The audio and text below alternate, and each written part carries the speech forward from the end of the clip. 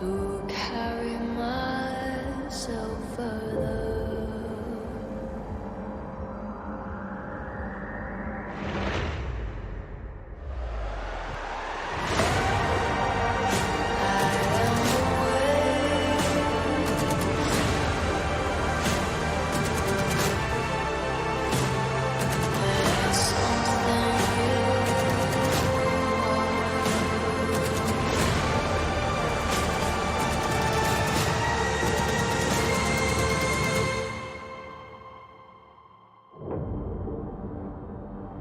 There's something in the water.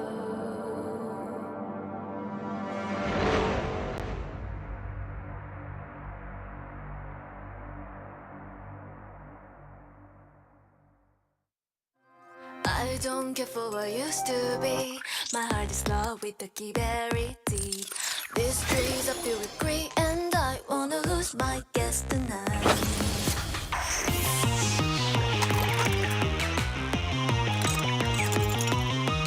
They play the game, I play mine too. Dancing with the devil is nothing new. Trapped in venom with the snakes bite. No way too high, but to fight. All the chains I bear lead me to escape. So I found a new feeling, darkness and rest. In the shadows, my methods unfold. Once they hunted, now hounds with a new song. Oh, now's the time for your desperation. Hostile and face to your devastation. Let me guide you to salvation. No regrets. She once had the bluest sky in her eyes, but now the actual blaze had died.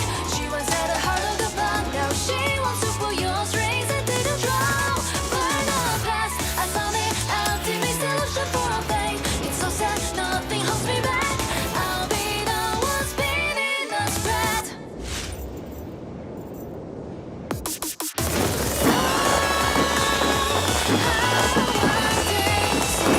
I'll bring this world to peace.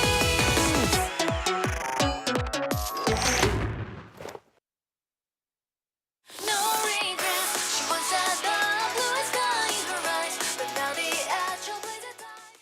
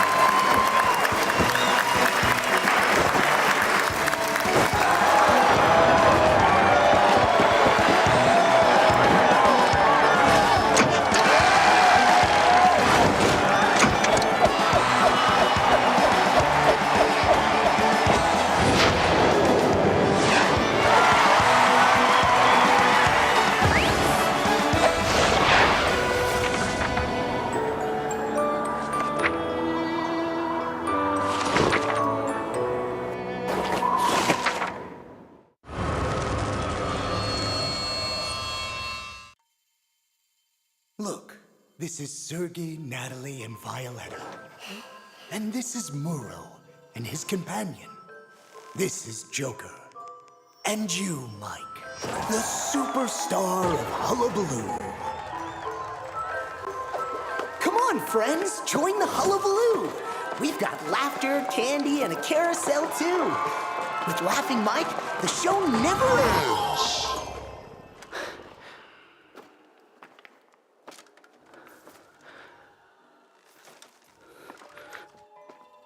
Come on, friends!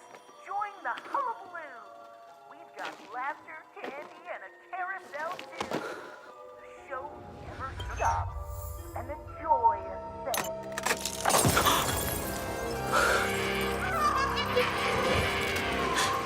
If a star were to shatter, would it still glow?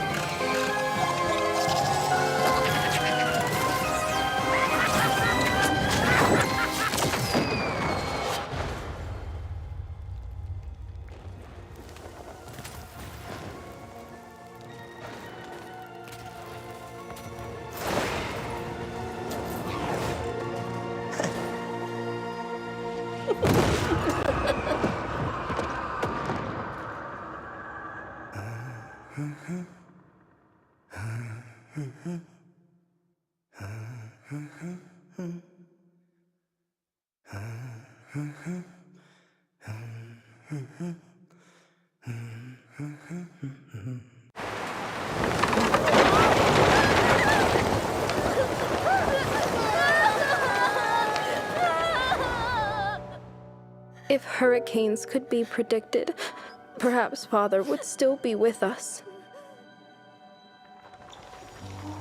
Windmills are born to turn, Wendy. Your storm glass is sure to work. The heavens are sure to open today. I just know it'll rain any moment now. Such disasters cannot be avoided. Although, my child, you do possess an uncanny talent for studying the weather. But, Mother, even if I were to pour my very heart and soul into it, before this insurmountable precipice, science turns a deaf ear to my pleas. When evasion avails us not, when destiny ushers towards us a mighty hurricane, I will guide the storm and shatter this ludicrous obstacle.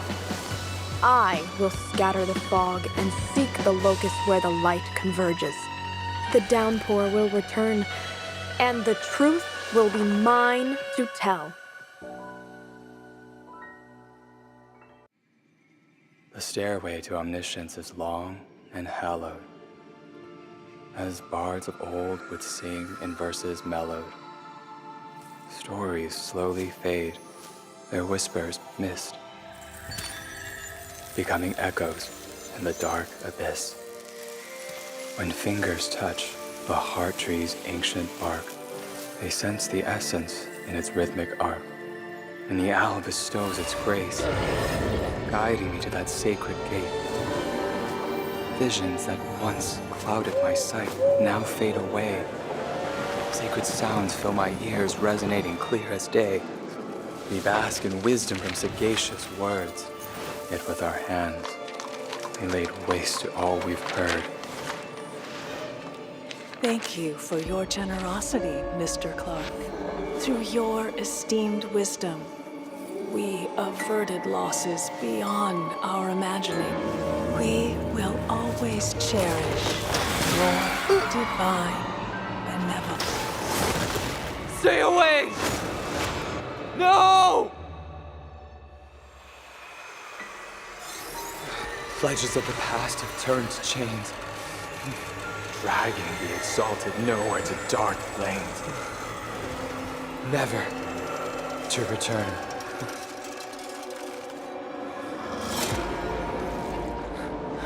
Beneath an unseen gaze's might, consciousness, a silhouette in glaring light, slips into the void, out of sight.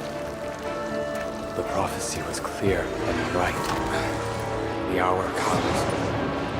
I take my flight.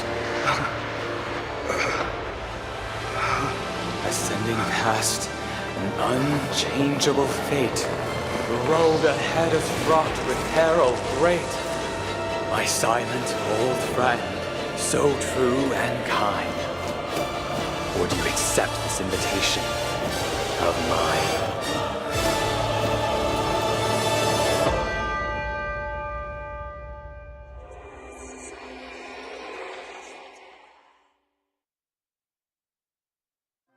I don't care for what used to be.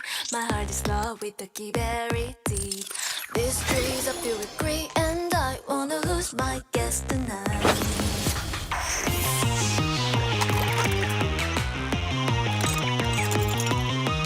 They play the game, I play mine too. Dancing with the devil is nothing new. Dragging venom with the snakes bite. No way too high, but too far. All the chains I bear lead me to escape. So I found a new feeling, darkness and rest. In the shadows, my methods unfold. Once they hunted, now hounds with a new song. Oh, now's the time for your desperation. Hostile face to your devastation. Let me guide you to salvation. No regret.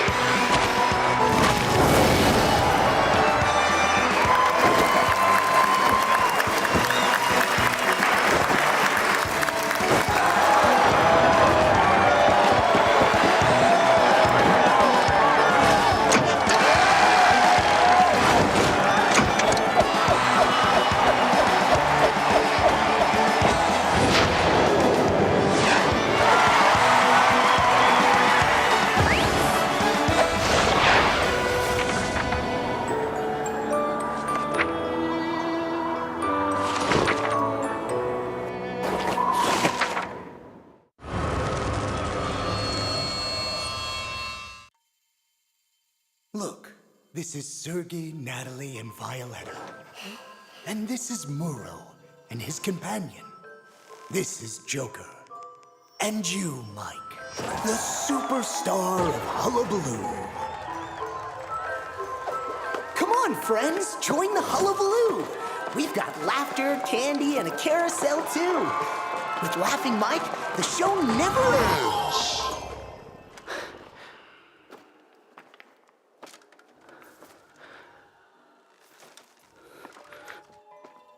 Come on, friends, join the Hullabaloo. We've got laughter, candy, and a carousel, too. The show never stops, and the joy ascends.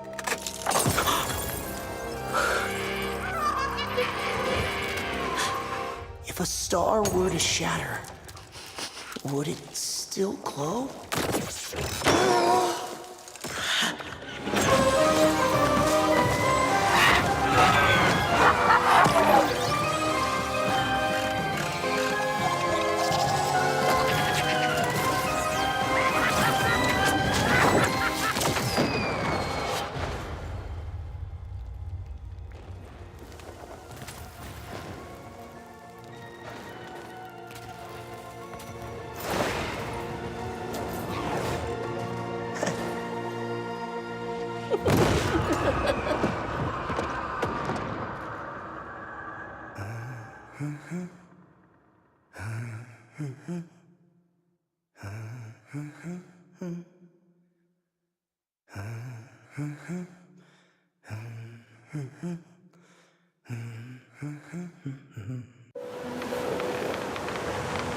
February 11th. A fierce wind scattered the clouds.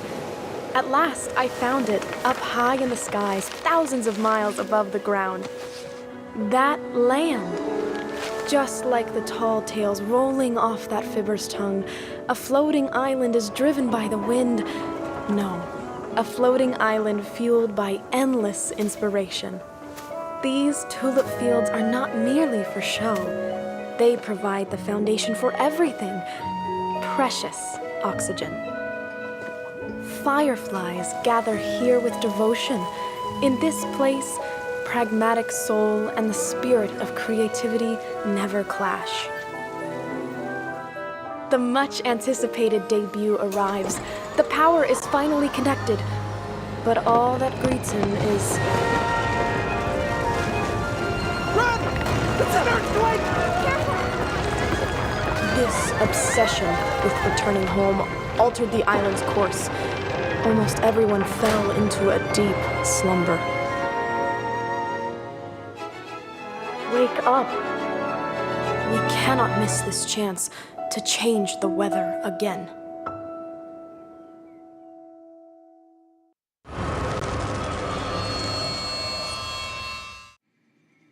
The stairway to omniscience is long and hallowed, as bards of old would sing in verses mellowed. Stories slowly fade, their whispers mist, becoming echoes in the dark abyss. When fingers touch the heart tree's ancient bark, they sense the essence in its rhythmic arc, and the owl bestows its grace, guiding me to that sacred gate. Visions that once clouded my sight now fade away. Sacred sounds fill my ears, resonating clear as day. We bask in wisdom from sagacious words, yet with our hands, they laid waste to all we've heard. Thank you for your generosity, Mr. Clark. Through your esteemed wisdom, we averted losses beyond our imagining. We will always cherish your divine benevolence. Stay away! No! Pledges of the past have turned to chains, dragging the exalted nowhere to dark lanes, never to return.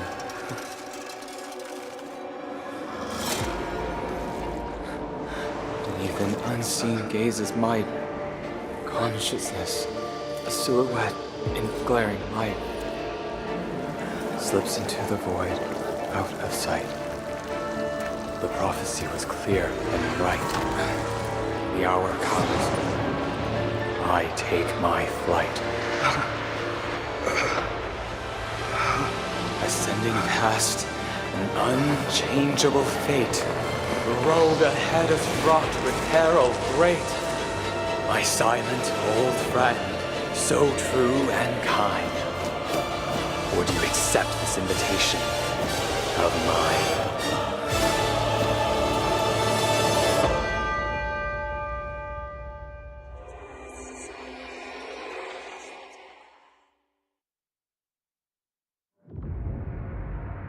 I am away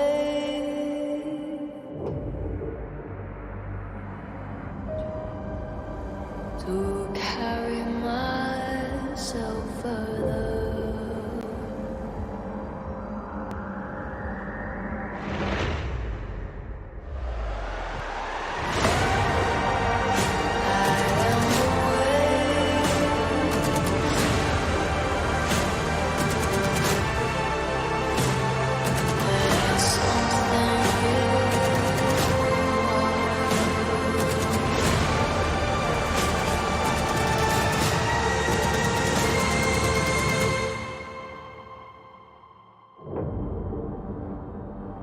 There's something in the water.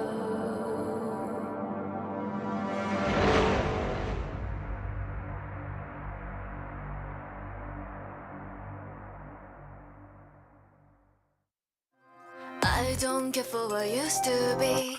My heart is locked with the key very deep. These trees are filled with greed, and I wanna lose my guess tonight.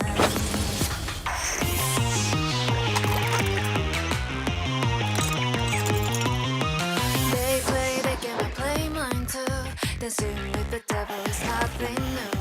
Dragon venom with the snakes bite. No way too high, but to fight. All the chains I bear lead me to escape. So I found a new feeling, darkness and rest. In the shadows, my methods unfold. Once they hunted, now hounds with a new song. Oh, now's the time for your desperation. Hostile face to your devastation.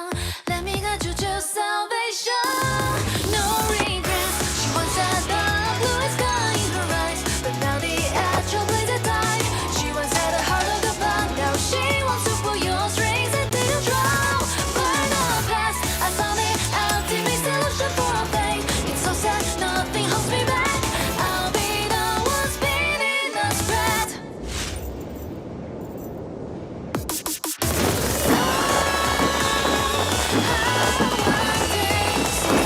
I'll bring this world to peace.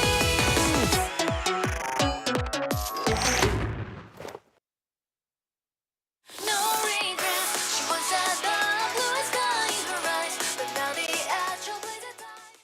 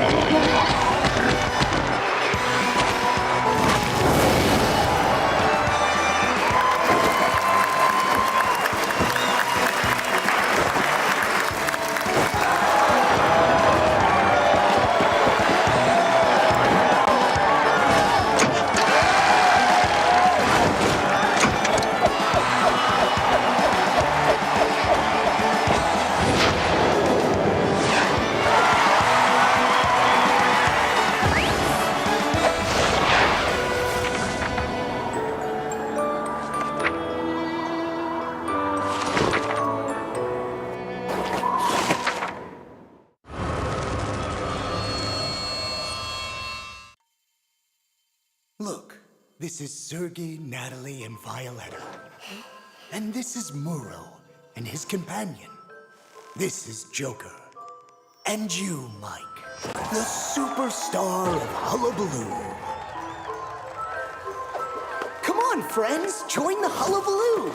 We've got laughter, candy, and a carousel, too.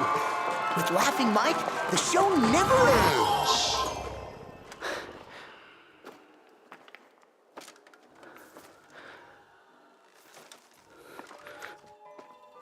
Come on, friends, join the Hullabaloo.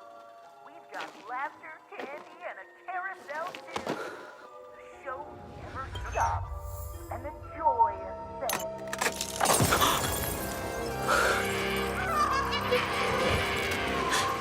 If a star were to shatter, would it still glow?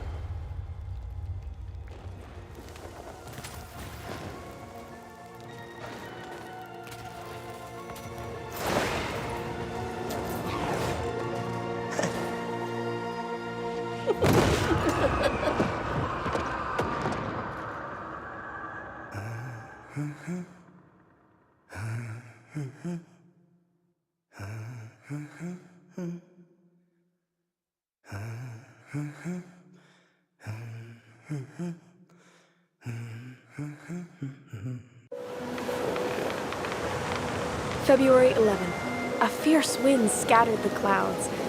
At last, I found it, up high in the skies, thousands of miles above the ground. That land. Just like the tall tales rolling off that fibber's tongue, a floating island is driven by the wind. No, a floating island fueled by endless inspiration. These tulip fields are not merely for show. They provide the foundation for everything. Precious oxygen. Fireflies gather here with devotion. In this place, pragmatic soul and the spirit of creativity never clash. The much-anticipated debut arrives. The power is finally connected. But all that greets him is... Run! It's an earthquake! This obsession with returning home altered the island's course. Almost everyone fell into a deep slumber. Wake up. We cannot miss this chance to change the weather again.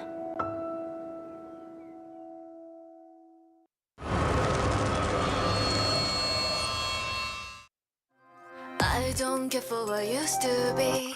My heart is locked with the key very deep. These streets are filled with greed, and I wanna lose my guess tonight.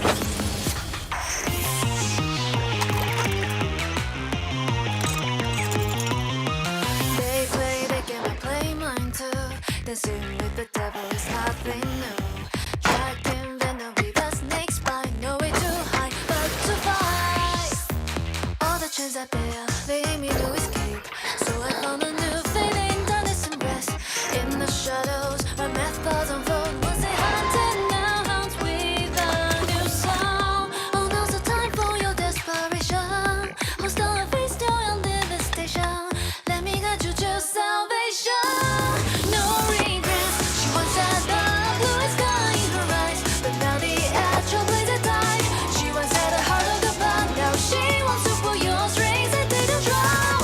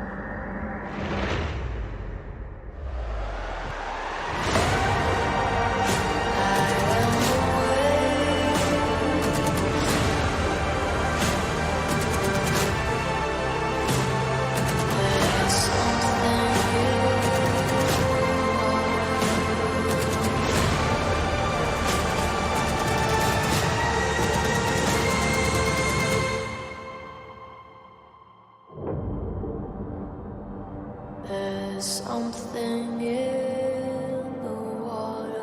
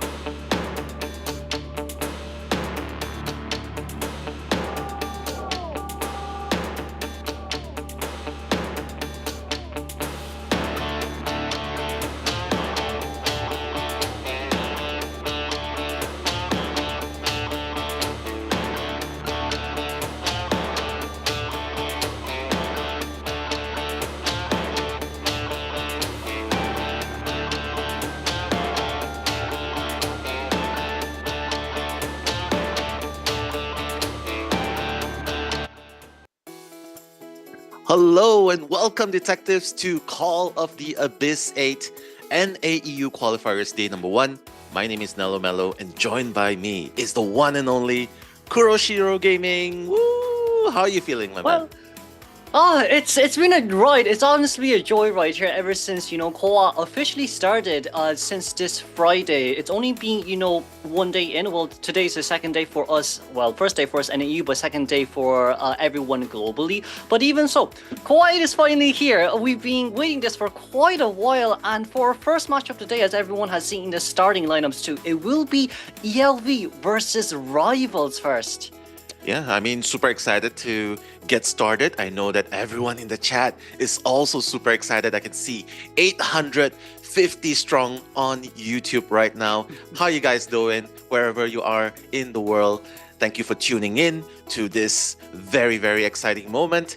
And yes, just talk to me a little bit for context, right? For the viewers, for the benefit of the viewers who are just joining in. Talk to me a little bit about RVL and ELV. We do, of course, everyone knows who RVL is by this point, of course, except for, I guess, the new ones that just recently joined us for Identity V in the recent times. But Rival has been a professional team now who has went to CN multiple times for COA qualifiers and even making, small progresses up towards the group stages as well. However, their opponent today will be ELV, who is a newly formed team during the second half of 2024. So for ELV today, there will be quite a lot of, challenges and hardships they will face when going up against Rival. Because we do know from Rival as well, their survivor side are very strong. Not only that, their hunter, Sprinter, has still been one of the top performing hunters in NAEU 2. And with this newer release of a meta, I would say there's quite a lot of interesting matches that are going to be coming to show for today. Yeah, I'm definitely looking forward to that as well. But one thing to look forward to is definitely the huge, humongous prize pool of 4 million Chinese yuan, approximately $550,000 actually. And with the champion getting the lion's share of 1,700,000 Chinese yuan, followed by the runner-up of 520,000 Chinese yuan, third place 300,000, fourth place 240,000. Everyone gets a share as long as they place within 5th place to the 20th place. So that's a lot of money coming into this. A lot is at stake for the teams and players. Kuro, why don't you take us through the qualifiers? Definitely. And of course, we cannot forget about the divisional qualifiers that will be starting from the 21st of February all the way towards the 23rd of March.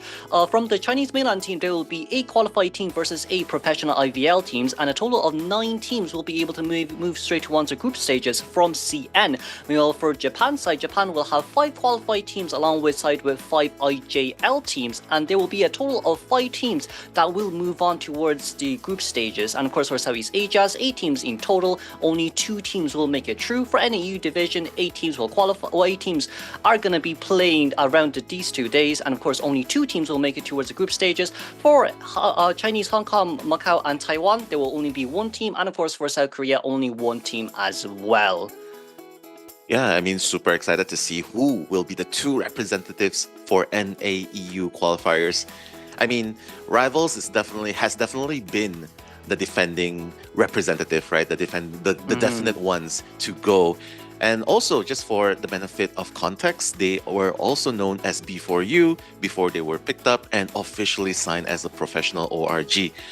But moving on, we are gonna be looking at the global bans. So Kuro, what is different about the global bans this time? Well, for this year's COAⅧ, we will introduce a new global ban system. Of course, from round 1 to round 3, we will still have the same 3-character perma ban for the first 3 characters that the survivor side pick. But the good news for us viewers is, from the hunter side, whatever hunter they decide to use from round 1 to round 3 will be perma banned as well. Therefore, it means that if you use Hula Blue, let's say game 1, from game 2, game 3 onwards, Hula Blue will be perma banned, and you will, the survivors will be allowed to ban an extra hunter or 2 depending on the round they are in. So this simply just means that not only will will we not see reoccurring characters anymore? There will be multiple different strategies going on throughout these days as well. But of course, there will be the brackets here from the NAEU division. For today, we'll have 3 matches in total. Match 1 will be ELV versus Rival, Match 2 will be Forti versus RM, and then Match 3 will be the winners of Match 1 and Match 2. And whoever is the winner of Match 3 will be moving on towards the group stages in CN server. So for today, between these 4 teams, a lot of things are currently on the stakes. So we need to pull out as much big cards as possible to move on forward towards the qualifying rounds. Exactly. It's exactly as what you have mentioned. Stakes are high because it is a single elimination format, with the team at the end of the day being the first representative for the NAEU division. So right now, without further ado, let us just have the first match will be ELV versus Rivals, and of course followed by Forti versus RM, with the last match being TBD versus TBD. For those of you who don't know, it's to be determined. So still determining the winner of both matches, and they will clash it out to be the first representative. So let's go. Home team ELV versus Rivals. Away team. For home team and away team, home team will be the team that simply decides what map that will be what map that will be chosen today. And then for the away team will be able to ban the map and of course pick the faction that they want to come out first. So this simply just means that ELV will be given a small advantage point here from round 1 onwards, because we do know that round 1 has Goman and Hula Blue, right? And we have seen the 2 hunters perform spectacularly. So right now ELV has the advantage. We just have to see how well they can utilize it to their full advantage. True. I mean, before this game, right? Before this event even started, we were actually talking behind the scenes, and I think you kind of pointed out that we definitely we are going to be expecting a lot of Goatmen. And tell me, what's the one thing, right, that the teams have to prepare in order to face up against Rivals? Because technically every team that's up against Rivals in this bracket, I would consider them the underdogs, right? They're underdogs up against the defending champs. So any speculations on what they can actually do in order to face up against Rivals? Well, for ELV side here, we do see their team introduction here in total, but as you can see as well here right now, there will be a seer and a mechanic here. We have seen mech being permabanned quite a lot, especially from the hunter side when the Hula Blue has been chosen. But right before that, we'll just do a quick team introduction. ELV here has 2 hunters, Turkey Billy and Helix, which is Violinist and Dream Witch main. Meanwhile, from the survivor side, it will be Susan, Umi, Spicy, EC, and Mush, with the little girl seer, mechanic, prisoner, and Acrobat team comp here. And on the side of Rivals, there's Spritzer and Anton playing for the Hunter side, and Green, the newest addition to Rivals, followed by Mylake, Yin L as well, Schmidi, and Roland. So very, very familiar names. I'm actually super excited to see Fire Investigator in action again. But of course, the Doctor. Is there something going on with the Doctor meta right now that we don't know of?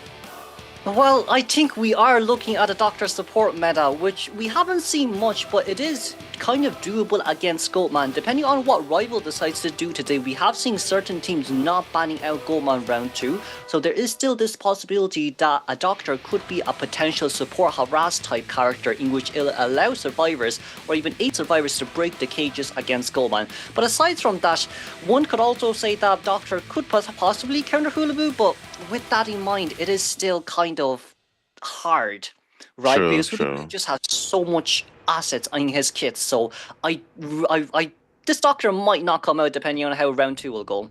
Yeah, I mean, just talking about Hullabaloo as well, right?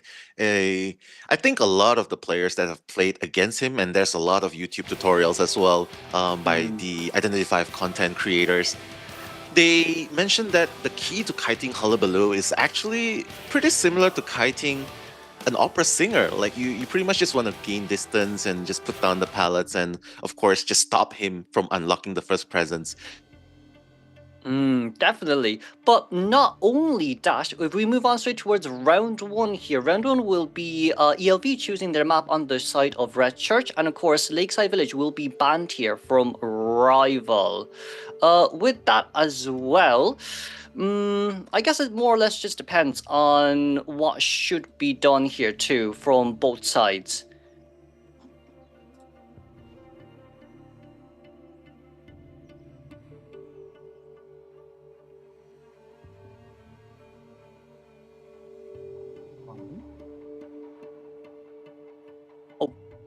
Oh yeah, but with that in mind as well, we'll just have to see from both sides too. It's because it's more or less just Retcher's being chosen. I guess it does work pretty well against Hula Blue as well, but there is still quite an option here for Goldman. So we do have to see, okay, hey, will the Goldman come out first or will the Hula Blue come out first? We have not yet to see a team that actually manages to 4K against the Hula Blue unless it was a Charter Shock. But even with that in mind, Rival banning out Lakeside Village as well, Nell. What do you think about this?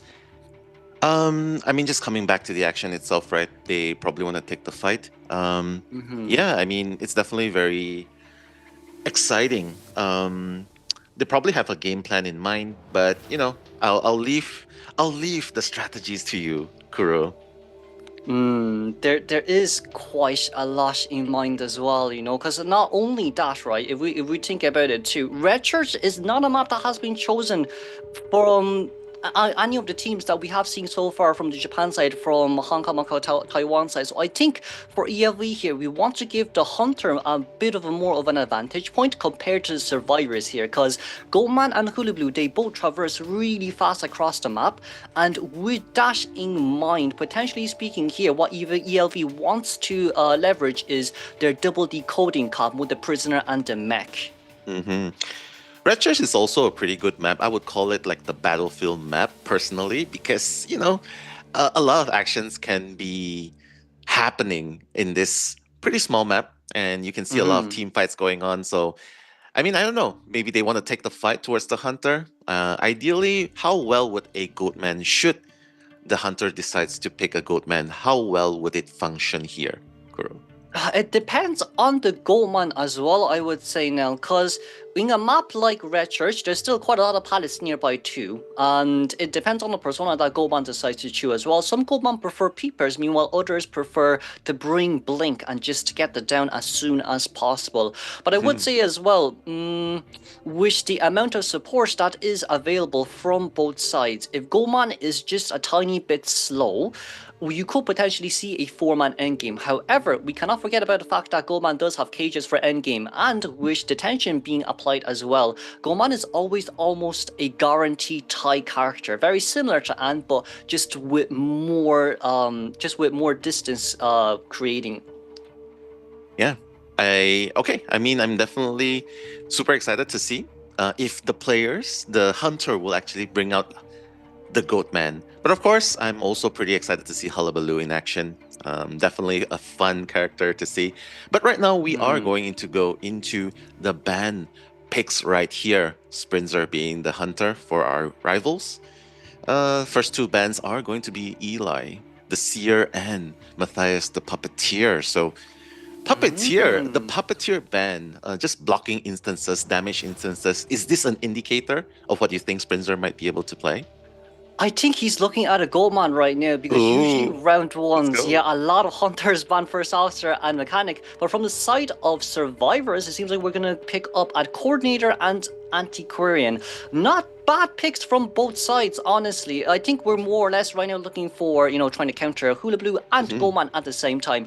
But you still have to be very careful here. When Antiquarian pushes Goldman back in towards his own cage, he does not get stunned. He just gets teleported straight towards the other side here. So potentially speaking, right, the Antiquarian could be utilized here just to pull distance with the spin. True. I mean, just looking at the tool picks itself, it's like, hey, we're here to pick a fight with you. You're not the one bringing the fight to us. We're the ones bringing the fight to you. So I'm definitely loving the first two picks by ELV. The third ban, however, will be the Psychologist by Sprinter. So taking out, so maybe this is just taking out the single hit block instances character, and the remote healing as well. And ELV is going to respond by bringing out the Gardener with the bubbles. Honestly, Gardener has been performing really well against Hula Blue and against Goldman as well. That 50-second early game, not harass, but time wasting is really good, especially when it comes to allowing survivors to rotate and to waste the hunter's time as well. But with the last ban here of Gamekeeper, I do think that Sprinter is hardcore aiming for that Goatman pick this time. Yeah, there's just so many recently. But of course, picking out the first officer here instead, we do have to still be a little bit more careful, because if we are late to the party, to the chair rescue, it could be after half year. So it depends a lot on the survivors' communication now moving on towards the game. If it's not Goatman, however, and it's Hula Blue, this team comp does kind of hard counter Hula Blue really, really, really well. Yeah, I mean, I agree with you. We've definitely seen Goatman mains, right? The professional players taking up Goatman. Not only is the chase potential crazy, they're able to close the gap so fast. They are also able to use the mirror just to block. Okay, you're trying to come and rescue. Sorry, access denied. And just that split second sometimes is definitely going to determine a successful before half rescue, or even before being sent back to the manor. But whatever it is, I mean, I'm super excited to see if Sprinzer is going to bring out the Goatman against this lineup. But yeah, I mean... Yeah, I think it depends, Nell, because, if you think about it from both sides as well, Gardner has been this character that is really interesting, especially after her buff. She's been used to counter Ivy and Opera. Now she can be used to counter Goatman and Hulu Blue as well, because, from the side of Goatman, you need to use a cage to deal half damage, to deal a normal attack towards the survivor. However, Gardner, if she just stands still for, let's say, a second and then receive a hit within the cage, she'll carry over those bubble charge times, right? So that means for the second time when Goatman uses his cages, not only does he deplete 40 stacks, and that's the Goatman coming out, it's also with the fact that Gardner has more of a chance to contain even longer against the Goatman, and also waste those 40 stacks of resentment from the Goatman. So with this, Sprinter seems like he's going to kind of hardcore go against a full counter team comp with that Gardner coming out, Andy Curran and Coordinator here. It might be pretty tough for him, especially on a map like this. I mean, it's Sprinter we're talking about after all. He'll find a way to make it happen. But as for the side of ELV survivors, we're looking at the spawn selection. So Gardner is going to be in the center of attention in the church itself. Both sides, like left and right, there's the antiquarian, there's the coordinator, trying to provide maybe some side supports, with the first officer being the furthest away. Sprinzer is going to complete the cross spawns, just spawning at the red carpet. First target, you think will he be chasing the Gardener first, or just getting rid of the coordinator's gun as soon as possible? I think we'll have to go after Cordy here first now, because with this spawn from ELV side, it's very smart. Not only is there a bubble, a shield here for Gardner 50 seconds in, if Sprinter wants to catch up towards this Gardner immediately, you have to use a 50-meter radius cage first. So with that, Gardner, potentially speaking, could be a rebound chase if we decide to go after Coordinator first to force out the gun. But even with that in mind, that's just so much time wasted as well. Yes, Sprinter here, trump card attention alongside with excitement. I do think this Cordy might be in danger. I mean, if she gets hit pretty early, or if Goatman is able to close the gap as soon as possible, which I think he's very likely to do, well, Coordinator might be able to make use of the gun before excitement actually comes online. You know what I mean? So hey, at least he wouldn't be wasting it so much. But knowing Sprinter, he'll probably be buying time. But hey, the picks have been locked in, the personas have been locked in. All that's happening, all that's going to happen, to be exact, is to see how they battle out. Will the survivors measure up, or will Sprinter be the ones to dominate this game? Yes, but moving on towards the game we go. The personal points here will be Trumpet Attention alongside with Max Pallet Breaking and Berserker. It seems like we're going to change our targets here straight towards Umi, who is playing Coordinator. However, 24 seconds left on the clock until excitement will be ready. Umi could not hide her footprints here anymore, so Sprinter should be starting the chase here relatively soon. True. And you can see raising the arms, like toasting. Yeah, I'm ready. I see you.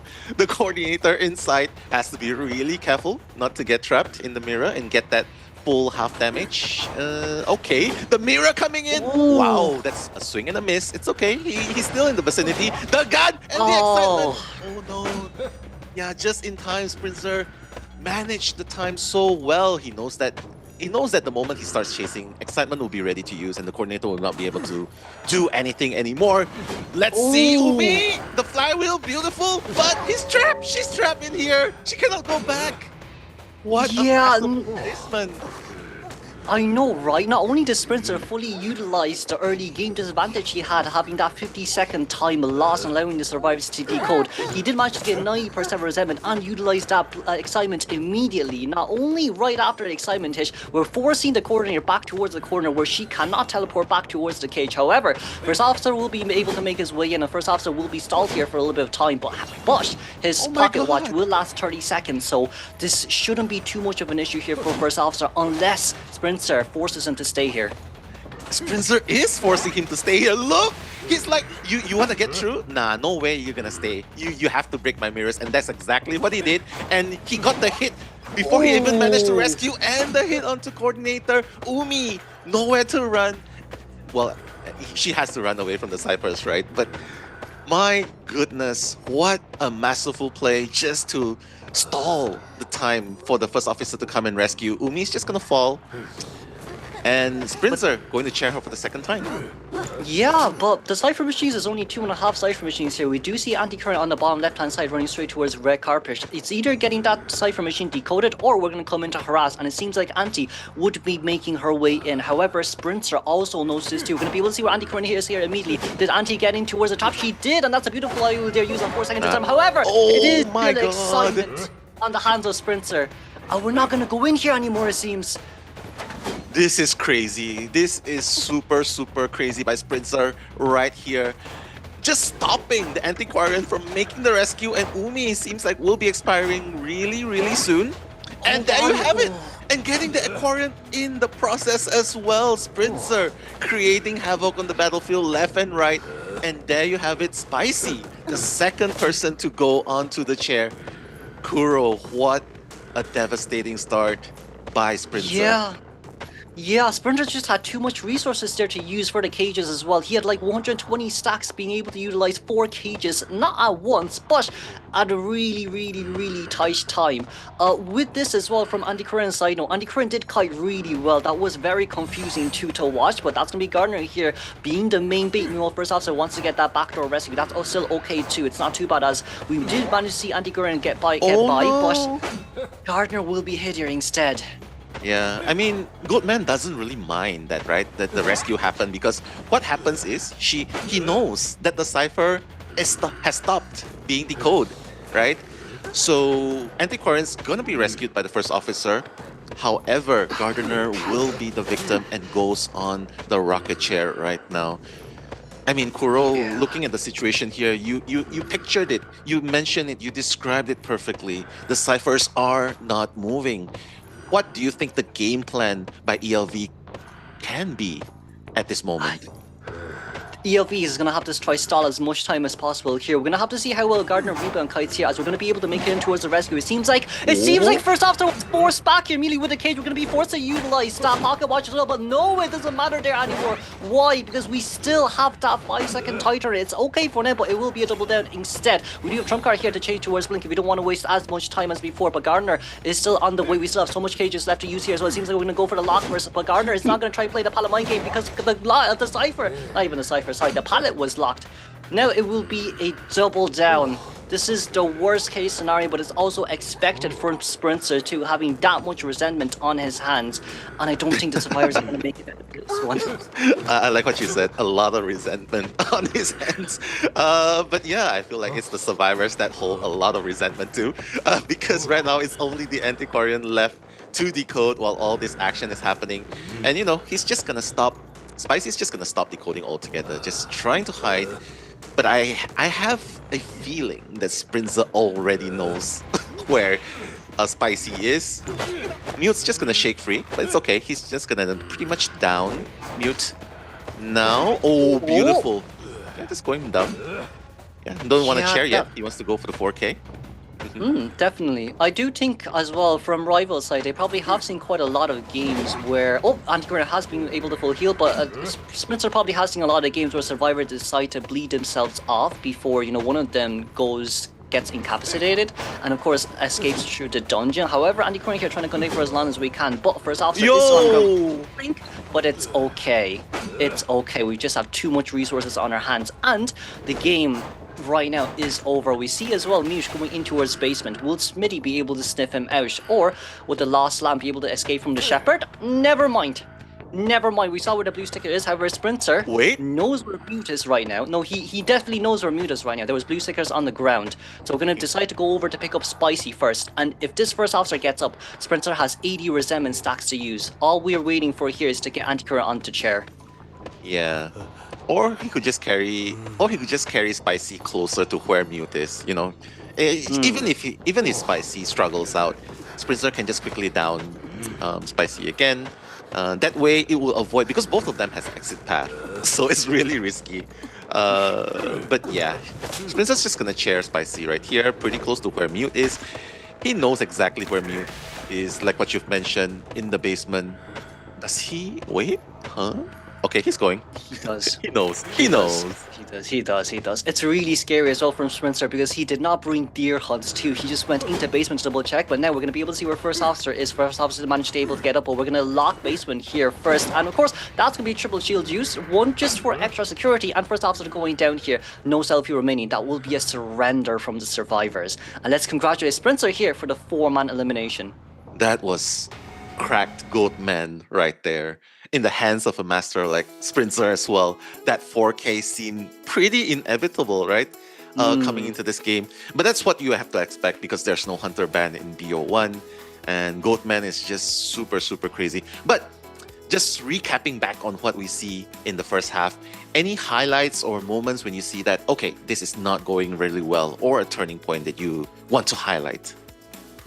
I do think the moment Cordy was a little bit of a lost lamb there early game, especially when trying to hide against the Goatman as well. But we see how well Sprinter is able to utilize his resources and stack the resources with resentment, especially, you know, after that first hit with the excitement. Second hit, forcing the coordinator back with the cage and not allowing her to double teleport back because there are walls behind her. I think that was one of the biggest highlights and the biggest, you know, highlights of strength that Goatman has.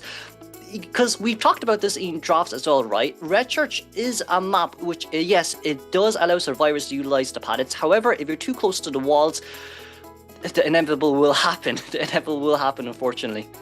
Yeah, I mean, no, like you pictured it. You framed it perfectly, like the extra walls just to block in. Not only will you be able to block the survivors out with proper placement, you're also blocking them in at the same time and just dealing the full damage from the single hit, right? So Goatman is definitely very, very scary to deal with. And just look at the containment time itself. Only Mute has a containment time above 60 seconds, while all the other survivors are unfortunately less than 60 seconds. It just says a lot about how fast Sprinter just hunts down his target. Peak Sprinter, to be honest, right there. Definitely. But moving on towards the match stats, here we go. We're going to be able to see first officer here, 51% decoding progress with 63-second containment time. Gardner here with 160% decoding progress, 31-second containment time. Anti-Current with 180% decoding progress, alongside with 42-second containment time. And of course, Cordy here was the first chased. However, 42 seconds is unfortunately not enough. That excitement there from Sprinter early game did take the nail straight towards the coffin. Or, if you want to say, straight towards the stakes of Goatman. It will be 5-0 round one immediately. We're going to have to see how ELV Hunters responds back towards rival survivors. Probably a mirror match of sorts. I mean, Goatman is super strong, like what we've seen. So ELV may be looking to replicate the success of Sprinter in the first half and go with the Goatman. But hey, rivals, they probably anticipated this. So yeah, I mean, we'll just see if it's a mirror match of sorts and how the rival survivors will be able to counter ELV's Hunter coming up next. But as for now, just to recap, the score is 5-0 in favor of rivals. ELV has a chance to come back in the second half of round one. And can I just take a moment to acknowledge the chat right here? 2,000 detectives, 2,000 strong right here on 2,000. Wow. We're coming in strong. We're coming in strong for this COAⅧ. We are so ready. Exactly. Just a quick shout out to and the chat is just moving super, super fast. Quick shout outs to William, Carl, I see Carl there, acknowledging the 2K viewers as well. Buell, NA, Gray, Cyberpunk, Nini, Moo, and everyone in the chat, make some noise because right now, Rivals has started the game with 5-0, but we need to show our support for ELV as well, just to fight back against the defending champion. Definitely, especially for ELV side here too, going up against Sprinter. Their survivors, it's honestly speaking their first time that we've seen them in professional play as well. They haven't done bad. Some of these were kind of expected too from Sprinter side, you know, with excitement, immediate hit on the coordinator, with the perfect timing, you know, on the excitement and on the chase. Not only that, the multiple cages that has been used just to confuse the survivors as well. For us commentators, we were confused too on, you know, the direction that the survivors were going, but still they did perform really well against the Goatman, and I do think they expected the Goatman too from Sprinter's drafts. However, Sprinter is able to get the advantage point here with the excitement that, you know, Cordy wasn't expecting. But moving on towards second half though, maybe we could replicate that Goatman, or we could potentially see a Hula Blue coming out, because, you know, from the global for the global stages right now in different regions, it's always been Hula Blue round 1. It has always been Hula Blue round 1. Yeah, but it's a shift of choice right here, right? Because Goatman's the one first to come, and quite honestly, I really like that ELV is being proactive, bringing out the team fight characters, you know, Antiquarian Coordinator, but like what you've mentioned, one excitement can really fumble the survivor's attempt just to fight back. So just moving on, do you think that this strategy is very viable because they did not really have a Cypher Rusher, a decoder on their teams? Do you think that's one of the reasons why Goatman was pretty much under no pressure just to hunt them down one by one? I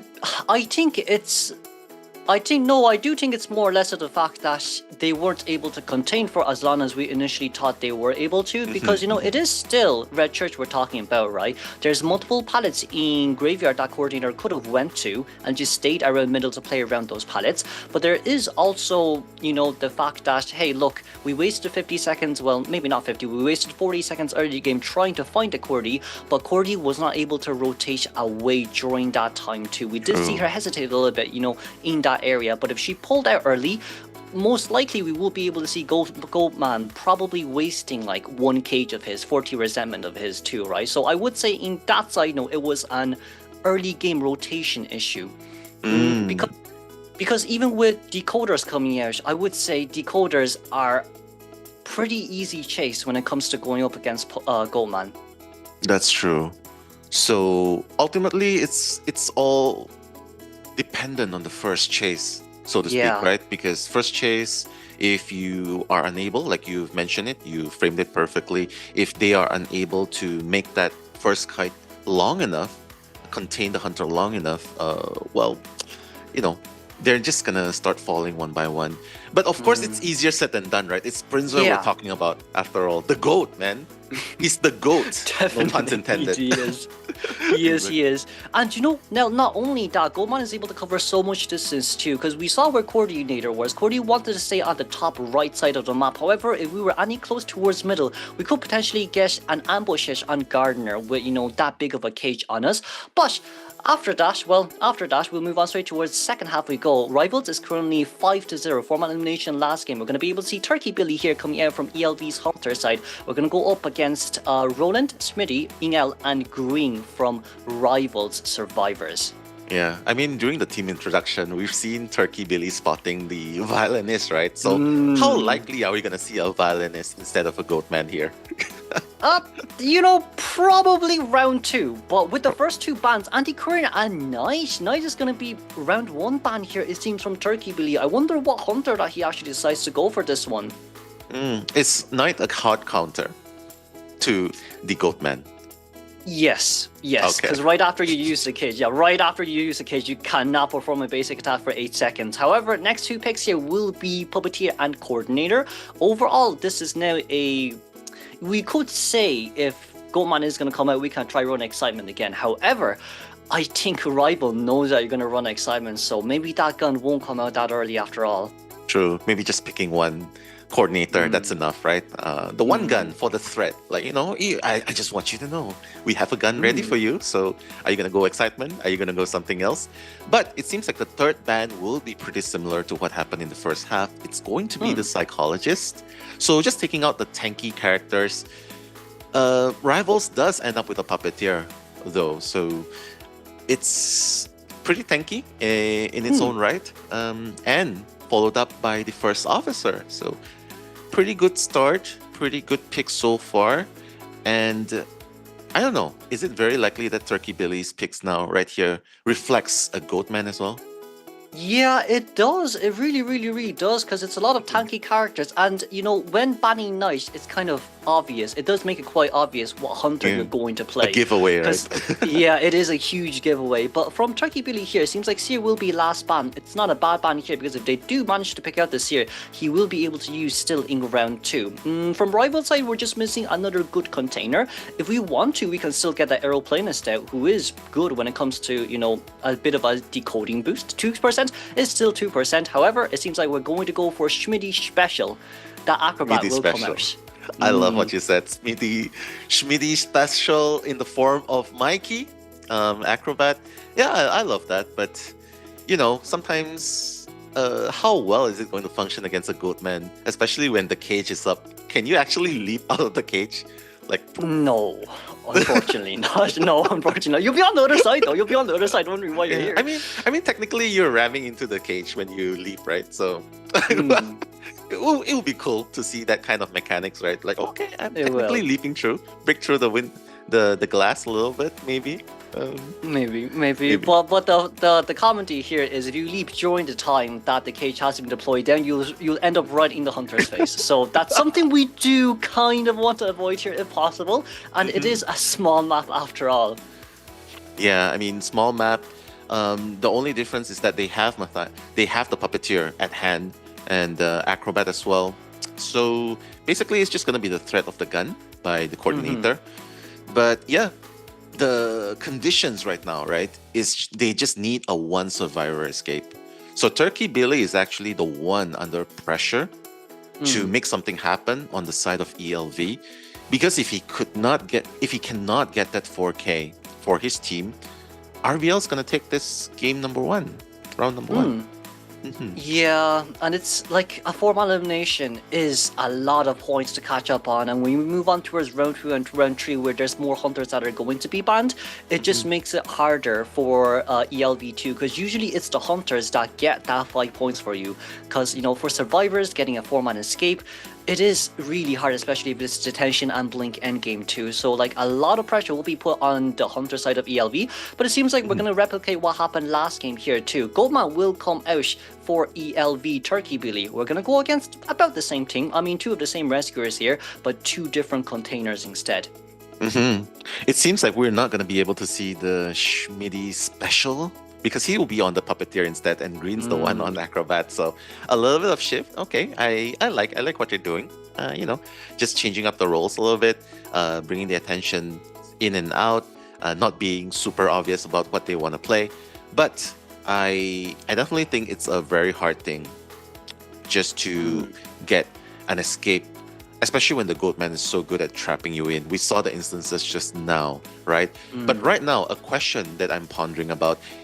You think with the coordinator gun being a threat, he's going to go excitement, or do you think he's just going to go something else? I think we're going excitement. I think what happened last game, we can replicate it again. I do think we can replicate it again. Okay. I would say everyone else here is pretty hard to chase, especially that puppeteer here too, because puppeteer is able to tank 3 hits before he takes the last hit and goes down.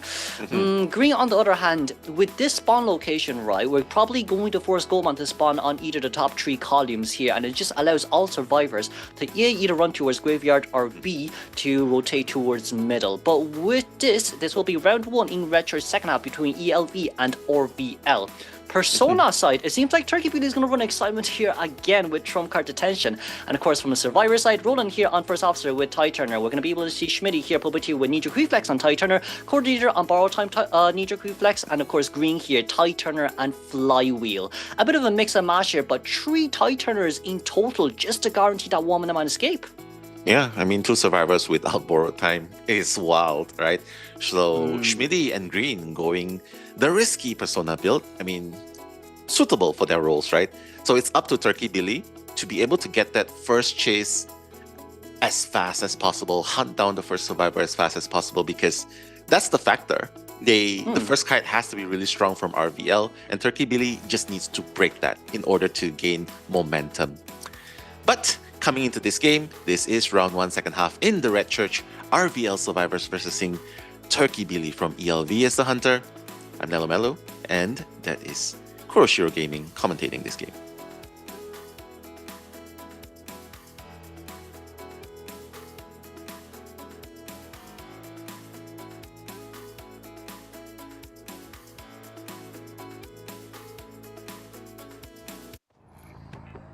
Well, we'll move on then. This will be Trump card attention alongside which Addiction, Wanted Order, and Berserker here on Turkey Billy's Goldman. We're going to be moving straight towards where Green is here, it seems, or even maybe just looking for Schmitty. However, that Puppeteer is not that much of an easy chase, but we are still going to go for it after all. That will be no window lock here just yet, and Ninja Reflex out. It seems like our first target here would be Puppeteer. Yeah, and can I just say, what a sick skin. This is the epitome of darkness, right? This is super sick. So Schmitty taking the first kite. Remember, guys, Schmitty does not have borrowed time. So taking the first kite, he has Tightener, though, so he has to make this kite work, last as long as possible. Turkey Billy going to change his target to Coordinator. The charge attack onto the Coordinator. Yeah, Yin L knows that excitement is up. Doesn't want to waste the gun yet. Just decides to run away as far as possible from this area. Yin L, okay, kiting along the area here. The second cage is ready. Turkey Billy going through. Whoa, okay. It's pretty good. We're trying to play... Okay, never mind. Oh, we're trying to play around the nice. palette quite a lot, but Turkey Billy was able to get that mind game against the Coordinator too. But Cordy was really smart there to not use the gun. However, what I would say is Survivor most likely don't realize that it's Addiction, because the only reason why Turkey Billy realizes that Cordy was nearby was because of that Addiction proc, meaning 2 survivors were nearby. However, as of now, it's not too bad. It's 2 Cypher Machines done for the survivors. We do still have 3 tie turners alongside with an extra gun on hand. So from the survivor side of RVL right now, the later we force out the excitement, the better, because then Goldman doesn't have any traits to use for later on in towards the game. However, the rescue will come in first. We're going to break the cages, and now it's just a matter of time. True. Oh my goodness. Beautiful, beautiful rescue going there before half. But will he be able to catch up soon? Turkey Billy. Okay, nice. Popping the last effort by Yin L is totally fine, because like what you mentioned, there are 3 Titaners on the team. So the name of the game is to delay the moment as fast as... Oh my god, Schmitty in the area! Wait, Why? okay, we managed to hit it down. Okay, we managed to hit it down. That was a little bit scary there, because Turkey Billy did seem like he was hesitating a little bit, especially during Tightener time as well. Puppeteer cannot use his items, but with this double down, we did not see where Coordinator is, so we're gonna double back right now. If you missed this Cordy here, she's already 50% healed. Seems like we're gonna go over and pick up the Puppeteer instead. That double down, it seems like it's gonna go straight towards the waist. The one who's lost here is Goatman, not the survivors. True. Yeah, this is very unfortunate, right? The double down happening. But hey, at least Yin L lives to fight another day. But not for long, because Turkey Billy knows exactly where he is. The gun? No, it's not gonna even matter. Nice mind game right there. Yin L has a pallet to work with, but no, not able to put down the pallet in time. And mind you, while all of this is happening, Goatman's skill is pretty much still unclear for the side of the survivors, although they do kind of have a hunch it might be excitement. But all this happening, rivals, Turkey Billy is doing a good job pressuring them. He is, but I would say there's a lot of luck on our Hunter side today, because that's 2 wanted order towards the survivors that were on chart initially. We know where Puppeteer is, and we can see where First Officer is right now as well. However, I would say their Cypher Machine is still really fast. Did we hit the chair? No, we did. We managed to get a normal chip hit on towards the First Officer, as Cody is now going to run away from this area. Cody can definitely use her gun right around now, because we do want the force that excitement out as soon as possible, so there's no play for later on. That's a brilliant excitement, and of course Cody goes down here. It's no problem at all. 4.5 Cypher Machines done.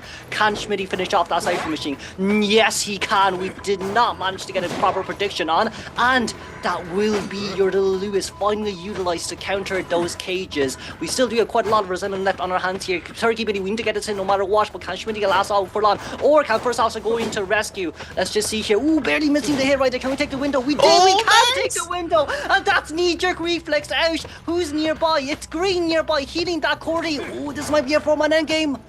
Wow, what a play by Rivals and Schmitty clutching it to the rescue. And the block by Green and silencing Turkey Billy now. Cypher is prime, Kuro. It's just a matter of time and they're just gonna pop it. They're like, yeah, we're 4-man up and running. They know that with 2 members on the team without borrowed time, it's gonna be super. Okay, Yin L going down. Goatman, okay, wait. The teleport's not exactly off cooldown yet, so... Yeah. It's okay, it's okay. You know what, it's okay for survivors here because, you know, it's as we said before, right? Excitement was forced to use late. Even if you trump card change here, there's not much left you can do. As long as... Hey, Green got spotted pretty early. That was super close. Green just staying behind to give the Tinnitus, but hey, Rivals will take that because they have already opened the back gate and 2 survivors are out. Are going to go out, actually. Are they gonna go out? They should go out, right? Do not play with the goat, man. He can stop you at the gate. We're Oh, he's waiting. No, we're Yeah. waiting. He's waiting We're for Schmitty. teleporting! We're teleporting! Schmitty. Who's nearby? Who's nearby? Wait. Can we spot it? We've Tinnitus. Okay, so they're out here somewhere, but it seems like they want to go for a backdoor rescue here. Who's gonna go over? It seems like Puppeteer is gonna go over here first. First Officer, having 1 pocket watch left on his hand, just possibly a chance of us being able to escape with the pocket watch time. However, it is still 120 stacks of resentment right now. We used 2 stacks just to get towards the other side. However, we are still confused. I am still confused. Schmitty here is nearby. We're able to get a tree back. Hey, wait. No. Okay. No, Schmitty. They could have gotten the 2-man escape, but unfortunately couldn't make it out the gate in time. Roland is just going to say, yeah, I'm out of here. It's fine. I'm the security net. 1 survivor out is the name of the game. Turkey Billy just waiting for RVL to surrender right here. Yeah. I think what we are doing here is it is a mistake. It is still a mistake, but we will use occasion just to get towards it ASAP. We're worried. Look, we're worried. That was an intense game. You know, 4-man endgame, losing coordinator, double wanted order, but you can't use the wanted order because First Officer was nearby. However, that is a clutch 3-man elimination. That's true. Turkey Billy was so good on the Goatman too, and he was so close to getting down. And that was an endgame, right? Remember, they popped the Cypher, and 4 of the members of Rivals were still up and running. But the Hunter, ELV's Hunter, managed to thin down the herd all the way up until the last person leaving. So I would say it's still pretty good for ELV because they're just down by 2 points. 3 points, actually. Yes, 3 points. 3 points, like 6 to 3, right? Yeah. Matting the day. Yeah, the but in order for ELV to turn this around, they need a 3-man elimination and a 3-man escape. It's not as hard as 4-man elimination, but it is still a challenge. Dash endgame though from Turkey Billy. I'm surprised he hasn't lost his composure. It's also that very, very bold teleport going out. It's something rare, really, really rare, especially when you've already guaranteed a tie from that bad 4-man endgame. Yeah, Rivals probably didn't expect that too, because they're probably thinking, yeah, no way he's gonna just teleport here, right? Because there's still a survivor. There's still a survivor on the chair, and there might be a backdoor rescue right there. So probably the mind game's going on. Turkey Billy, when the mind game's going on by Turkey Billy, you think I won't teleport? I'm gonna teleport to you. And I think it caught Rivals off guard a little, right? And that's why Roland was the only one who made it out the gate. So still a pretty good job, good effort, valiant effort actually by ELV getting the 3 survivors down. But Rivals still up 6 to 3 after this first game. Yeah, definitely. But I would say as well from Rivals side, we do still have to tread carefully there because if Goldman found where First Officer was standing, that would have went really bad because he still had 120 resentments and it's 2 cages are 54 resentment. You're gonna catch up pretty fast towards Puppeteer even if you get the rescue there as well. But you know, we have to give the props to Turkey Billy here. That was a very exciting endgame, very exciting endgame. I think both sides panicked a little bit. I think we panicked a lot. I think we panicked a lot, definitely. But you know, Roland being the cool-headed guy in the team, you know, the moment I noticed that the moment Schmidty went down, Roland was like, "Yeah, I'm out of here." Instantly went out the gate. It's like I'm not even gonna give you a chance to close the gap, go back to the back gate, right? So pretty good safety net, I would say there. So Rivals is ultimately still up. The difference is just one survivor, but the points is still 3 points. So I think Rivals will still take that. Still pretty good. But moving on to game number 2, the second match, I think that's gonna be an interesting one because Goatman's gonna be pretty much banned, right, in the second game. Yeah, Goman will be perma-banned here, but with the concluding results here for game round 1, second half, it's 3-1 here for ELV's Hunter Turkey Billy. But as we were saying here too, right, game 2 moving on forwards, Goman will be perma-banned. So now with Goman being perma-banned, that means Survivor gets one extra slot of Hunter bans too. So we're just gonna have to see how the Survivor side will maneuver with this new ban pick and what the Hunter will decide to choose there, because there is still Ivy and Opera at hand. Yeah, I think they're just very happy to get Goatman out of the way, BO1 out of the way, right? Because going into the second game, that's going to be a new story. But looking at the stats itself, you can see that Schmidty, despite going down at the very end, still managed a very, very impressive containment time of 86 seconds. Decoded at least one cipher, while the rest of the teammates like Yin L also did a respectable kite of 62 seconds, considering it's the Goatman we're talking about, and the coordinator cannot even use the gun right off the bat. So pretty good so far. And I guess the difference maker, right, for me, it was Schmidty's second kite at the window, remember? Goatman was just pretty much swinging and swinging, and he kept missing and missing. And I think it was that moment that Schmidty actually clutched until the cipher primed. Yes, it was. Especially with the fact that he had only one item left to use as well. Because like right after we got the hit, we didn't have any movement speed boost. However, we were able to leverage the fact that our, little Lewis vault buff. Well, not vault buff, but vault speed to get past that Goldman window hit too. But with that in mind as well, I would say, look, it's okay for now from both teams. We're just gonna have to see how game 2 goes on. True. And with that, we're going to the highlights. Don't go anywhere. We'll be right back.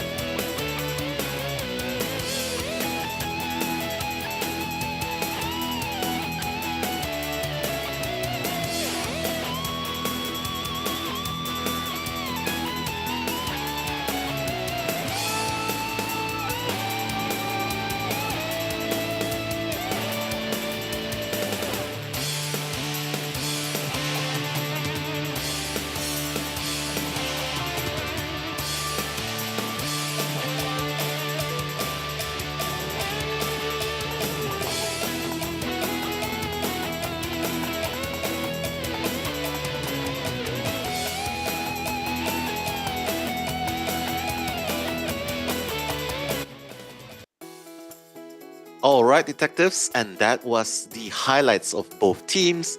I hope that you guys enjoyed the glimpse of what happened. For those of you who have just tuned in, this is Call of the Abyss 8 NAEU Qualifiers Day number 1. I'm Nello Mello, that's Kuroshiro Gaming, and we're not signing off. Not yet. We're here to give a shout out to the 2.1k viewers that are watching on YouTube right now. What a high volume right here, and everyone's super active in the chat as well. So guys, make some noise for the teams because we are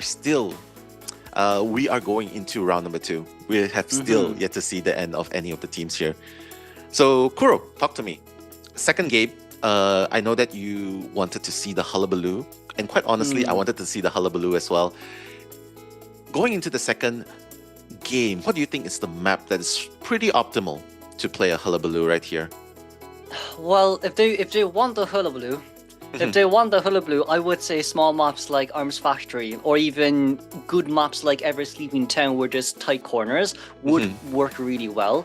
However, we still cannot forget about the new ban pick phase here, where Goman will be permabanned, and the survivors will be also giving one ban here too. Unless survivors decides to not ban hullabaloo, right?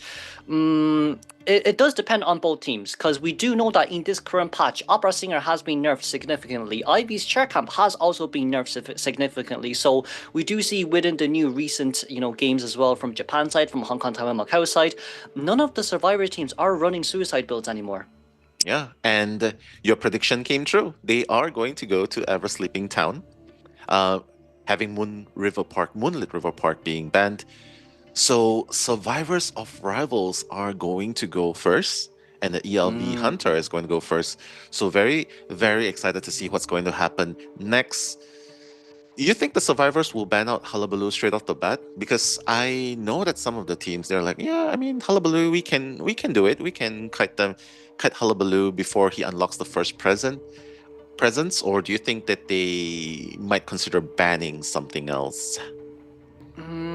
It's as you said as well, Nell, right? There is a chance, because we do know as well from, not behind the scene, from the games that we've seen previously to in IVT NAEU, the Hunter from Rival has never played Ivy. It's kind of a mystery here whether or not they have an Ivy or not, so maybe we could ban out the Opera Singer first, in which he's been using quite a lot of times, and let the Hullabaloo come out, just so we can also pick a team that goes against the Hullabaloo, or we can just permaban Hullabaloo and go against the Opera Singer. But I do think now it depends on what the survivors thinks here. Do we have enough practice against Hullabaloo, or even does the Hunter have enough practice against with Hullabaloo, because he has been permabanned still?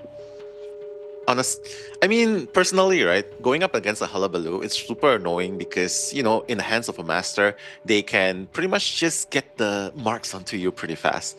And when you're in the red zone, you're pretty much silenced. It's so annoying. And if you're in the black zone, you're pretty much slowed down as well, right? So there's just so many things you have to watch out when you're dealing with a Hullabaloo. I mean, honestly, right, if you're in the persona, if you're in the shoes of the survivors right now, who would you rather face, a Hullabaloo, or would you rather face an Opera Singer right here? I'd rather face Opera Singer. I'd personally rather face Opera Singer. I mean, it's been 2 years. It's been 2 years. Yeah, it's been 2 years. I do think as well, with the Opera Singer's recent nerf, it's like a buff for the survivor. Survivors now are like, oh, she's slow, isn't she? Oh, I have more time than I thought I do, don't I? Oh, you know what? Never mind. I can kite Opera now. Opera's speed has been reduced by 12%. So 12% is a lot. It is still a lot. And not only that, you can use Forward now to harass quite a lot too. Forward's recent buff was 5% extra decoding speed, reducing from 30% to 25%. Yeah. And with this as well, we've seen quite a lot of Forwards being chosen now as a harass potential, which the Opera Singers, dash speed being decreased, it's kind of hard even for an Opera Singer to catch up towards that Forward. However, Ivy is still an issue. Still an issue. Who knows? Maybe it's not an issue for Turkey Billy. I mean, he does have an Antonio being spotlighted, so who knows? We might see some unexpected picks. But coming in, I definitely agree with you. Forward having that 5% decoding speed, while it might not seem much, I think it actually accumulatively it might make quite a bit of a difference. Not to mention rivals, they have Schmidty, they have Green, and both of them do play Forward. Although I think Green will probably have the bigger responsibility to play the harasser. But starting off the ban, it's going to be the Seer and Antiquarian. So is it enough of an indication here? Because they banned out the... What's that? I can't really see. Oh, Hullabaloo, it seems. Hullabaloo, okay. All right. So they don't want to face Hullabaloo. They don't want to face it. They don't.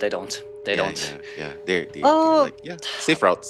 It's good. Yeah, a bit of a safe route. From the survivor side, we have quite a lot of options here too. There is Acrobat who works really well in this map, but if you want to, you can also pick out a Gravekeeper. With Gravekeeper's recent buff, being able to dash towards a pallet or a chair to go up against Opera and Ivy. Look, Gravekeeper against Ivy, Gravekeeper full counter, sir.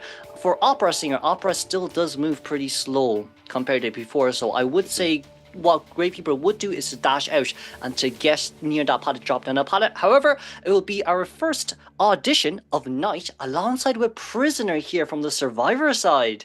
Let's go. All the prisoner mains out there, make some noise. I mean, personally, I'm just a fan of Prisoner as well. Even before the buffs that happened long ago, many seasons ago. So super excited to see Prisoner in action. But of course, the Knight, like what you've mentioned, super useful. It's like playing a game of rock, paper, scissors, right? So to speak. Like, okay. Yeah. Are you gonna hit? Are you gonna use a skill? Well, let's take a bet on it. Like, Yeah, super and then excited. it is hard as well. It is hard as well from both sides. But I do think, right, after the mercenary ban with the Great People coming out, that Knight pick is a respect to Turkey Billy's violinist. Because for that violinist to be countered with the Knight, the moment the first string comes out, you can use a ability prediction in which you can't use your second string anymore to get that connection on. So I do think from rival side here, that Knight pick is a form of respect to Turkey Billy's viol. So with that, Violinist might not actually be able to come out here for round 2 first half. True. I mean, even if it's not the violinist, I think Knight is also generally a very good character, a very good support. Just to, even the rescues, right? Giving that shield after rescue, the half damage, so to speak, the half damage block instances. So it's a very good all rounder. Right, but we're gonna see the acrobat again. So so this is a pretty well-rounded team going in here. If I not would the say- violinist, who then? If not the violinist, who? This looks pretty good for wax artist or for Ivy. That's what I would say. You could potentially say opera singer too. However, I would say more or less 50-50 against an opera singer. Knight usually wins because there's only a dash or a normal hit. And if you're really far away, usually Knight would just force out the ability to force you to perform a normal attack instead of allowing you to use your abilities in order to allow the survivors to rotate and to create more distance. But with this team comp though, it is still pretty slow decoding. If Prisoner gets first chase here from the Survivor side, and if we're not able to contain, it might end up really badly for Rival. True. But I trust in Prisoner mains because most of the time, decoder mains are not really decoding. They're most likely going to be the kiter mains, right? So they're kiting most of the time. So hopefully Yin El, if he's the one that really gets chased first, hopefully we'll be able to see some kiting, some respectable containment times. But the question still remains, Turkey Billy, with the hullabaloo gone, with the Goatman gone, and like what you mentioned, a Knight being a counter to the violinist, what can he play here? Smiley face. Smiley face. It's in the tense face. It's a choice. There's a lot of choices here. Soulweaver has gotten buffed. Nightmare is not a bad idea, but I would say Nightmare. Bonbon. Guard 26? Already, we might be aiming for a tie here with Bonbon then, because Bonbon against a team comp like this, especially with Prisoner on the field. Well, you could say, hey, Prisoner's an easy chase, because if we bring Warp Bonbon, that's also very possible. However, Bonbon is still one of those characters where you can sell or you can rescue, and from this team comp, it seems like if Prisoner's not able to rescue, we can just forget about him. He just does not exist in the team anymore. There's no need to rescue at all. Oh no, you can see the tears in Luca's eyes. Why do you not want to rescue me? But I like the idea. I definitely agree with your notion that yes, they can choose to sacrifice if it feels like an impossible thing to do at that moment, right? And especially if the hunter uses up the trait, right? He has no warp, he has no more teleport, he has no trait, it's on cooldown. And that can buy a lot of time for rivals to actually get the ciphers up and running. But now, in this spawn location that we're seeing, Schmitty will be on the top, Green will be on the bottom, Roland will take the middle as usual, and Yin El, the middle ground, second story. Bonbon, where can he be best placed at? Bonbon has two options currently. Bonbon's gonna spawn bottom left near double 11, near where Graveyard Gate is. It seems like we now do have a choice between the Prisoner and the Acrobat. However, Prisoner, if we decide to chase after him, it will be quite a hard chase, especially when you do have a full Graveyard for yourself to use, and the Tram does come around 50 seconds in towards the game, so if Turkey Billy isn't careful here and allows Prisoner to gain that distance to get on towards his Tram, even with Warp, you would waste quite a lot of time, because Bonbon's not one of those characters that can move fast across the map, and for him to stack up as much bombs as possible, we do need to make sure that they are as accurate as possible too. Yeah. I mean, I'm pretty much expecting this. Yin L, he does not have borrowed time. As a matter of fact, two of them does not have borrowed time, Schmidty and Yin L. So, I mean, when you kind of have to expect to be the first kite, right? Especially when you're going as a very obvious decoder character in the form of Prisoner. So Turkey Billy, not going to see the warp on Turkey Billy. He's actually going to opt for a blink. Oh. Yeah, no detention though. So that's going to be a 3-12. Okay, we're playing how do you like kind this? of it's a bit hard. It is a bit hardcore, but I think it is also very doable as well, because there is still two slow decoders in this map. However, it is a 4-man voice comp, so they would know the location of Bonbon at all times. If Bonbon really wants to change targets, it's a bit too hard. But we'll move on straight towards round 2. First off, then, this is Kuroshiro, and with me is Nelo Melo. We'll be bringing you the game between ELV and RVL. Oh my goodness, the red light trick just allowing Turkey Billy to close the distance into green. Green was forced to use up the first bomb, right? Just to build a little bit of distance. But hey, Acrobat, not actually the ideal first chase for Turkey Billy, but Monokuma is going to commit. The Bonbon wants some action, but Green, getting that chip damage? I did not see that come in. But we are going to be utilizing that mud ball to jump down, but Turkey Billy, we're trying to play red light mind game again. It seems like we're going to be able to get this through. However, 5 bombs on hand, we don't have really a good spacing to use to get a chip bombs on. That's going to be a first remote control. No, not remote control. Chain bomb will be missed. Second chain bomb, can we land this? We're going to use a red ball to dash away. Seems like we will be able to dodge it once again here too. Meanwhile, stepping on the red ball, that's going to be 6-second ability notification, and now Green will be stuck here for a while. Wow, the blink? Oh, he was trying to bait. Okay, I like the idea.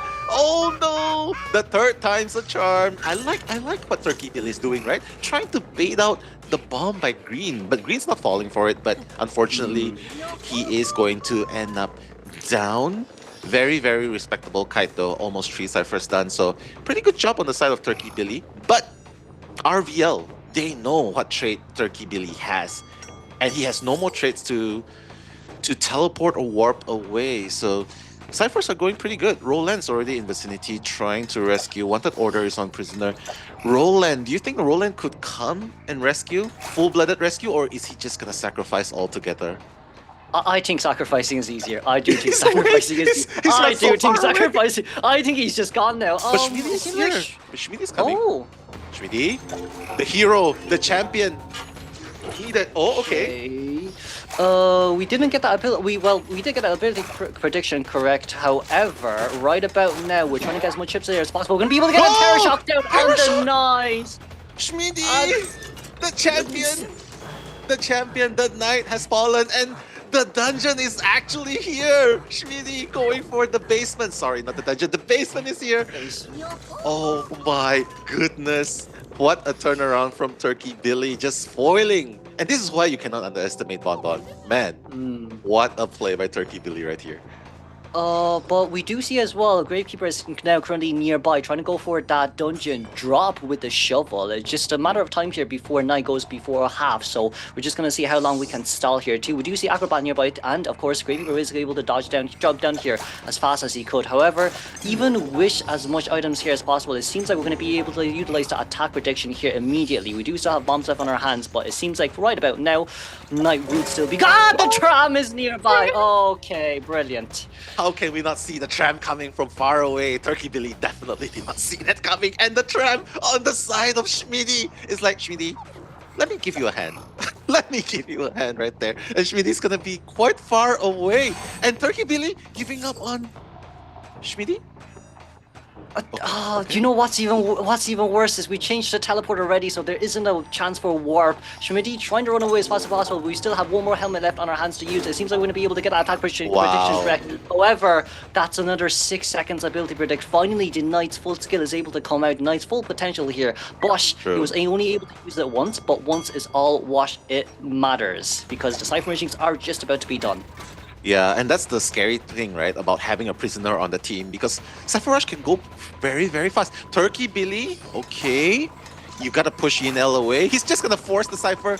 Wait, okay, he knows that this is the last Cypher. He's just gonna try and damage Yinel as much as possible. Schmide is still on the ground. Has to be really careful though, because Roland is already coming to heal Schmide up. Oh. However, Bonbon needs to be very careful. There's no detention. There's no detention on this Bonbon. We can't forget. Finally, the connection will be applied. Hey, that's a selfie right in front of the Bonbon.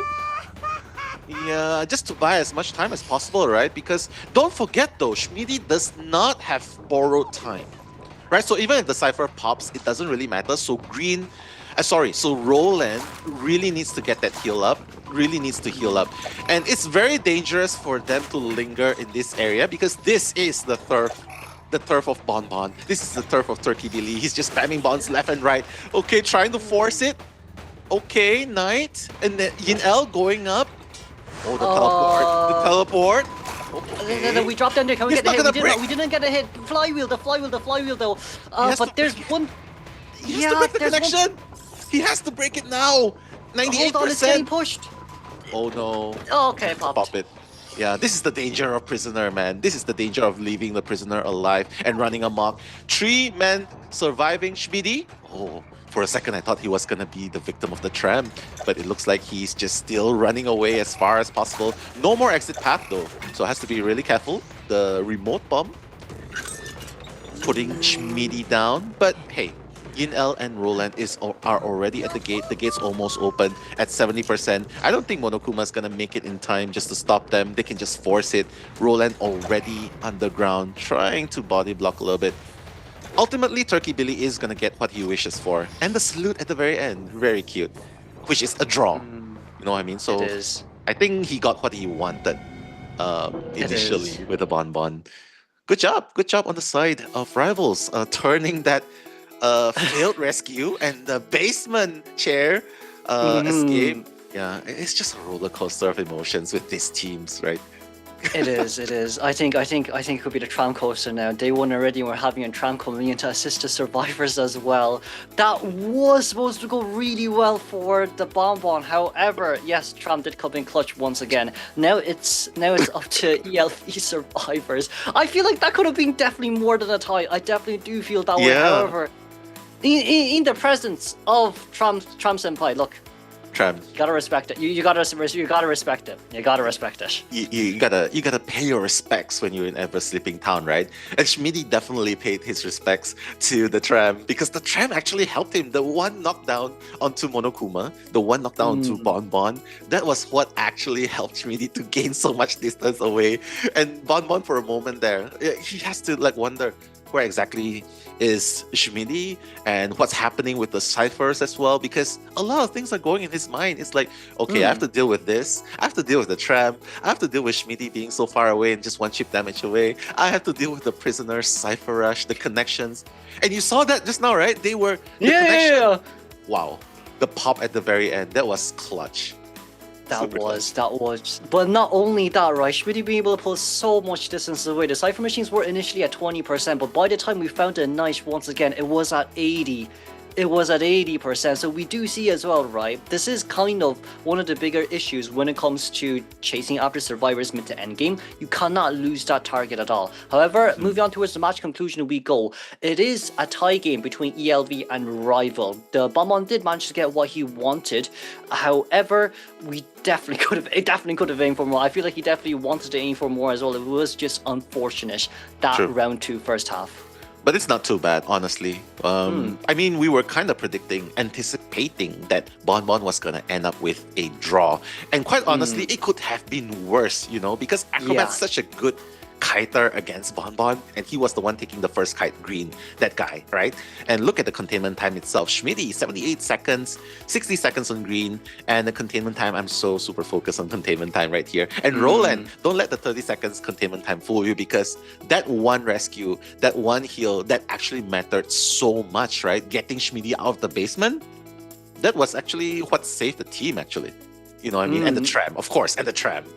Definitely. But not only that, we see here as well, Prisoner side view. Prisoner 282% decoding progress, just all by himself as well from all the game throughout. He was not found at once, but here we do see too, right? If you don't really chase after that decoder first, it does come and bite you pretty hard. Even with that fast down here on towards the Acrobat, Prisoner is just too fast when it comes to decoding. That's true. That's true. Prisoner is having the time of his life. Like, oh, are you guys kiting? Oh, you're in the basement. It's okay. It's okay. You guys can manage. Yeah, just let me take care of the cipher. Just let me take care of the cipher. And that's exactly what he did.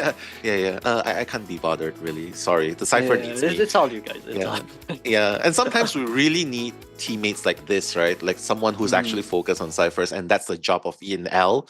Because if the ciphers were not being pressured, Bon would have more time, more space to actually deal more damage on two rival survivors. But because the ciphers were so close, the last two ciphers, 96%, and the other one's like 92%, I think that's what made the difference in the very end, after all. Yeah. So, but do you agree? I don't disagree with you, but however, I feel like there for endgame as well. Endgame, possibly we could have still just left the knight on the ground. Okay. Or well, whoever was on the ground, because they did use of Cell Heal right in front of Bonbon too, and we do know that the survivors were rushing the gauge too. So maybe the outcome could have been just a tiny bit more different if we just decide to let that survivor on the ground and let him bleed out for a little bit, because exit path has been consumed. However, I guess, look, we do want to play it a little bit more safer this time, because for round one, second half from Turkey Billy, I do think that endgame teleport was really bold, but for this one, look, his end result here was wanting to get a tie, and that's what he got as well. So right now, it's all up to ELV survivors versus Rivals Hunter. For Rivals Hunter, we do know that Goldman will be permabanned, and there's just one more slot here for the survivors to use. Maybe it's just gonna be a similar hullabaloo ban as well. I mean, these two hunters they're the ones that are appearing so much now, right? So the center of attention of it all. So maybe taking out the hullabaloo would be the choice for the survivors of ELV. But going into this map as well, it's so scary because Sprinzer can pretty much play anything here, right? Yeah, if we go through his whole hunter pool, he has Breaking Wheel, he has Dreamwitch, he has Waxartis, he does have even a Disciple, bomb. right? Yeah, even Disciple, just to even guarantee the tie move on towards round 3. But I do think we might try to conclude the game here, as the Seer and Puppeteer will be banned immediately. From the Survivor side, Priestess isn't a bad shout for our first pick, especially on a map like this. And just to quote Mitsuha Kim on the chat, for real, Schmitty cook, Pookie cook. I'm not sure what that means. But shoutouts to Tuberose Kisser as well. I love Night Watch. Yeah, Itakwa, man. Come on, bring back Itakwa. Where's Itakwa right here? Yeah, Tuberose, thank you so much for the support as well. Love having you here. And of course, to everyone in the chat, keep making noise, because ELV, they have to fight for their tournament life, actually, this qualifier life right here. Because if Sprinzer gets more than a draw, that's it. They're moving on, and ELV will be sent home early today. And it seems like they will be fighting as they decide to block off Opera Singer as their priority ban here. So we might want to see the Hula Blue coming out from Spencer if he's practiced or not. However, first two picks here will be Fire Investigator alongside with First Officer. Very, very, very kind of, guaranteeable container and rescuer, which a hint of counter on Ivy and on Hula Blue. However, we still just have to be a little bit more careful here with the next two picks, because yes, Fire Investigator may be able to provide some support for you for the airbag, but once you unlock that first presence, you can just hop over the airbag like nothing happened. So it could end up as a double-edged sword. Look, if we're trying to block off Hula Blue as Fire Investigator. True. Fire Investigator is generally just a fun character to play with. I mean, ever since the appearance of the Fire Investigator, we've seen how different teams have managed to put him into good use, and it's super viable. So I'm definitely looking forward to seeing what he can accomplish in this game, especially against Sprinzer, right? Because Sprinzer, I think the idea is you gotta make him play out of the ordinary. And what I mean by that is you have to do something unexpected that he has not seen before, although it's pretty hard because I think he pretty much has seen everything, right? Especially with how long he has been playing. So right here, the Acrobat, the Fire Investigator, the First Officer, what would be the last survivor? A Decoder that would complete the team? Or... Yeah, I think a lawyer would 100% complete this team, but with Sprinter's ban there on Prospector, now the bigger question is, are we really going to run on, or is that Prospector just a base? Smiley face. Into Smiley like face. making the survivors think, I'm gonna play Anne, so you better bring knee-jerk reflex and not flywheel, or else. Or else. Something bad might happen. But that's true. Like but with this bait, we have to be very careful. Prisoner will be chosen, but with this bait, we have to be very careful. If you're running all knee-jerk reflex, no flywheel, and that Dream Witch comes out, this team it cannot really kite against a Dream Witch, especially on a map like this. And that's true. It's Sprinter's Dream Witch. That's true. And with a hunter like Sprinter who has such deep hunter pull, right? You can pretty much expect anything. And he can make anything work right here. Like, what's to do? Pick your poison, man. Pick your poison. Do you want the Dream Witch? You want to face the Dream Witch? If so, you need a flywheel. Oh, wait. You have a flywheel? Okay. You have to deal with the disciple. You have to deal with the smiley face. Even the smiley face here would be crazy, man. I just love seeing the Neumes. He also has been saying, hey, Sprinter has also been sprinkling that little bit of a smiley face around, last Koa and this Koa too. So there's just so many options, but it's also like, hey, if you all bring knee-jerk reflex, no flowy, potentially speaking, I can bring out Wax Artist and just warp to catch up towards you. And what can you do? 96 stacks, immediate hit. Okay, I guess goodbye. That's going to be the end of your journey here. True. And ELV, honestly, they need to get a draw here in order to survive and take it to round number 3. But Sprinzer is not invincible, you know what I mean? Yeah. He does have his fair shares of the ups and downs, but we are gonna see Hullabaloo. Oh my goodness, I'm super excited. Peak Hullabaloo play, we're gonna see that one very, very soon. Facing Hullabaloo with this lineup, what do you think are the chances of the survivors? A good lineup for this? Good luck. Honestly, good luck. Because for Hullabaloo, for Hullabaloo, if you want a looping graveyard right after first presence has been opened, I don't think you can actually do much. He's just a character that can catch up towards you so fast. So like with Acrobat versus Acrobat, it will be very interesting to see. However, this is Hullabaloo before his color palette nerf, in which when you enter any of the zones, you don't get immediately locked. So in this case, all survivors' items will be locked once they enter the red zone. For everyone here, it is kind of a tough journey. And I guess, Persona points also do matter a lot, because we do see, right, knee-jerk reflex counters double surprise when we are able to get far away from that clone. True. And not to forget, even the Hullabaloo's no attack recovery, we've had our fair shares of seeing people getting Terror Shock, because like, oh yeah, Hullabaloo, he's not, the damage is not instant, he's not going to get all 3 colors on me instantly. But we'll have to see what happens, because Sprinter and the team of ELV, they're going to be spawning at the exact same location as the first half of the second match. So the only difference is different characters. So in this position, you think Sprinter is going to go straight for Florian, or he's going to go for Luca right here?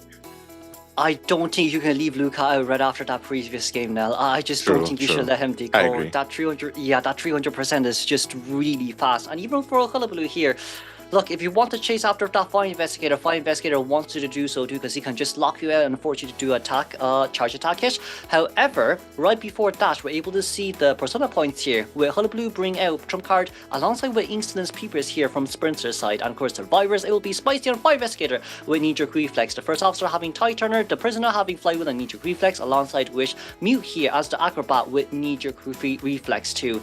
It seems like we're not going to run a suicide build here anymore, but it is nice to see a bit of a change. But also at the same time, if Spencer actually ran Dream Witch here, it would be really good because everyone has knee-jerk reflex aside from Prisoner. That's true. And mind you though, Prisoner's the only one without borrowed time, and Spencer recognizing how important it is to unlock the first presence, right? That's definitely a very, very suitable build. And bringing you the commentaries is me, Nello, and Kuroshiro Gaming. We are witnessing the Hullabaloo's first appearance. Oh, and already getting the first mark onto Umi right here. Yes. And not only that, Sprinter was being very smart there, deploying down the double surprise clone inside that window, because that just means our prisoner cannot vault over, and we're going to force him out towards an outer area in which is easier for us to catch up. However, right about now, second double surprise is ready. Umi barely being able to dodge that, but one electrocution might just be enough to make it, maybe not. We can't really get towards the next pallet, but then we just wait. Brilliant. Beautiful rotations of the skill as well, and he's just one hit away. Careful, is he gonna break? Oh, he's just playing behind the pallet. Nice, Umi.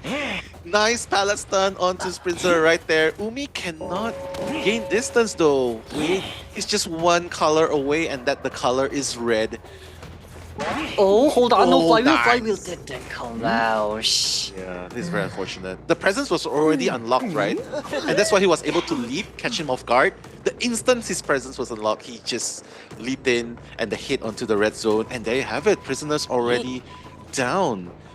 And the peeper just just to stop the cipher nearby a little bit. But it seems like first officer did get spotted out.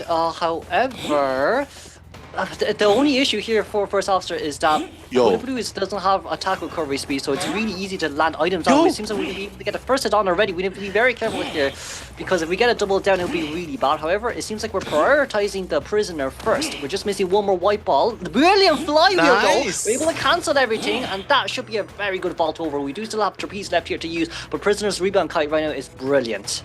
Exactly. Okay. Just buying a little bit more time. Umi just needs to kite a little bit longer as long as he avoids the red. Again, the same trick being used by Sprinter, right? The same trick, the same way he went down. Umi going onto the chair for a second time right here. So what are we going to be expecting for the last two ciphers, the remaining of the game here, Kuro? I mean, the cipher machine locations are pretty nice for the survivors, for them to be able to decode safely. However, right around now, it seems like we're going to aim for a cell.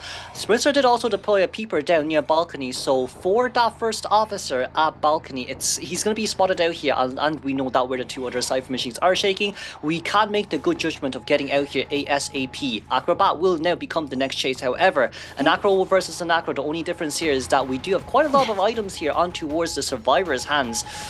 We have to see how long this acro can contain. Nice awareness just coming down, and the pallet slam again. Wow, Mute buying time as well as he's still kiting in this area.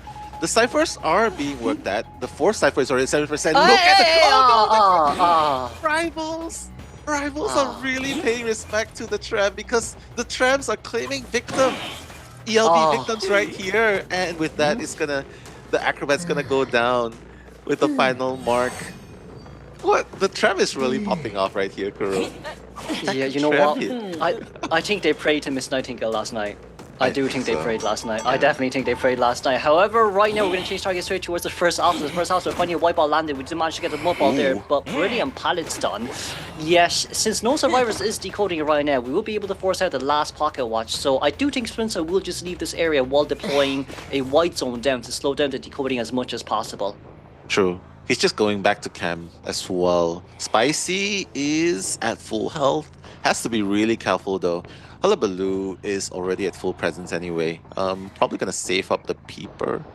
He does not have peeper anymore. He teleported. Sorry, my bad. But just just paying attention to the ciphers. He is going to catch up to the first officer. Oh. First officer's gonna go down. Oh my goodness. The same nightmare happening. Just rotating the survivors onto the chair. He knows what he's doing. Sprints are just bringing the survivors away from the last cipher, which is at 62%.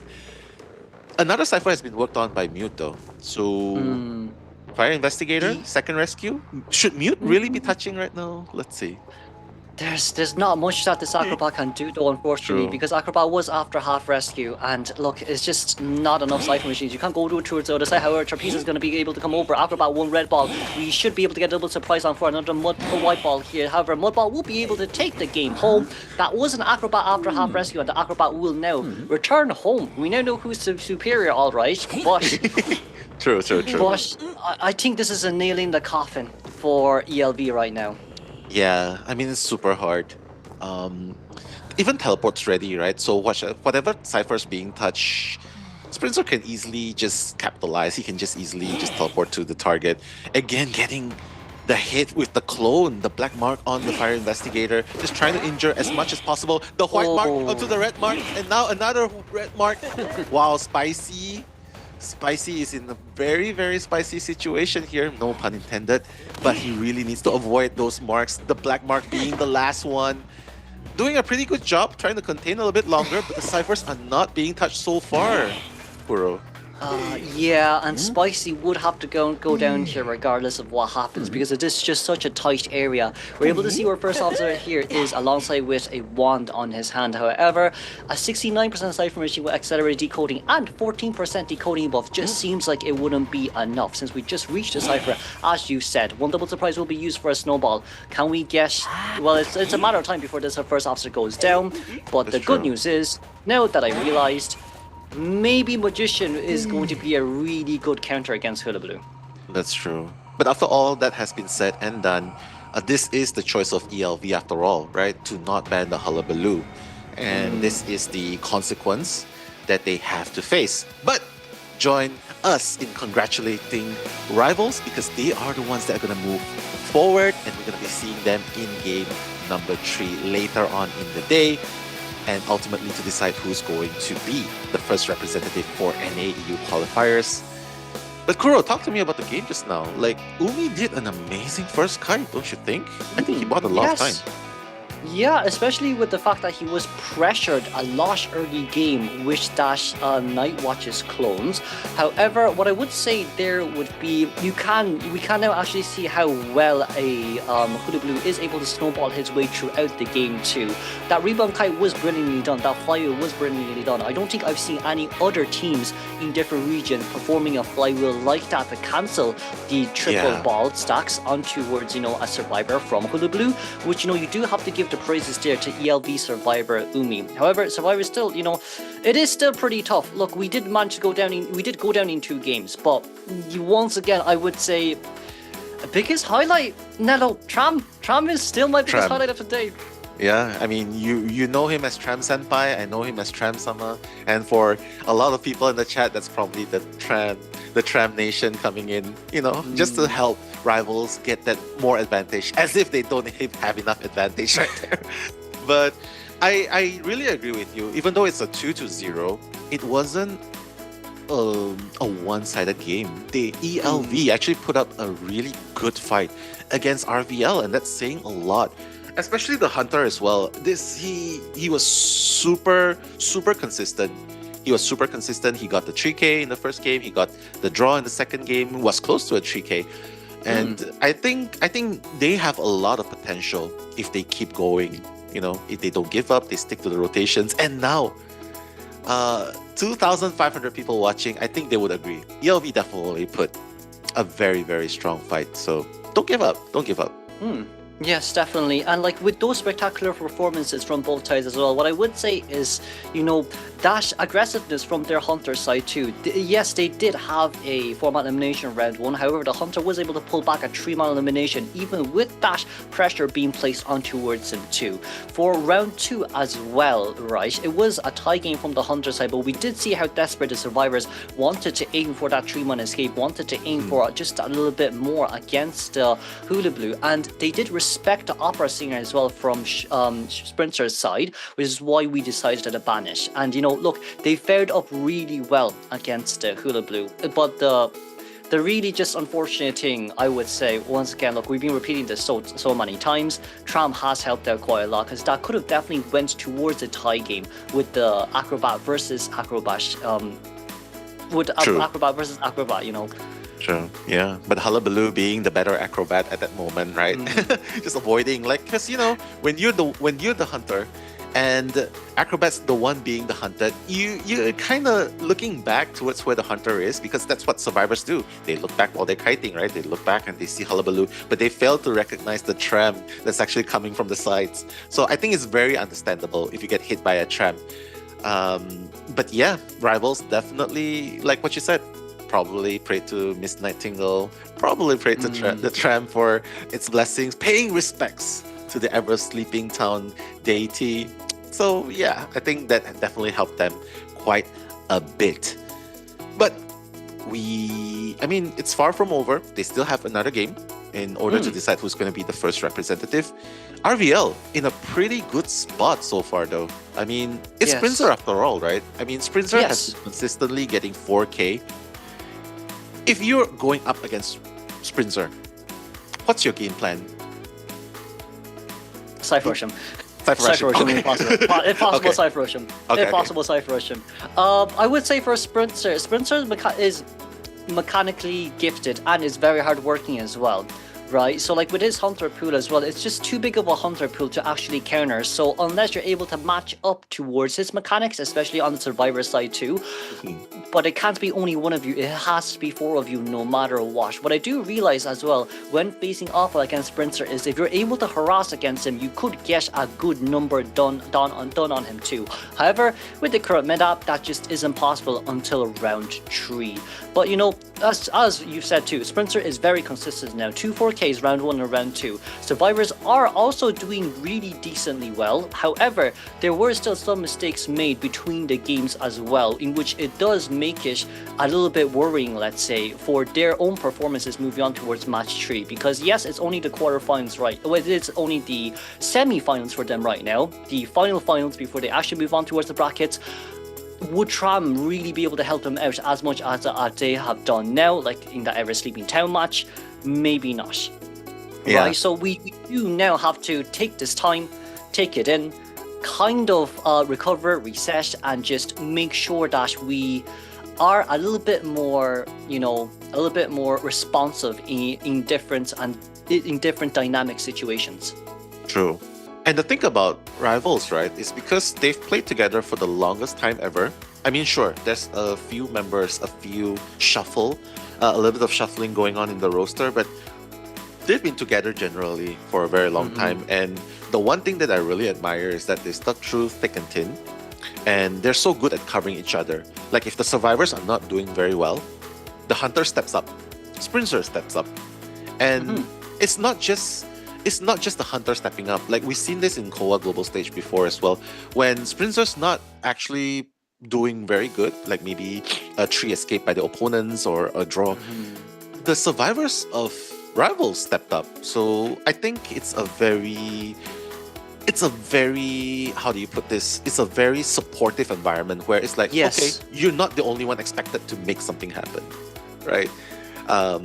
So I definitely like this kind of dynamics going on with Rivals, and that's probably why they are the teams to beat. They are the team to beat in this qualifiers. Yeah, just coming it's in. as you said too, right? It's not only the hunter you have to beat; it's also the survivors. Both sides do step up when it comes to really dangerous situations. When it comes to when they're the one at disadvantage, and we have seen them being able to bring back the advantage themselves as well. When it comes to last year's games, when it comes to recent games as well from IVT NAEU. So for Rivals themselves, we know that they are a very resilient team. They are a very they are a team that can adapt really fast in different environments, and that's what we really want to see as well coming in towards this game 1 and see how they improve just within hours before they move on straight towards game 3. That's true. I mean, just looking at the chat itself as well. Yeah, a lot of people definitely think that they ELV, being ELV, definitely put up a very good fight. Shout outs to Dipper. ELV did so good against RVL. Both teams are just so good. And you know what? They definitely practiced. They definitely had less practice, lack of experience, but they have potential, honestly, coming up, They do. going up against it. So I love that this is happening. And Dirt, unfortunately, he wants us to dress as Norton Campbell. I'm so Really? sorry. Maybe Kuro can do that. Yeah. Oh, maybe one day, we'll see how that goes. Acrobat. Let's go acrobat. Oh yeah, one day, Yeah. we'll see how that goes. But for now, Um, we'll be the lawyer means. The lawyer suit up, the suited up characters. We're suited up, ready to go. This is Exactly. where the professionalism comes in. Exactly. we just have to change it to like just a white shirt, and then with the appropriate tie and the glasses, and hey, we're basically lawyer means here. Definitely, yes. But from this round 2 second half as well, there will be four elimination for Spencer, 5-0 once again for RVL. Spencer very consistent, 10 points for his own team. However, look, Survivors has done really well as well. There are definitely certain aspects in which they could improve on, but they have put on a really good fight. It's not only the fact that look, it wasn't just a linear game. It wasn't just a straight game where Spencer was able to get everything he wanted to. Spencer was fighting for his life as well, especially going up against that prisoner towards the mid to end game. If it wasn't for that prisoner, it could have definitely went really, really bad for the Survivors. So we have to give the props here to ELV Survivors and for their hunter as well. Yeah, shoutouts to Umi, showing that decoders are also good kiters. That's the prime example right there. But yeah, once Hullabaloo gets going, he really gets going. So there's not really much you can do at the very end. Even not bringing detention, that's already showing that, yeah, he knows what he's up against. So Spencer, just looking at the match stats itself, Umi with the top containment time, 81 seconds. Very, very, very respectable going on there. Unfortunately, just the ciphers falling a little bit short because, after Umi has been sent back to the manor, everyone else just pretty much falls one by one.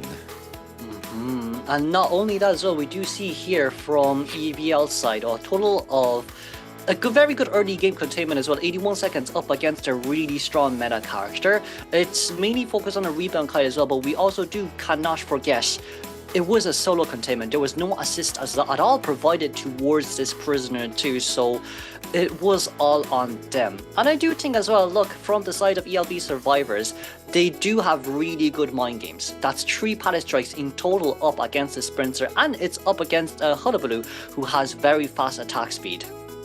Yeah, or Spencer doesn't really care about the pallet slams anyway.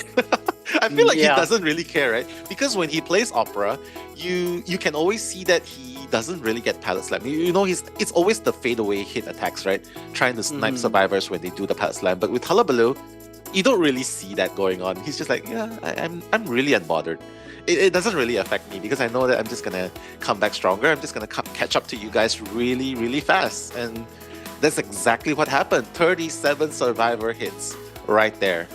And it just shows he really is unbothered. And ultimately, the pallet slams could only buy so much time. Yeah. And I do think as well, with that 37 Survivor hits, it's like around 11 hits in total. However, the good news here for us is moving on when we reach towards the group stages for the prediction events, and when they asked, how many times the Hunters has hit the Survivors, you can say more than 50 for sure if there's a Hullabaloo on the team. For real. Definitely. Yeah. So that's going to be 3 golden apples for you. We have to keep in mind that, this is still just the beginning after all. For Rivals victory here, it is not just the end. There is still a match 3 that will happen at the very last matchup of today's game. But still, from the side of ELV, we just talk about them just for a little bit more as well. I would say they've all performed. They definitely have all performed. It's just unfortunate that, you're going up against a team that has been sponsored, that has been playing for a longer time compared to, Elevation themselves. I do think if they persist, it will just be a matter of time before they are on an equal standing against Rival. I know. Yeah, this is definitely what's going on, right? Because remember when NAEU, before before the formation of Rival Esports, like they recruited before you to become the now known RVL. They were pretty much on the back placings when it comes to COA Global Finals group stage, right? They were pretty much in the back standings, but a year after year, you can see the improvement coming in. They actually got a game of teams on the group stages, right? So it's showing how much they improve, and inspired by them, I really hope this inspires the rest of the teams in NAEU to be like, hey, we want to be the second representative, right? If we can't be, if we can't take down the first, at least we want to be the second representative, and that's why there's a second slot right here.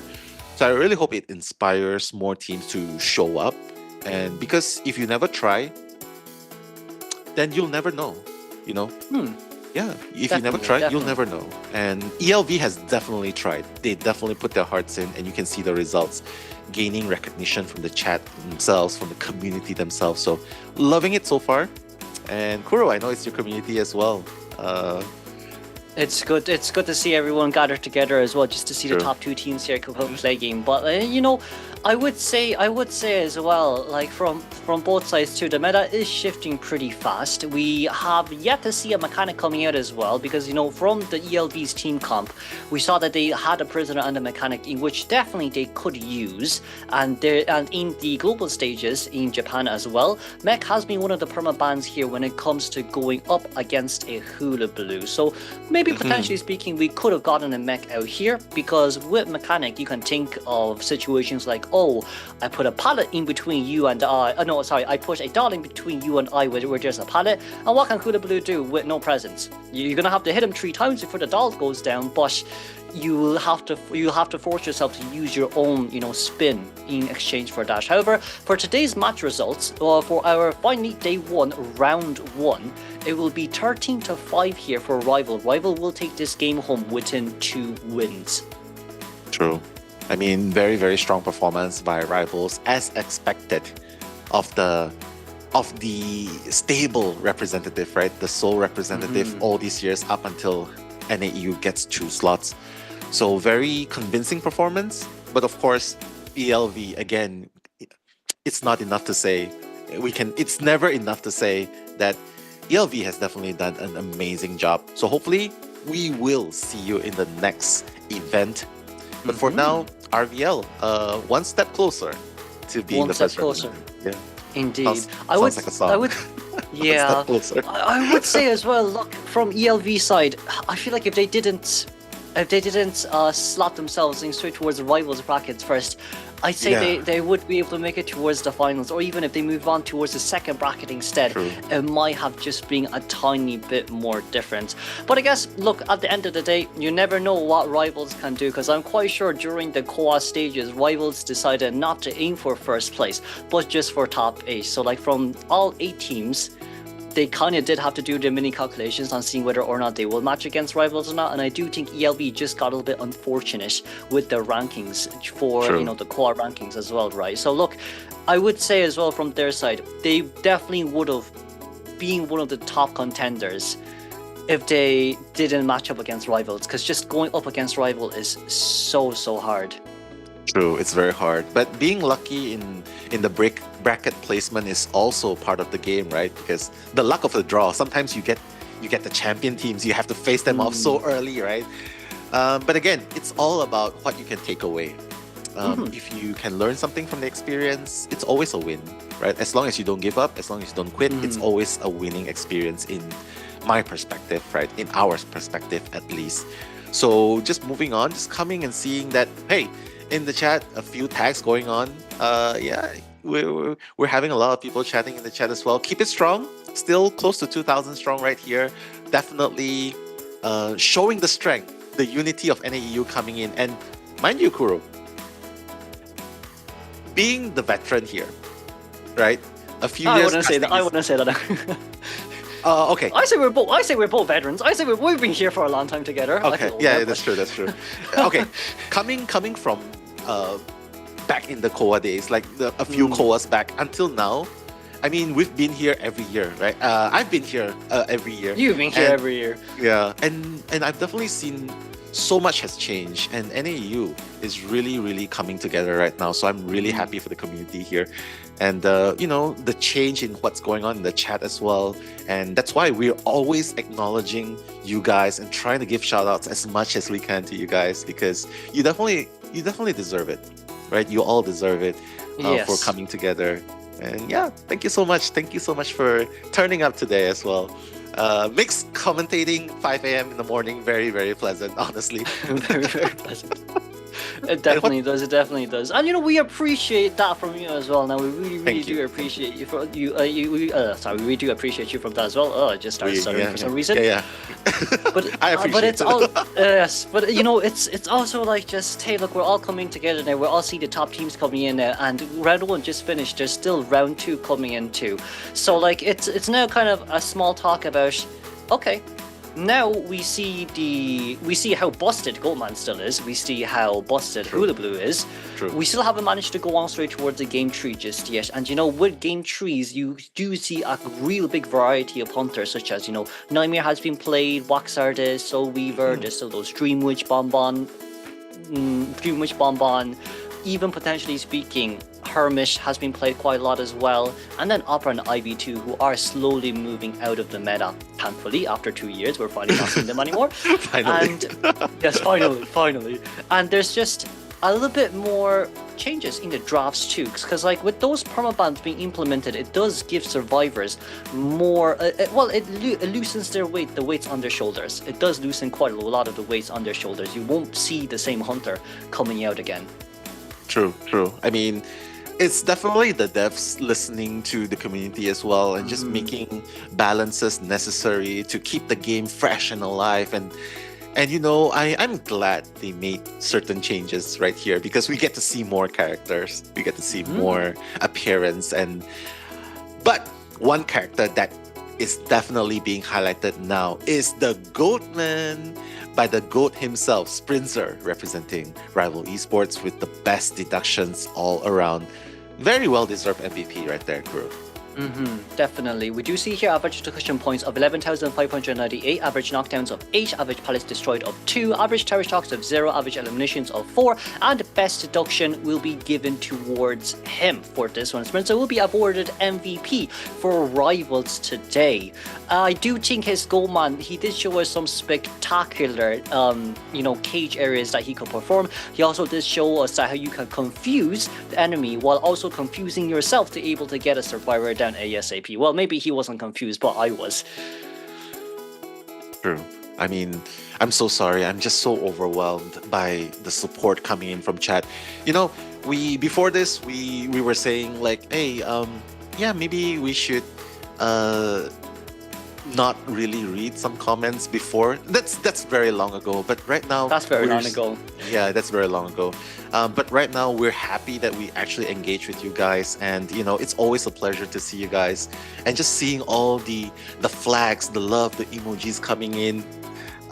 It's very, very inspiring. But we are going to a short break, so guys, Super Bowl halftime coming up soon. Hopefully, Well. see you guys later.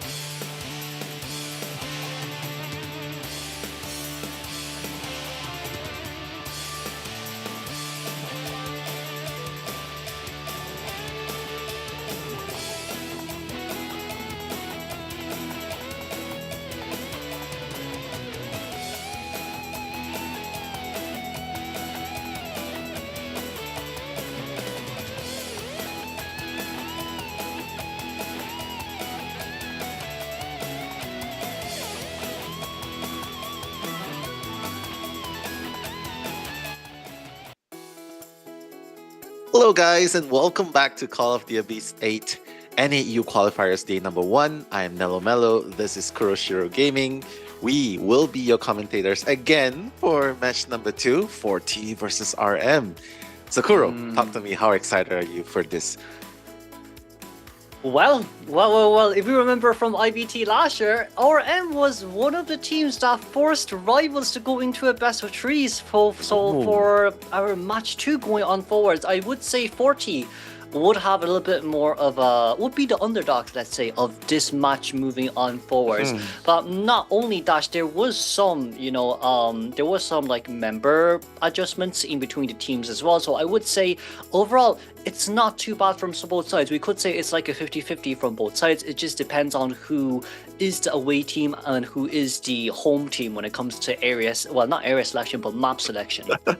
Yeah, and you'll be in for a surprise, everyone in the chat, because wait till you see who's the captain for Team RM. But I'm not going to spoil the surprise for you guys, because we are going to go to the team introduction later on, and there you'll be able to see for yourselves. But how are you guys doing? In the chat, I can see a lot of people, and I can see French representation as well in the chat. Oi! And of course, Dipper, I can also see Zap, I can also see Links, Tien, Zelly, Nico, and so many more. Kaneki as well, Lamau, what? Coffee Soap.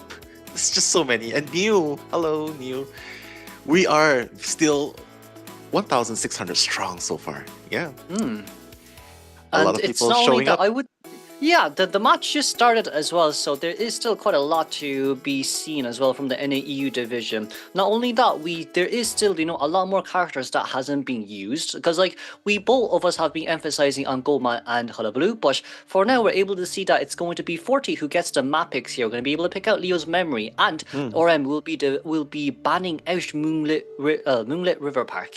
But in exchange for that, their survivors will come out first against the Hunter's side. On a map like Leo's memories here, I would say even Hullabaloo will have a bit of a difficulty when it comes to going up against the survivors. So we're just gonna have to see how well we can take advantage of the map, of course, from survivor side, and how the Hunter will be able to counter certain team comps. Yeah, Leo's memory. I have mixed feelings about this map all this while. Simply because it has been known with a few names, not just Leo's memory. We've known it by the name of the curse map sometimes. But yeah, it's actually a really nice place where you can play certain characters well, especially if you like playing Explorer. To all the Explorer mains out there, they probably like to take cover under the snow, right? It's really hard to spot out. But quite honestly, going into Leo's memory, what are you expecting to see from the selections of character? Like, are you expecting no less from the Hunters, aside from Goatman? Yeah, I would say from the survivor side, it will still be kind of the same bands round 1s and round 2s, because it's more or less just the two meta characters we have right now is survivors that can take multiple hits. But right now, as we move on straight towards Vampik we go, it's going to be KXWZ that will come out from Forti's side. We're going to be able to see the psychologist and the mechanic here, and in exchange for that, we're able to see a seer and a gardener being chosen out here immediately. And you can see who's on the first slot with Eli. That's Paul Blams. Hopefully that's the surprise that you guys are gonna see on the screen right here. But yeah, going back to the band picks, I'm actually kind of excited to see what's going to happen right here, because Tracy getting taken out, the puppeteer getting taken out, and now pretty standard lineup. It actually almost looks like a counter opera singer lineup, right? It feels like it. But you think that this is a good composition, especially if they're going up against a Goatman? Well, for Goldman, it definitely is, especially with the Seer as well, who's able to Taikai and be able to get more items off from the Hunter. But not only that, this is a very good team comp to go up against a Hullabaloo too. We do see that the last pick here would be given towards the Barmaid. So I do think we're trying to aim for more or less of a 50-50 from both sides. Barmaid needing to contain that 18 seconds here. Hopefully she will be bringing Flywheel with knee-jerk reflex. However, from Forti's ban picks here, Mechanic being banned first is usually usually a sign of Hullabaloo that will be chosen out. So right now, I would say maybe we're fully locked onto as Hullabaloo instead of Goatman. However, it is still quite a more hunter-sided round 1 game when it comes to IDV right now in professional play. We'll just have to see what we decide to do from Forti's Hunter. Yeah, I mean, RM, like what you've mentioned, they've put up a really good fight against RVL in the previous event. So coming in with the new change in roster, a little bit of change right there. So we are sort of putting RM at a slight advantage right here. Yes. But we cannot forget about Forti as well. KXWZ coming in. I mean, we've seen how strong the meta is with Goatman. So honestly, I'm really looking forward to seeing the fight happening here. Although there's not gonna be much of harassment in terms of coordinator because it's banned and no antiquarian. So I think it's just dependent on the raw kiting skills, right? But it does seem like we're going to be able to see Forti's Hunter coming out with Hullabaloo first. This is still a really hard team for Hullabaloo to go up against, especially with the fact that you're in a map like this too. So I would say right now, it will be a test whether or not Survivors is able to fully leverage a map like this to go up against Hullabaloo, especially near staircases too. You're able to dodge those, clones immediately as well. So it's going to be really hard for you to land those extra balls. However, moving on straight towards the area selection when we go, we're going to be able to see Gardner here spawning out Shaxia middle barmaid in 2-story. Meanwhile, the first officer will be spawning at Moongate. Forti here spawning at Moongate Ruins. Not a bad area for the hunter to be in. We're able to lock off at least one of the better containment areas away from the survivors. However, survivors have more than enough distance to rotate out and to pull distance against that Hullabaloo. Yeah, I'm looking forward to seeing how Problems will be kiting because I feel like Hullabaloo will probably make a dash towards Gardener, if not the Seer in the middle. But being in that position, right, that's the reason why the Seer's in the middle instead of the first officer, because you can pretty much see where the hunter's coming from, and that's an indication of whether you should stay in the code or you should start rotating away. So yeah, coming into the persona selection as well, Kuro. Well, we're going to be able to see Gardner here with Titan and Nidra Reflex, Barmaid here with Nidra Reflex alongside with Borrowed Time, First Officer with Titan alongside with Seer here, Nidra Reflex. 40k XWZ will be coming out with that trump card Insolence, which Peepers. This will be round 1 in Leo's Memories first half between Forti versus RM. I'm your commentator, Kuroshiro, and with me is Melo. We'll bring you the commentaries very, very soon.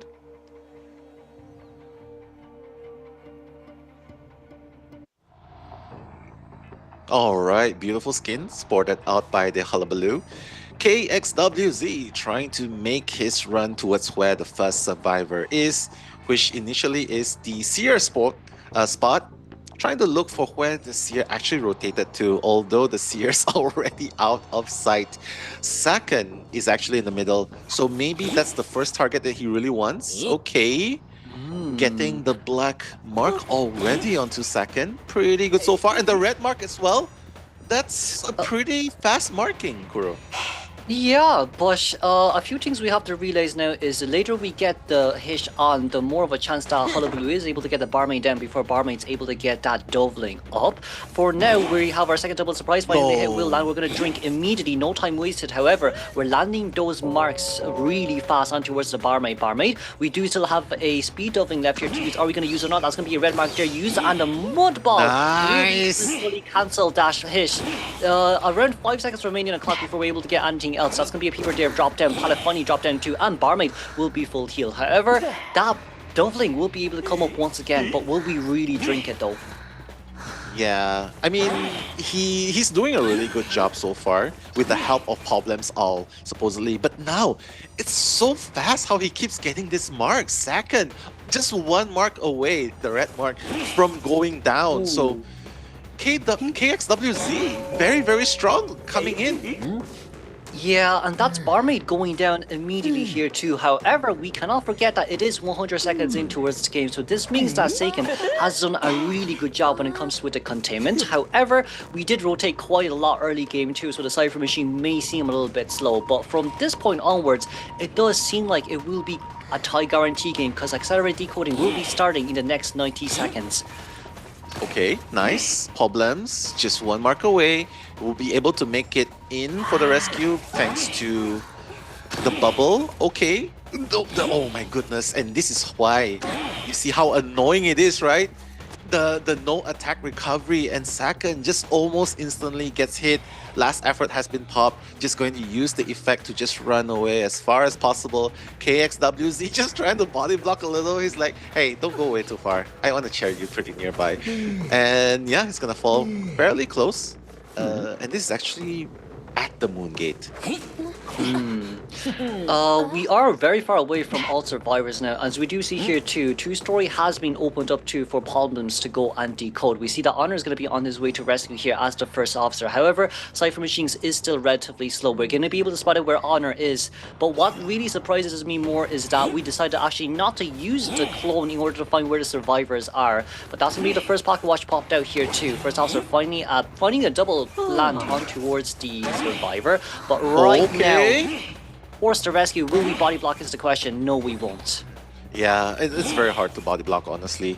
I mean, you pretty much want to get out of there and avoid the double downs, right? So, good job though by Honor rescuing before second expires. Second's just gonna waste a little bit more time thanks to the last effort. You know, try and buy time, and you can see for yourself that the time is really, really well bought because 2 ciphers left. And they still have another watch for first officer. Gardener still has the bubble.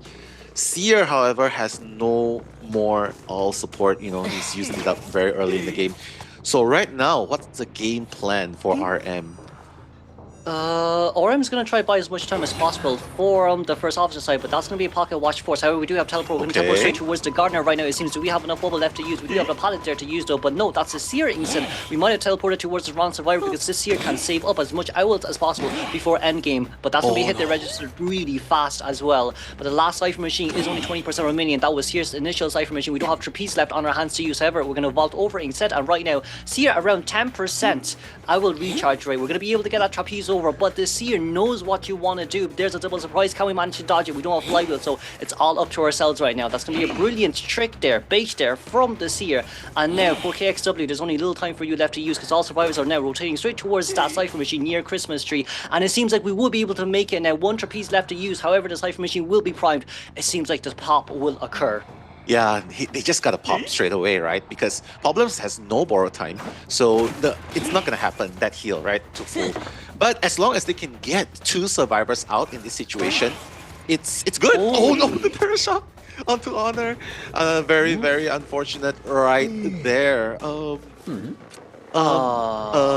He has no detention, so... Baby. We might have forgot about that. We probably didn't look back there. No. I saw that he did not have detention, so the terror shot was definitely... Yeah, it definitely was unexpected on the side of RM. But Honor's gonna pause the game for a little bit, so I guess we have a little bit of technical issues here. Mind you though, before we cut to the screen now, the gates are not even touched yet. So yes, very good chance for Forti to actually gain more kills right there.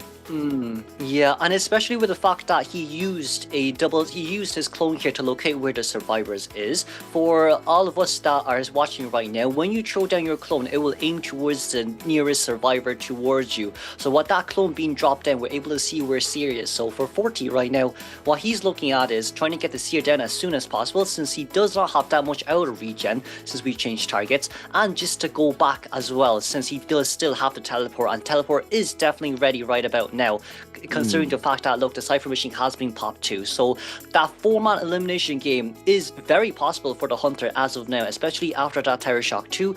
It's all up to how he himself is going to execute this, type of strategy.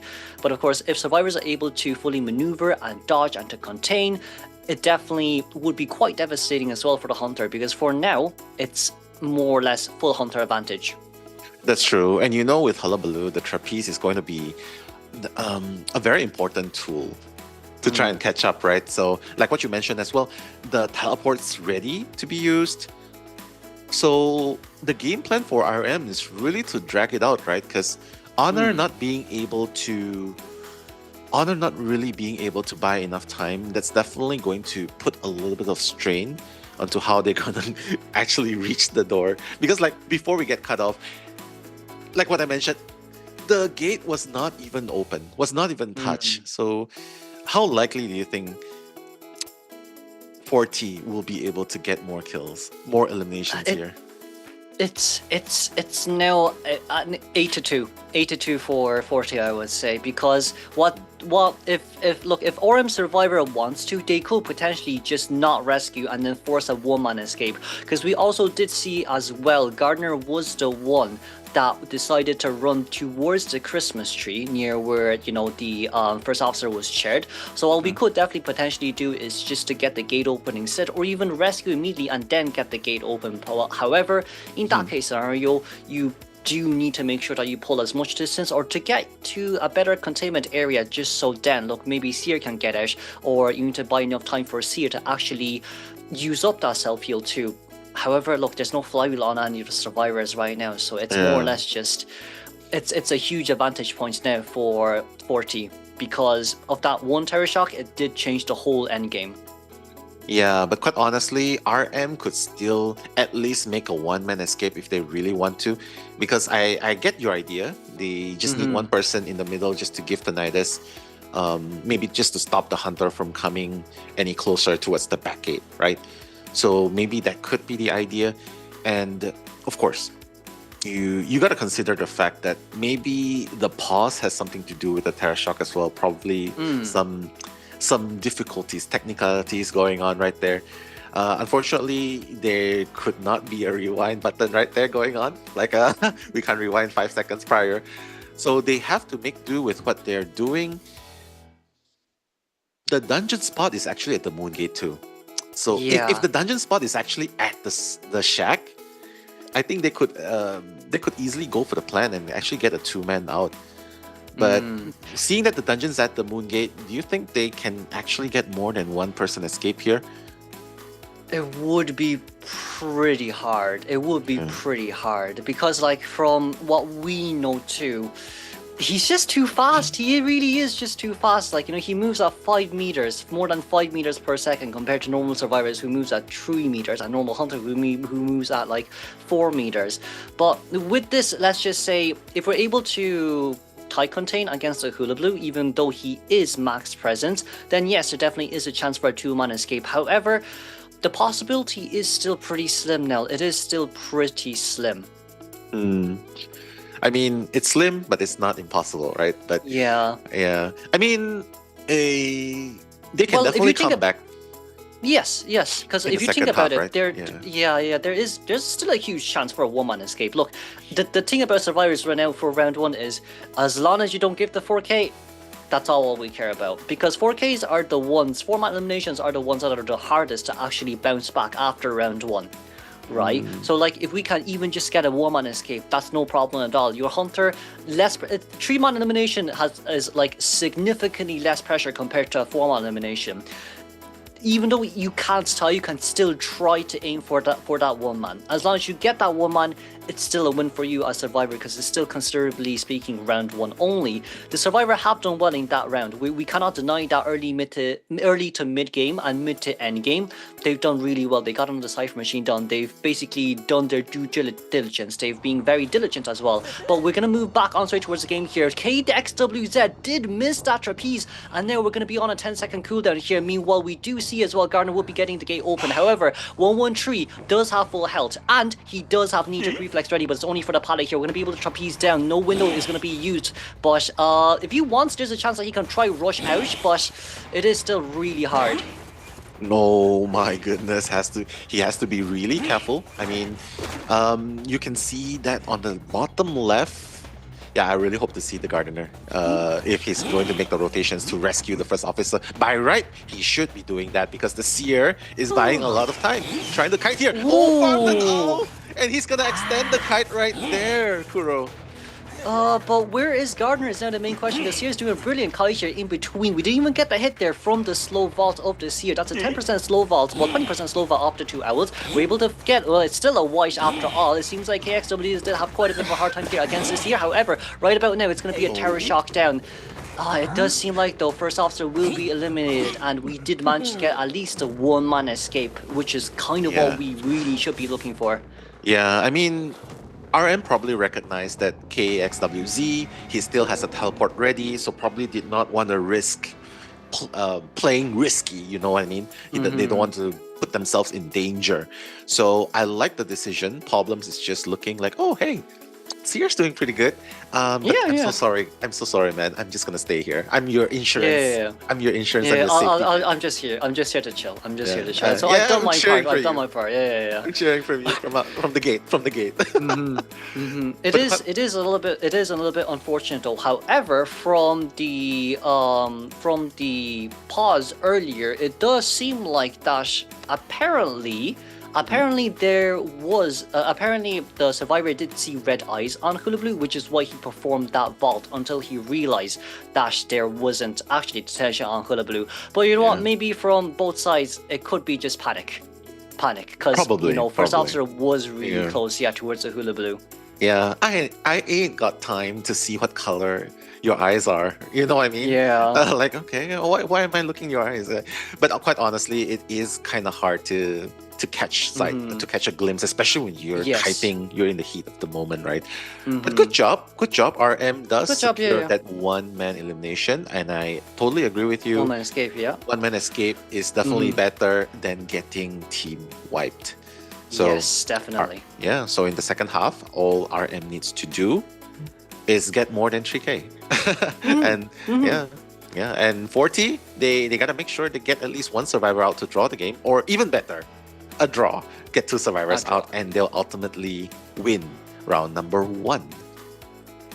But I would say it's overall not too bad here, especially from Forti's side too. What we now, I guess, should be focusing on is what happens afterwards for their survivor side, because they could be potentially speaking facing off a Hula Blue or a Goatman here. But before that, we'll move on straight towards the match stats. So as we can see here too, Gardener Problems with 166% decoding progress, 1 rescue and 17-second containment. Second here as the Barmaid with 18% decoding progress, 1 heal and 74-second containment. Seer here with 186% decoding progress, 98-second containment, which is mainly endgame, and of course Honor here 131% decoding progress, 1 rescue and 52-second containment. Overall, a really good early containment from the Barmaid alongside with the Seer support.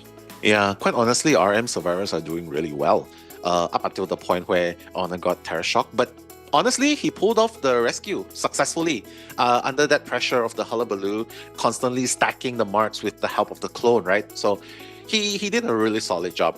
And not to mention 113 as well, that end game kiting, I felt like if that was the early game kiting, he would have slayed, you know what I mean? He would have cooked, considering that he farmed another owl on his own against a full presence hullabaloo. So that's saying something. Yeah, and it's against a lot of pressure. It is against a lot of pressure too, especially with the fact that we know that Gardner still hasn't gotten the gate open yet. But I guess near that time of the game, yes, Gardner did get the gate open. However, we do still have to acknowledge, look, for Gardner, it was just a tiny bit too far away, because our priority was to get the gate open first, and then afterwards, if we really want to, potentially speaking, make it for the rescue, there would be 2 options. Option number 1 for Gardner is, yes, she does manage to make the rescue. However, Hullabaloo can still teleport towards the exit gate, and with that teleport, with the amount of items he has, he could definitely get the survivors, 2 of the survivors down instantly as well. So I would say from Gardner's side note, it wasn't a bad decision made just to go for a solo escape too. True. We can definitely imagine the calculations going on in their minds, like okay, the outcome will pretty much be the same. So I might as well not go and rescue. It's such a far distance. I'm not the aeroplanist. I'm not the toy merchant. I'm so sorry. I'm just the gardener with my safety bubble. So that's exactly what I'm going to do. Problem says, and he escaped, making that one-man escape. So good job so far securing.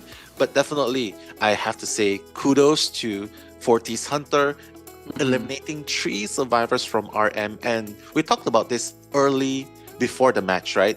RM is supposedly coming in with a slight advantage because they put up such a good fight, bringing rivals to BO3. So Forti showing a lot of promise and strength in the first half. So I guess it's up to Forti survivors to make something happen, get that two-man escape, win it, secure it in the back for them in the second half. But quite honestly, do you think that we're going to see a mirror match right here in Leo's memory? Do you think Hullabaloo is the way to go? Or do you think a Goatman would be able to secure a more decisive 4K? I do think, from it changed my opinion a little bit from last matchup. Goman is very possible. Goman is 100% very possible because we saw what Sprinter did before, right? You increase the cage radius, and a lot of the good containment areas are near the walls where you can't really go from that point onward. So if you can force a survivor to take the cage teleport to go straight towards the other side of the wall, they are in an open area where it does give free hits. And a lot of the good containment spots are near the walls too, such as Christmas Tree Ruins, Moongate Ruins, and you could even potentially say the two-story, the back of two-story, the back of factory. Those are like very good areas in which Goldman could definitely perform. However, I guess another thing we do have to consider is the stairs, in which once the survivor gets up, it is pretty hard for a normal hunter, aside from Hullabaloo, to be able to immediately, get himself upstairs and catch up towards the survivors as well. So you could say, once again, it's up to the hunter's preference, but also up to the survivor's team comp as well, that ORM will decide to choose to go up against to go up against their survivors. So it is now, let's say, quite a bit of disadvantage for ORM's hunter. However, it is still just round one after all. Yeah, I mean, 7 Low coming up to the stage. He is going to be the person hunting for RM and starting off with a coordinator and first officer ban. So I think this might be an indication that he might want to go for the Goatman and does not want to bring excitement as the first trait. So taking out the coordinator and the threat of the flare gun is definitely something we're looking forward to. But hey, Forti is responding with a gardener and a female dancer. And if you think about it as well, it does kind of make sense with a female dancer. Female dancer, slow music box. Oh, look, the Goatman places down a cage. What does Goatman have to do? He has to break the slow music box no matter what. It's exactly the same for Hullabaloo. Slow music box does slow down the attack speed. Fast music box also increases the movement speed. So from the female dancer's viewpoint, right, it is quite a nice supporting and containment character to use against these two meta hunters. However, it seems like we will be banning out Knight here. Potentially, it could be Goatman once again. Yeah, I mean, Knight is definitely a very annoying survivor to go up against. You constantly kept guessing. Like, hey, yes, what are we doing? But in the case of Goatman, it's pretty straightforward, right? Because the moment you put the cage down, it's a given. You just silence his attack, right? You just disarm him. So I think that's a pretty given. He doesn't want to deal with it. So might as well just take it out. So the Knight, the Seer, will be the last two bans by the Hunter. And Forti will fortify their survivor lineup with the last pick Puppeteer. What do you think are the chances of this comp? It will be hard. It will be hard for. Well, we always say, oh, this is a team comp that counters Goman. This is a team comp that counters Hullabaloo. But I guess it's now just up to the hunters themselves in how they themselves are used to going up against team comps like this. But still, a vantage point is still on the survivors here. Forti only needs a tie after all. So I would say, right, from this selection, the first 3 survivors, even if they do go on towards permabans, it will not affect them round 2 or round 3.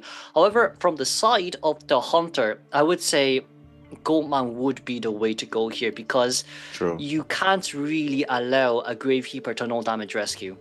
Well, in the words of one of the viewers in the chat, you can't spell Goatman without spelling goat. So, it's a goated action to pick. I don't know how many times I'm gonna say goat, but looking forward to seeing Luo actually bring out the Goatman against this composition.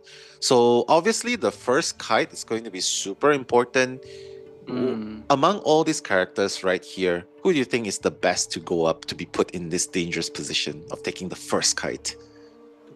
Potentially speaking, you could go for Gardner first again. I think Gardner is one of those characters that allows you to to, have a bit of an easier chase because she doesn't have items. Because if you rotate around all the survivors here, female dancer is a big issue because slow music box, fast music box, you're gonna have to destroy her first. You've only 10 seconds with the cage. Puppeteer, on the other hand, movement speed boost, damage blocking, and of course the same as Gravekeeper. However, it seems like we would be going straight in towards a Goldman pick here no matter what. We might be a little bit hot-headed here, but potentially speaking, this could return at 3k or even at 4k as we've seen before as well.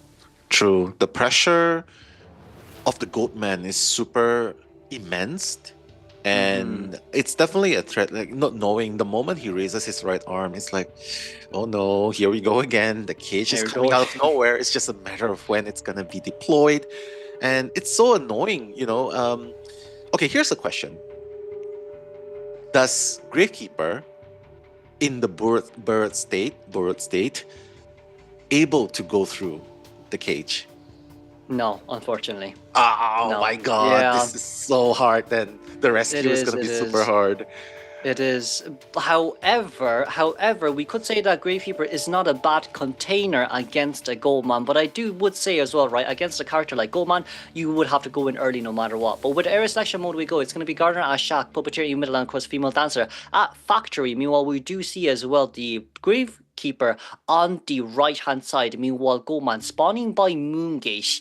This first chase potential definitely could be Puppeteer, but it is just still too hard for a Goatman like this. We're going to see how well early game goes, but none of these characters are an easy chase. True, but nothing easy ever comes easy. Oh my goodness. Yeah, you kind of expect that it's always going to be almost a 3 Cypher's kite in the very beginning, right? So ultimately, it's where the hunter it's how the hunter leads the survivor into the spot that they want to, thanks to the placement of the cage, and ultimately how he pressures and move on after getting the first survivor down. But moving on to the persona traits, and this is what we're looking at. It's going to be a Blink, a 3/6 trump card detention build. So did not want to bring excitement, and maybe that's why just banning out the coordinator. Yeah, I don't want to bring excitement. So that's a good pick off. But what about the survivors here? Survivors will be Female Dancer on Knee-Jerk Reflex. Meanwhile, we do see as well Puppeteer, no power time Knee-Jerk Reflex alongside with Tighturner, Gardener with Knee-Jerk Reflex, and of course the Gravekeeper on Tighturner too. For now, we're going to move on straight towards the game. Trump Potential alongside with here, it seems Impulsive, Wanted Order, and Berserker. And first chase will be given straight towards this Puppeteer. Thankfully, he has that Knee-Jerk Reflex. Yeah, okay. Oh my god, how fast was that? But beautiful presence of mind as well from the Puppeteer, the instant change just to negate more damage than needed to. So the cage, beautiful setup by the Female Dancer with the slow box, but with the cage around, it doesn't really matter, right? Because the Goatman will always be able to catch up. Luo just waiting, giving time for the Puppeteer to actually break. Wait. It's okay to give the hit because it's only a chip damage. However, right now we don't have any items remaining left on the hands. Goman did not manage to actually confine our Puppeteer in between us. However, we don't have as much resentment as we thought we do. There's Knee-Jerk Reflex. However, Charge Attack will be able to bring the Puppeteer down. Cypher Machines is only around 50% on average. It is now 65 seconds in towards the game. Resentment is on 40 stacks. But it is quite a bad endgame, especially with such a... Not endgame, early game, especially with such a great early game setup from the Female Dancer too. We'll be moving on straight towards a small pause. A small pause indeed, just to fix any issues that might have arise. But that was such a fast first chase, right? Considering the support coming in with the slow music box set up by the Female Dancer, and considering that Puppeteer can actually negate more damage when he's in the puppet form. Even the different elevations, like going up the stairs, it didn't really matter much because he caught up so fast right there. So what do you think? Like, should he have chose a different route, or if something could have been done differently? Because I thought the factory is a pretty good place to kite against Goatman. Yes, and we have seen that as well early game too, because like the puppeteer's initial reaction speed towards the Goldman cage was honestly brilliant. And then moving on forward, when he managed to drop down the pallet near the slow music box as well, allowed him to pull so much more distance. And right after the second cage has been used, he used his little Lewis, he used his puppet, and because Goldman doesn't want to hit him, it seems like we were able to break it on time too. However, I would say from the side of the survivor here for puppeteer, he didn't win that pallet mind game, which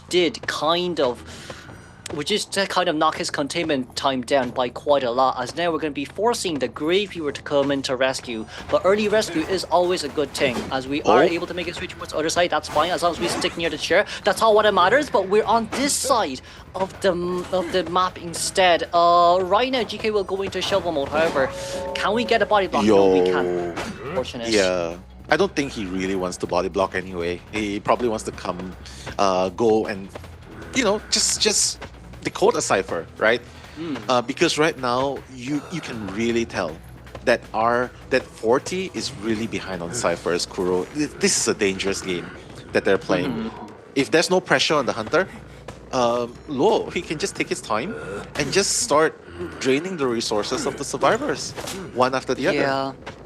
Yeah, but I do feel like they will have to rescue no matter what, because it is a puppeteer that we're talking about that can use his body block immediately when he gets rescued. For now, we're going to be able to see Gardner coming to rescue, as that shield will be able to show off where her location. But that's, you know what, that head is okay. That head is okay. That's no problem as well. As long as we just relocate and just move outside of this area, that's really all what needs to be done. However, Gardner and Gravekeeper needs to heal themselves, and with this, we're able to lock off one of the pallets. It's all now up to Puppeteer to see how well we can contain. That's a beautiful dodge there. However, it seems like Hunter is a little bit lost as well. We're trying to roam around as much as possible, but thankfully we were able to get the down. True. And it doesn't really matter if he hits within the confines, right? Oh, nice. What a play right there. Okay. Oh, that was close. That was super close. The presence of mind to just disrupt the ciphers a little bit more. Yeah, Marlboro as well on the Puppeteer. Definitely bought quite a little bit of time just trying to run away. The mind game's happening. But unfortunately for him, even if Luo gets him outside the confines of a cage, he's still one chip damage away, so it's totally fine.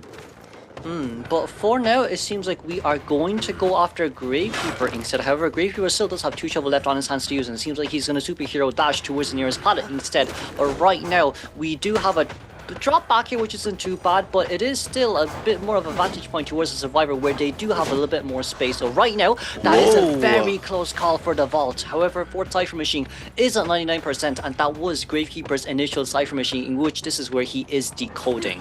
True. I think it's really about the connection time, right? In order to stop the survivors from just playing mind games and just going back and forth the cage, I think it's really that connection time that plays a lot of impact. The moment you put the cage down, you have to just reverse and hit straight away. Just catch the survivor before they can react, right? But Luo, just trying to stop El Xue right now. LX, okay, will he be able to make that rescue? The Cypher's Prime?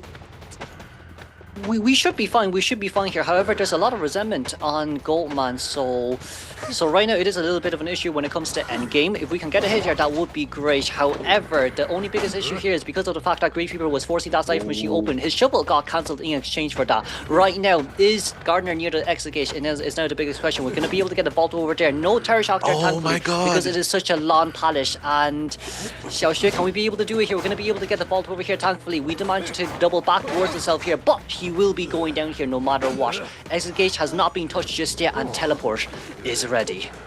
Oh my goodness, 7 Luo playing it really close. He definitely needs to get one more kill if he wants to go on a draw. If he wants to draw this out against the 3-1. Oh wait! Wait, okay. We don't have enough. It's a Terror Shock. Hold on a second. We don't have enough time. We did manage to get the gate open here though, but can we? Oh, we got the normal hit. That's no problem double. We're getting stuck. Oh my god! Can we ball it away? You need to be very careful with the ball here, but we fully missed as Garden is trying to crawl her way out. Female dancer is just too far away. However, for 7 though, right now, if we want to get a 4-man elimination, you need to pick up this Gardener and then drop her down somewhere else. But it seems like the gods are on the side of Goatman. There's a chair directly nearby. If we didn't give the Terror Shock chair, it definitely feeling could have been a two-man escape. However, Goman will be reigning the victory here against the survivors. Let's congratulate a four-man, an unpredictable four-man here for our M's Hunter. Oh my goodness. I think forcing that gate, it was sort of like in the heat of the moment decision, right? Because they're thinking like, yeah, it's super close. But don't forget, Goatman has detention. He does not need to rely on the cage to deal you that half damage, because you're basically, that Terra Shock was very, very unfortunate. Yes, He got it down instantly, right? I felt like the right move there, and correct me if I'm wrong, I feel like the right move there shouldn't be to force it anymore, to the point of, just getting Terra Shock there. It's a gamble that they took, but honestly, I think that if they have at least one person standing by at the dungeon or in the middle, they would have been able to at least rescue or just make his way to the dungeon. And they're forcing the hunter to chair the third survivor. Because if you don't chair, he use up the self-heal, he'll open the gate, right? So I think that would have drawn out the game, but it's a gamble that Forti took. It is. It depends. However, one thing I will have to correct here right now is Goban initially deals 25%. Well, initially deals half damage, right? So that's only chip damage. But when detention is applied, it's only 75%. Oh, sorry. Yes, it's only 50%. It's only like one hit. It's not like two hits in total. So with that in mind, if Goldman hit it there, Gardner would have been able to survive with just a chip damage. However, it's as you've said too, she got the gambled wrong. Yeah, if it wasn't for the Terror Shock, I feel like there was a huge chance of, escaping there. But also with the fact that Goldman was utilizing his own body to block the gate too. If it wasn't for that, Female Dancer would have definitely been able to get out. So that is kind of the biggest unfortunate situation there. Yeah, so 7 Luo just playing super steadily at the very end. The presence of mind like, oh wait, a Terror Shock? Okay. It was probably in a state of panic that the Gardener kept persisting on the gate, right? It's like, the Goatman will probably just put down the cage and just hit me anyway, so I might as well just force it in. Maybe that's what the Gardener was thinking, but quite honestly, it was such a giveaway for 7 Luo to just hit Terror Shock. And it's pretty much smooth sailing from there, because like what you mentioned, body block, and look at how big the Goatman is, like, oh, how broad he is. He just blocks all the way, gets another survivor down, and ultimately, from a game which Forti could have gotten a draw, it ended with a 4K for 7 Luo. Yeah, and I would say as well, right? We cannot deny the survivors did do good. But however, it seems like during the recent games, during the first two matchups today, it's always been endgame clutch with the round 1 hunters. It's always been, endgame four-man survivors endgame. I get a 4-man elimination. I get a 3-man elimination. It was a 3-man survivor endgame. I get a 3-man elimination somehow. So like right now, it seems like survivors have done their homework early to mid game. But endgame, however, a tiny bit panicky, just a tiny bit more panicky compared to early game, because we just want to get that out. And as you said too, right, Gardner kind of got a little bit complacent there, let's say, but it wasn't a bad decision to make too, because as you have said, Goman could have just placed down a cage, and that's what Gardner predicted, but she predicted run, unfortunately. Yeah, it was very, very clutch, honestly. It was a clutch decision that they had to make. But unfortunately, it did not pay off for the side of Forti. And RM will gladly take that win in the first round with the 5-0 thanks to 7 Luo. Yeah, but honestly, quite honestly, right, I would say that Forti did not have the best start after all. Because remember, the Cyphers were not even moving at one point. Right? The Goatman was just whacking left and right. The Cyphers were stuck at 2 to 3 Cyphers that time. So... And just when we took our eyes off the counter just a little bit, Forti managed to just finish off, and it was already the last cipher was already primed. I think we kind of missed that too, right? It was like, wait, when did this happen, right? And it also does show, as well as you've highlighted, right? Even with such a bad early game as well, we were able to pull off such a great mid to end game there. Not only that, when Gardner got ambushed by the Goldman too, she did actually clutch that window ball. She did actually clutch the bubble as well. So like with that in mind, right? Forti definitely did do good, but this time from mid to late game onwards, it was just unfortunate. All right, and more of that later on, because we're going to the highlights now. Do enjoy.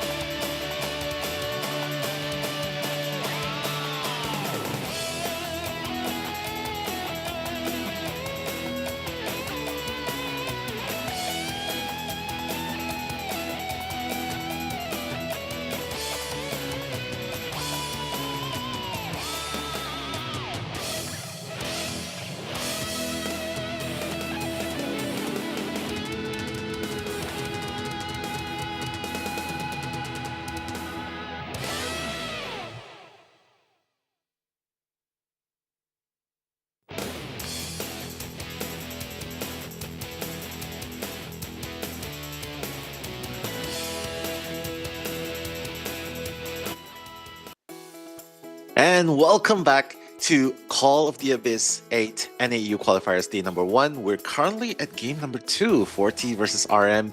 And if you guys have just joined us, we just witnessed an amazing 4K by 7 Law Team RM on the Goatman. And I will be your commentator alongside Kuroshiro Gaming. And we're looking at the people in the chat. Please do make some noise for these teams because we are expecting more actions. Kuro, how do you feel about the first match and what are you anticipating going into game number 2? I would say for game number 1, it's really strong performances from both sides, right? We did see a Hullabaloo getting a 3-man elimination, but then of course ORM's Hunter did return a 4-man elimination in exchange. However, point system wise, yes, it is 6-3 right now. The advantage will be given to ORM. But moving on towards game 2, where we will be able to see a 1 Hunter ban, I do wonder who ORM will ban when it comes to going up against Forti's Hunter, because we did see how well his Goatman is. He didn't play Hullabaloo just yet, but I guess they could also ban Hullabaloo. But would there be any hidden trump cards that we want to use? Because we are at disadvantage for Forti. But with round 2 first half, it seems like we're going to be going straight towards Chinatown here. Yeah, Chinatown, the place to go when you can't go to Moonlit River Park, right? It's also a relatively big map. Although there's no roller coaster support, well, it's okay because you get to enjoy the scenes in Chinatown. You get to enjoy a few elevations, right? So maybe that's the idea in case they have to go up against Hullabaloo right here. But hey, it's going to be RM's Hunter 7 Law coming up again. First, up against 40 survivors. I'm not really sure if 40 survivors would have enough time to recover from that. Or maybe they're just ready to spring back into action. Like, okay, wait, we got this. Let's go again. You know what I mean? But thoughts on Chinatown, personally?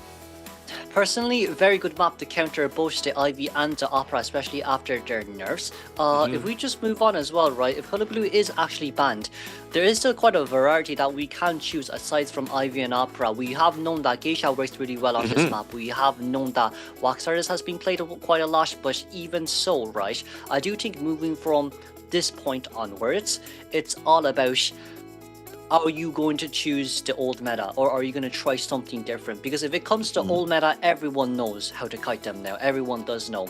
With the, addition of the recent buffs on Nightmare, with the addition of also, look, we do still have Gamekeeper that performs really well here.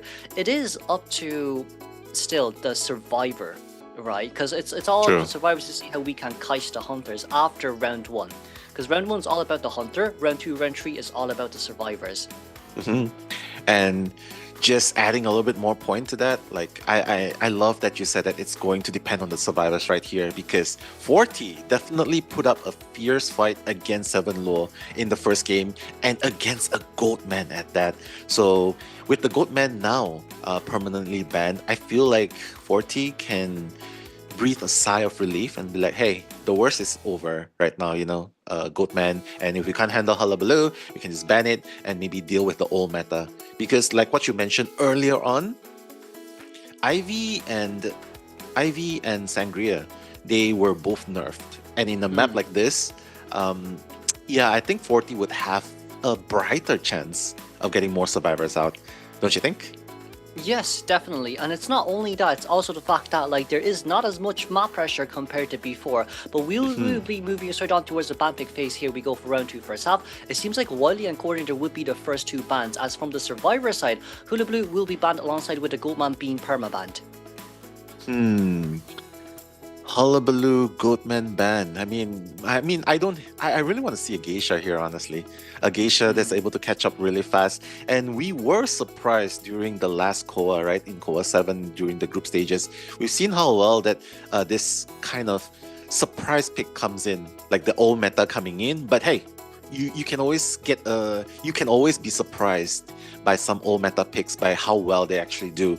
So I guess it's up to 7 Law to decide on a suitable hunter that can counter this lineup of Puppeteer, Psychologist, Acrobat, Mercenary, because it seems like 7 Law is heavy on the banning of the Rescuers, Moro and Jose. But potentially speaking, maybe we want to play Ivy Exchange, but even so, the amount of rescuers that has been banned there, there's still a possibility for maybe Bonbon, for maybe a Sculptor, for maybe Mad Eyes. So like, I guess in our case scenario here, for Seven Lord, is there any hidden hunter that we don't know about? Or are we really still going to run Opera and Ivy? Because against such a tanky team comp like this, survivors are not going to break a sweat at all when it comes to containing for 3 Cypher machines. That's true. I mean, the name of the game is just to tank it out, right? Just tank it out, get hit once, use the speed boost to transition to another area. That's the name of the game. But yeah, we'll have to see what 7 Lore pays here. It could be the Geisha, it could be the Bonbon. But ultimately, removing so many rescuers, I mean, I might have to agree with you. It might be the old meta coming back in, and looky, it's Sangria, opera singer, coming in here. With the slower speed movement by opera singer, what do you think is the chance of success for Sangria right here? Might be a little bit hard because what the survivors can do now is just to rotate between the large corridor of hotel, because like we do know that there's such big open areas when it comes to when you loop through the back of hotel and then straight towards the front door. For Opera Singer, it's really hard for her to actually catch up, especially with her reduction on the speed boost too. It's just gonna waste so much time early game. Not only that, because of Opera's recent nerf, it also simply just means that you do not have as much map control as before. But we will be moving straight on towards the area selection mode we go first. It will be the Psychologist spawning on the right, meanwhile Mercenary at middle, Acrobat in, it seems like Lantern Gate, and of course, maybe, just maybe, Puppeteer will be spawning by Hotel, but it seems like probably Umbrella Gate would be a much better option, especially when you have just so much area to work with, and you don't disturb that Psychologist when she's decoding. True. So now 7 Law needs to decide where he's going to place himself at. And it appears that he wants to be next to the Acrobat. So you think he's just going to go straight for the Acrobat, or he's just going to bypass Mercenary and go for the Puppeteer? Oh, I think it or depends. Psychologist. I think, yeah, I'd say with a game like this, Acrobat would have pretty much a really easy access when it comes to going up towards that top right 2-story, in which, as we do know as well, the amount of, acrobatic balls that he can use just to pull a huge distance away, or even just to cut corners too. However, honestly, Acrobat might just be the easier chase, because if you can get that early hit on, if you have that blink too, as we can see here, Trumpet Attention with blink, it will still just be a 60-second down. True. There's no flywheel at all here, Kuro. I think they're just super focused and determined on making distance, and that's the name of the game, right? Tank it out, make the distance from the speed boost, make the distance from the damage, the speed boost out of the damage on concurred. 7 Low with the 3-6 blink build coming into round 2, first half Chinatown. This is me, Nello, and Kuroshiro, bringing you the commentaries.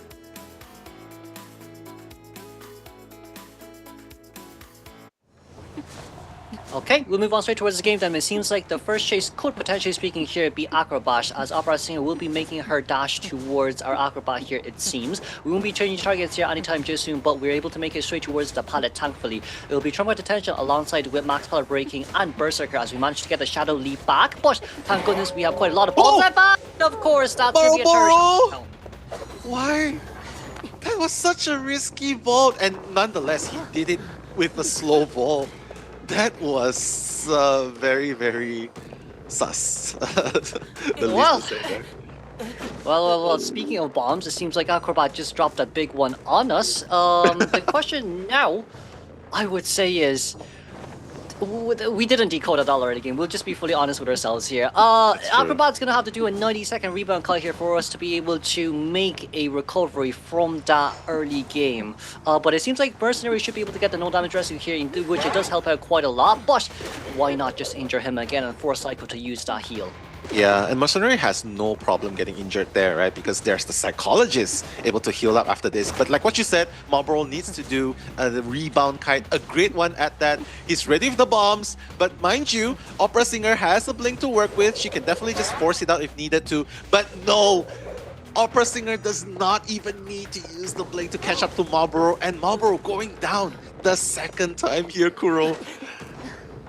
It's too hard. It's so Really hard. hard here. It is so hard here. Right now, Mercenary might just have been fully healed, but that means that Psychologist will be left out towards the hunting grounds. And she is now an easy prey because it's only 2 hits after all, and it will be a max presence Opera Singer since we already spotted out where Mercenary is. Mercy has to be very careful here because if we got cancelled with the elbow pad immediately, it will be really bad. Seems like we're going to get a normal hit there as we manage to elbow pad in. It is a little bit more distance created compared to usual, but where else can you go aside from Restaurant right now? That's true. I mean, Marlboro still has a little bit of bombs to work with. Actually, using up the last bomb. Okay, using the blink just to catch up, but has to be very careful. Luo. Yeah, just swiping. He's like, yeah, okay, I know you don't have any more bombs to work with. I'm just gonna chase you by foot right now. And that's exactly what he's gonna do. Marlboro still trying to fight for his life. Remember, if he goes down here, that's it. He's sent back to the manor. And he goes down. Yes, it seems like we tried to desperately struggle for as long as we could, but even so, at least good news is that we barely got 3 Cypher machines done accumulatively right now. But even so, who is nearby right now? That's a puppeteer. It's going to be another 50 seconds if I'm not wrong until that teleport is going to be ready. So we might just go for a map control here, get some damage on towards that puppeteer before we teleport out, and maybe look for the Psycho or even Mercenary, who is now at half health. True. If he teleports to the Mercenary after getting the damage onto the Puppeteer, he can easily just stop Mercenary from continuing the Cypher. Okay, beautiful teleport back. Yu with the presence of mind though. Still trying to fight as hard as possible, trying to kite, making a long wall along the way. He knows that 7 Low has already switched out Blink. So no fear of getting Terror Shock in case he's trying to go back. Okay, in puppet form. The chase continues. 7 Low with this pesky puppeteer. He's like, I don't even care. I'm just gonna go puppet form the entire time. Hit me, bro. But the biggest issue right now is not only is okay, we're gonna be able to force out the next last puppet here. Thankfully it was on time, but we do have teleport ready right now. We could teleport out immediately and just look for someone else because in this case scenario, no one else can rescue aside from the full health psychologist. Unless Psycho will be chosen, but it seems like puppeteer will be going down here first. Who's nearby? That's the Mercenary decoding. Will we teleport out first? No, we won't. We're gonna save it for now. No, that's not Psycho. That's not Mercy. That's Psycho. Sorry. So Psycho will be spotted out here. That Cypher machine is almost done. We thankfully didn't vault over that because it seems like we did, or else that would have been just another horrible Terror Shock. Yeah, I mean, 7 Low just trying to deal damage left and right here. He's trying to get L shit. LX is gonna go down. But Yu, I think he's about to be healed up, or is he gonna just get chased? Yeah, this is a dangerous position 7 Low is putting himself in because the 4th Cypher is about to be popped and Mercenary being very sneaky about it, just leaving it at 99%. Is that a good decision to just leave it at 99%? Because they could just pretty much force the last Cypher here, right? You know what I mean? They definitely could. However, I feel like leaving that 99% might have just been better because right now it just means that right after you rescue, you have to pop. There's going to be 2 survivors nearby. However, Puppeteer coming in for the rescue right now, there's only going to be a 4-second cooldown here right before you're going to regenerate yourself back towards normal form. Now it's going to be Mercenary going to be able to one that who comes in towards rescue. Able to dodge that one. Thankfully, Mercenary going to come in. That's just barely clutching. However, we managed to get a hit here. You should be hitting Puppeteer instead because he's the one without exit patch. Right now, we're going to be able to get the heal up. That's no problem. However, there is still teleport. It's still okay. We can let Puppeteer out there just for a while. Psycho will have the priority chase here no matter what. What a comeback by Forti. You know, with the early Terror Shocks, you would imagine that 7 Low has the upper hand, but Forti just bringing it back right here. LX just trying to buy time here. Okay, but going down pretty soon. But both gates are being open. 7 Low has to make a decision. Which gate is he going to go to? Oh, if he gets the UU down. Can we hit? Oh. Will he go back actually? No, he's not gonna go. He's just gonna commit to the Puppeteer right here. It's okay. No, it's okay. You could hit Puppeteer there, aside from that mini flywheel that he has. But it seems like for now, Psychologist should be able to full heal herself and to get out. Mercenary will be standing outside as a guard. Yeah, no, he's not gonna be able to heal in time, unfortunately. But pick up the Psychologist. Come on. There we go. Oh my god, I was like, come on, you know that Yu does not have exit path anymore. Don't play with fire, please. Celsius still standing. I think he's just gonna chase the Mercenary out here, right? Because Mercenary has no more elbow pads to work with. So Luo, okay. Just hit. Okay, buy time. Puppeteer. Puppeteer has no more self-heal. There's no point in staying any longer. Yeah. Yeah, and Dungeon is right next to Opera Singer, so even if he does want to get it, it's going to be pretty fast. We're going to be able to see a surrender here from the Puppeteer, and that will be a 3-man elimination for the side of RM. True.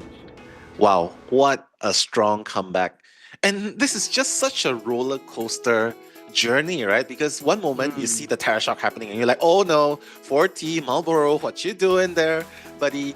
And then, and it just keeps happening. It's such a fast pace. Cypher wasn't even nearly done at all. Like the first 3 ciphers were still very slow. But just coming back from that incident itself, the end game pop with 3 survivors left, that was a very strong comeback by Forti. But again, the plot twist, 7 low, making those clutch decisions, and I don't know, man, Kuro. I feel like we cannot even anticipate what the end result is going to be until it actually happens. Definitely, and you do also see a huge improvement here as well from the survivor side too, because like with that early game Terror Shock, no Cypher Machine decoded, we were still able to see a 3-man endgame after such an intense mid to late game fight as well, and with Opera Singer being at max presence during the like 90 seconds, 2 minutes mark too. So from the side of Forti, they definitely performed really well right after that Terror Shock, and they can compose themselves too and move themselves forward. However, that just isn't enough for now, because giving that 3-man elimination simply means that from the survivor side, you could just run Embalmer and Painter for a guaranteed tie game, you know, when it comes to banning out the Hula Blue and the Goldman. So there's now a lot of pressure on the Hunter side, of Forti. But for the survivors right now, they've got the whole map to themselves. That's very true. But Forti's Hunter kind of did pretty good in the first game, right? So I think it's very likely that he'll be able to repeat what he did in game number 2 as well, although it will know Hullabaloo is already perma-banned. So I guess the correct course of action would be for RM to just ban out Goatman. And then moving on, what will the Hunter of Forti be able to play in this situation? Because, I mean, Opera Singer again? Because with the nerfs, you would expect him to fall out a little bit, right?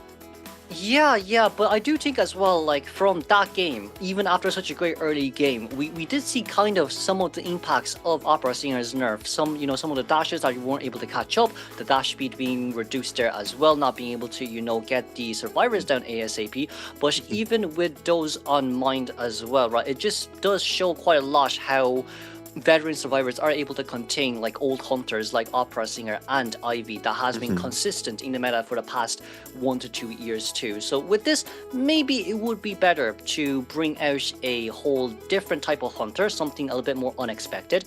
But right after round 2 first half, 3-1, still unfortunate. That early game Terror Shock is still very unfortunate. That's true. If it wasn't for the Terror Shock, I think they could have probably rushed a little bit more. They could have probably ended with a 4-man endgame and probably end up with a draw. You know what I mean? But, this kind of mistakes happen, not just here and during the qualifiers. You gotta give the man a little bit of break, because it also happens during the COA global stage as well. We've seen it happen before. So, no team is safe from making mistakes. No team is safe from the tram if you're in Ever Sleeping Town. No team is safe from getting Terror Shocked. But just looking at the match stats itself, you can see Yu. Wow, definitely doing an amazing job containing the Hunter for 105 seconds. The precise puppet, going to Little Lewis just to negate the full damage by Opera Singer. Definitely played a huge role. Marlboro, though, not a very good start for him, but still managed to contain at least 56 seconds. So I think overall, the team still did pretty well up until the very late game. Yeah, I do think it's also with the fact that, like, look, hey, listen, it's still not the end of the game after such a brilliant Terror Shock, let's say. True. But even now with those on mind, like, it still gives, it still gives Forti quite a big disadvantage right now.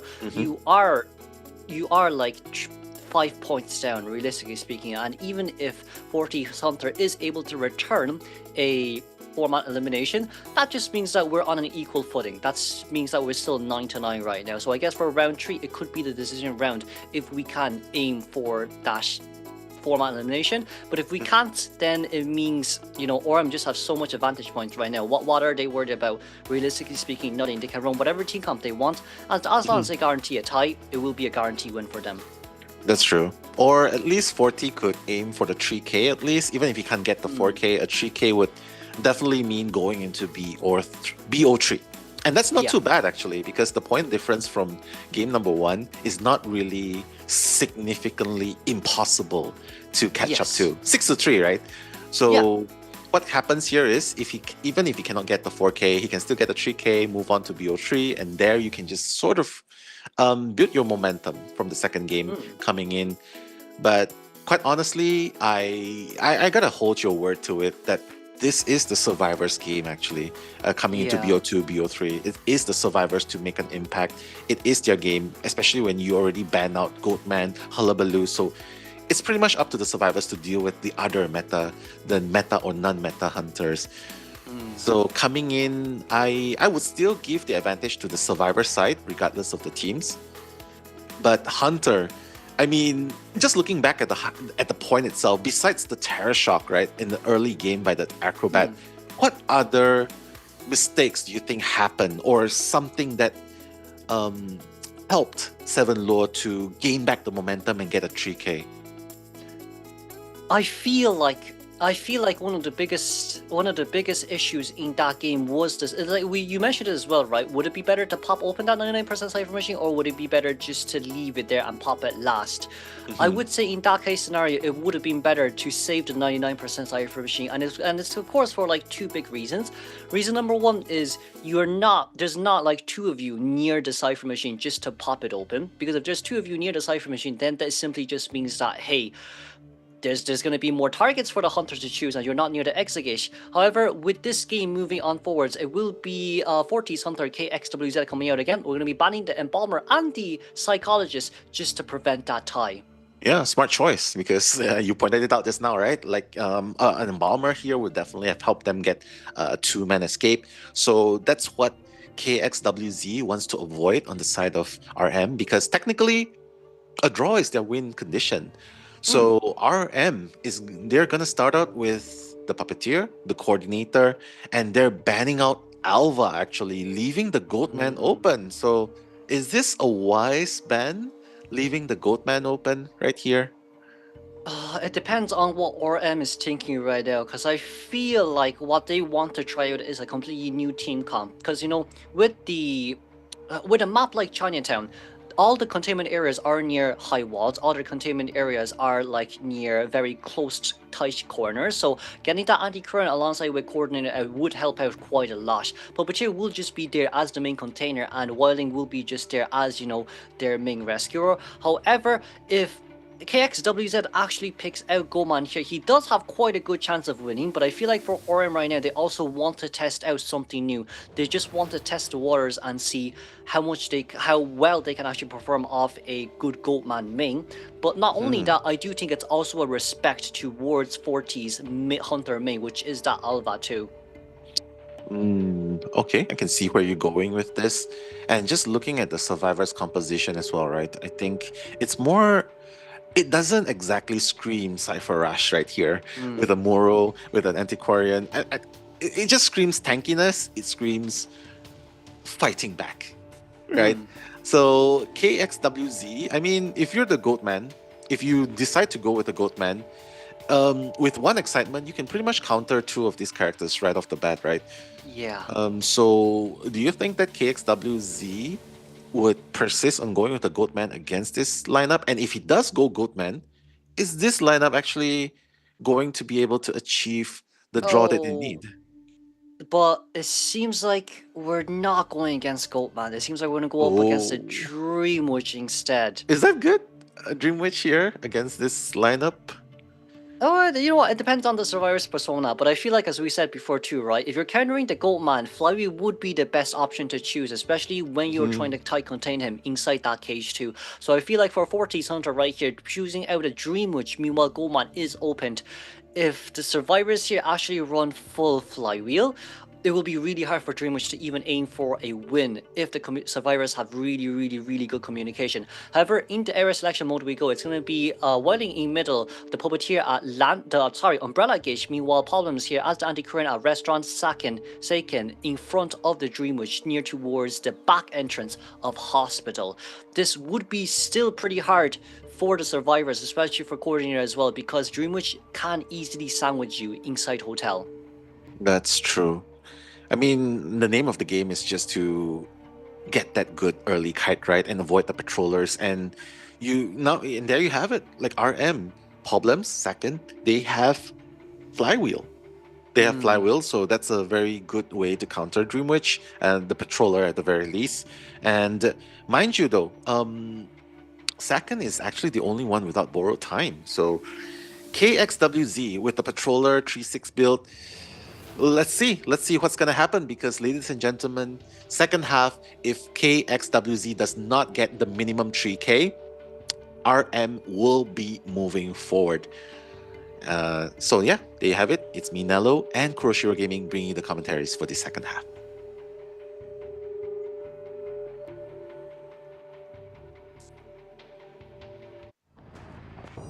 Okay, we'll move on straight towards the game then. It seems like we're going to go immediately with a chase here for Seiken here, who is playing the Coordinator. However, there is a good chance that we're able to sandwich, but that, I would say that Patterson is able to buy us just a tiny bit more time. But if we kind of hesitate here, that Hish will be registered on pretty early. But thank goodness it is a knee-jerk reflex alongside with Flywheel. This distance pulling already allows us to buy so much time for the survivors. A total of 30% to 40% cipher machines have been decoded on average.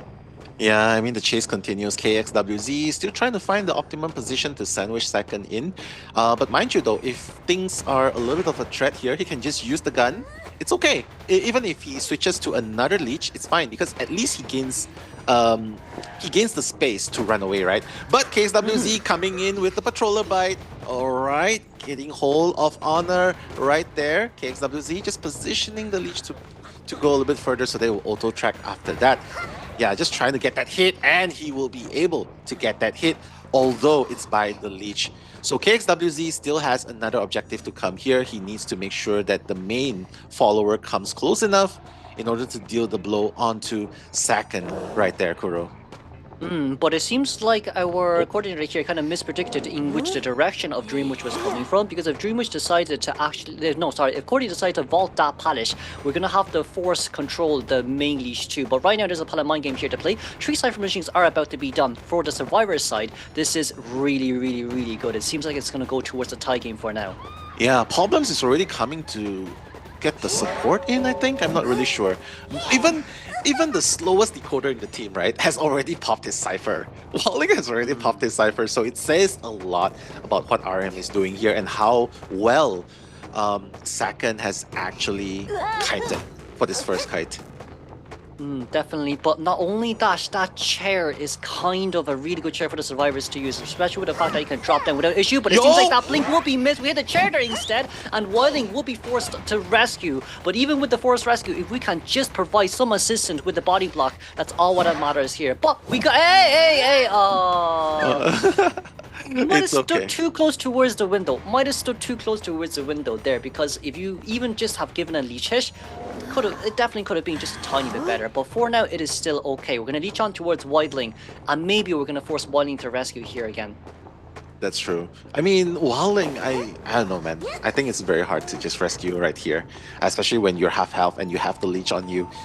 So the idea technically is just to buy a little bit more time. Let Honor, sneak in the decodes when it's happening, because the decoding is actually going really well. Like, it's already at 100%, the 4th one, and the 5th one, the final cipher, is way past half. So it's a good sign for RM, but they need to rescue Saken right here. Yes, definitely. But right now, since the last 3 cipher machines are tripling in a row, it just allows Dreamwitch for an easier mid to end game cipher lock. So right now, depending on how the survivors will play here, if we don't execute this rescue safely and properly, it will end up as a 4-man elimination if we're not careful. It's Puppeteer and Antiquarian here with his assist. We're gonna have to be very careful here as 3 leashes are nearby. That's gonna be a normal hit there, alongside with cancelling a normal hit though. But with this, it's going to be double body blocks. Wailing seems like he's able to get rid of his own Leech as well, and the Cypher Machines will not be stopped. Wow.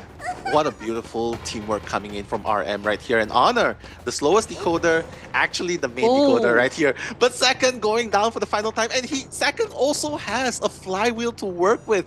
So the only way they can play this is if Problems comes in and actually hits him off the balloon. You know what I mean? Because Second has no borrow time, remember. Remember that Second has no borrow time. Yes, however, Orem's the one that currently has the advantage point here, so even if you want to get the force heal here, it might not be necessary, but we could just pop here immediately.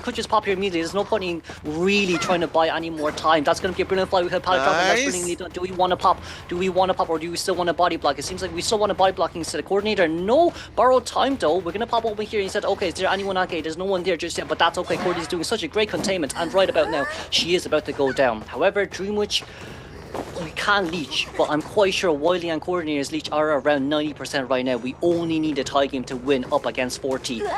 The time is ticking here now for the Hunter. That's true. KXWZ already spotted out where Problems is, but that's not the focus for now because KXWZ needs to stop the gate from being open. Just still trying to make it sure, but oh no, the gate will unfortunately be open.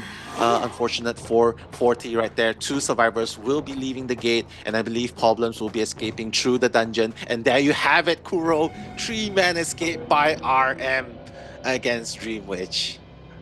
That was a really good early game there, especially from Coordinator's side, being able to get that pallet on the Dreamwitch and to pull such a big distance away. It is unfortunate though for Forti because they did need a 3-man elimination in order to move on towards match 3. However, we will now congratulate the winners of our match 2 today, RM, to move on straight towards the final rounds of bracket 1. For them, they will be matching up against Rivals next game. Ooh, the final boss that they have to conquer. And this is such an amazing story, you know what I mean, Kuro? Because this is like Rivals versus one ex-member of Rivals, being the captain and all, in case you guys know the backstory. So I'm really excited to see how the rivalry will proceed and whether RM will be able to bring the fight to Rivals in order to get to the first spot of the NAEU qualifiers representative. But all in all, it was an amazing game. It was intense. It was not one-sided at all. Super back and forth. And I really enjoyed the games, Kuro. Any exciting moments that you witnessed in the last Dreamwitch game? Last Dreamwitch game, I do think you have to give it up towards the survivors there too. They were very preserved on their items. They want to support Cordy as much as possible to reach towards that end game. And you know, even without borrowed time, it seems like they still aimed for it anyways, because we did want to, show a spectacular performance from ORM Survivor's side too. It was a tiny bit risky though, because if we made just one small mistake, it could have definitely ended up as a 3-man elimination or even a 4-man elimination. However, we do now see how well the survivors coordinate from ORM's side. Being able to turn that, tie game into a 3-man escape is something up against the Dreamwitch, still something a hard thing to do as well. That's true. I definitely love the back and forth coming in. It is just like watching a movie, right? Oh my god, plot twist here, plot twist there. Oh, started with the Terror Shock, ended with the plot twist of just getting so many survivors up and then coming back with the Hunter's dominance. So definitely very exciting match. Not disappointing at all. Super exciting. And I know that everyone in the chat is also like, hey, yay, let's go. All the cheers coming in. Go Paul. I can see shoutouts to Problems from RM and of course to the team as well for making it through. The final score will be in front of your screens, guys, because it's going to be 3-1, 3 escape from RM survivors. But you gotta give your props, you gotta give kudos to Team Forti as well, because they put up such an amazing fight. They definitely went down swinging left and right. They did, yeah. But not only that as well, I would say as well for Forti, they didn't perform bad, they performed spectacularly. It was still a fight after all, but the winners of this one will be ORM as we move on towards the match stats we go. As we can see here on Seiken's side, it's a 119-second containment. Of course, towards the end game, it was with 2 survivors supporting him as well. But his early game was around the 100-second containment with 3 Cypher Machines being done. that was honestly a nail in the coffin for Dream Witch. Problems here with 157% decoding progress, 69-second containment time, 113 with 200% decoding progress alongside with a 39-second containment time, alongside with Honor here, our rescuer, 143% decoding progress, 1 rescue, and 20-second containment time. Yeah, you know that the survivors of RM are having a good time when even the wildling has 143% deduction clocked in, right? And at one point, it was all him, removing the leech and also decoding the last cipher. So, good job. Who says Muro can't decode? he's definitely there. Yeah. It's also with the fact that, with the rescues as well, it did seem like it was, I think another highlight would be Whiting's rescue, because Whiting did drop down early. However, as from what we have seen how he rescued, instead of rescuing immediately, he moved behind the chair in order to dodge that Blinkish drop down from the Dream Witch, right? If it wasn't for that dodge, it would have been a Terror Shock down and definitely could have turned the tides of the game by a lot. Even if it was a 3 cipher machine decoding progress done, with 1 Whiting Terror Shock down, Dream Witch at max presence, that game could have turned very differently if it wasn't for that Whiting's rescue. Yeah, that's a very good pickup from you, Kuro. That definitely played a huge impact in making sure the successful rescue. But after all has been said and done, ladies and gentlemen, this is the match results for today for the second game, Forti versus RM. You can see that RM getting 12 points against Forti's 5 points, ultimately winning this in 2-0 fashion. 6-3 in the first one and 6-2 in the second one, ultimately, bringing RM up against rivals next. Definitely, yeah. It will be quite a bloodshed going in towards our next matchup too. And like if we see from the Hunter side too, my lord, both teams are now very dominant when it comes to the Hunter side, and the Survivor side also isn't slacking off too. Yeah, that's true. I mean, we'll see. We'll see what's gonna happen next, right? I'm super excited. We definitely had a very interesting set going on. It's very back and forth. I would say it's a close fight. It's a clutch fight. And even the difference in the map selection also plays a huge role. Like in the first map, in the first game, you see Red Church and Ever Sleeping Town. And in the second game, you see a total opposite, like, oh wait, we're not even considering that map. We're considering Leo's Memory. We're considering Chinatown. So difference in styles will clash, and it all comes up to which team they are up against. And yeah, I mean, just looking at this, I'm super excited. We won't be commentating the final game, which is between RVL versus RM, but we'll definitely be lurking in the chat. We'll definitely be lurking and watching to see who will be the first representative. And isn't it exciting, like, just to know that rivals might potentially face a very strong adversary? And who knows? RM might upset, might pull off an upset. Yes, definitely, but it's also with the fact that RM has, as we said before, has performed really well against rivals last year too. It is now up towards, who has done their homework first, who has done their homework better, and who is more, let's say, mechanically gifted, mechanically trained right now. Because from both sides right now, as we can see from Hunter's side, Sprinter is really good, but not only that, 7 Laws Hunter from in RM is also brilliantly done. Survivor's coordination is also brilliant from RM side too. So like, we'll just say this will be a really tough battle for Rival, but this is also what Rival wanted too. True. You gotta fear a talented team. You gotta fear a talented hunter, but you have to absolutely, be afraid of a hardworking, talented team. So I think the key word here is, you gotta be hardworking in whatever you do, not just in your studies, but also in games. Because, a lot of things going on behind the scenes, and we might be seeing the iceberg, the tip of the iceberg of what the teams are accomplishing now, but no one ever sees what's happening below the sea surface, I mean? Like all the sacrifice and hard work that they put in. So yeah, kudos to all the teams putting in so much effort into playing in this tournament. And I know it's not just rivals putting in so much effort. I know that ELV for one is putting in a lot of effort, Forti, RM, all the teams playing today, and of course for tomorrow as well. So guys, please do, let's keep the things focused on the teams and give our support, undying support, just to make NAEU great this time. Make NAEU great, and and they'll surprise you, when we look forward to it. they definitely will. But not only that as well, it is still just 2 games in here. We still haven't seen any of the other survivors that recently have been buffed come out as well. Like, you know, the likes of Mechanic, the likes of, you know, we have seen there has been an Enchantress being chosen out to counter a Hullabaloo.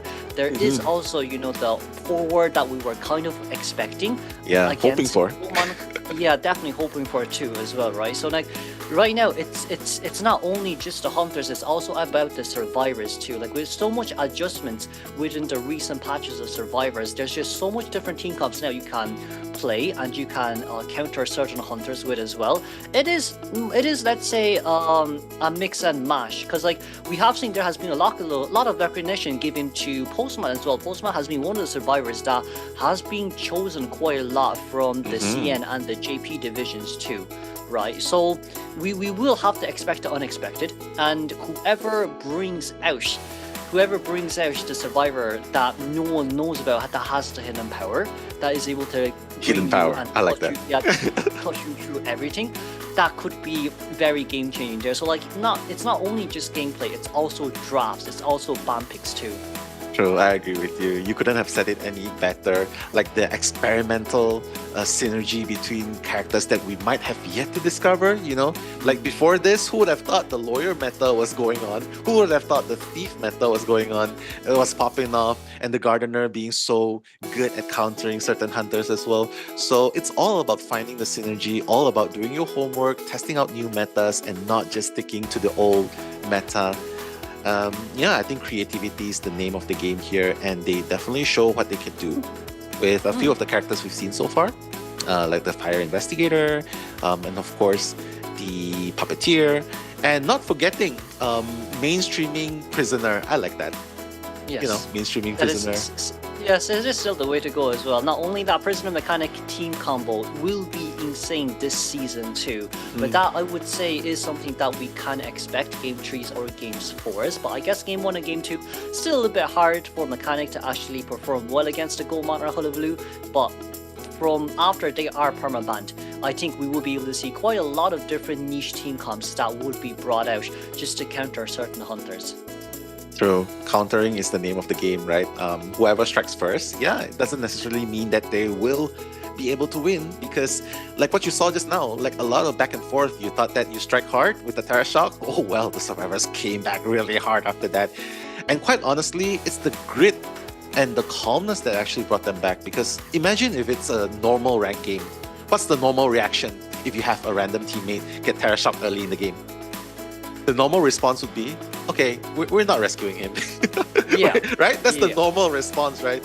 But for the competitive side, the belief in the teammate in order to do the rebound kite, that definitely played an impact as well. Because if they chose to sacrifice the acrobat there and then, I think the game would have gone very, very differently right there.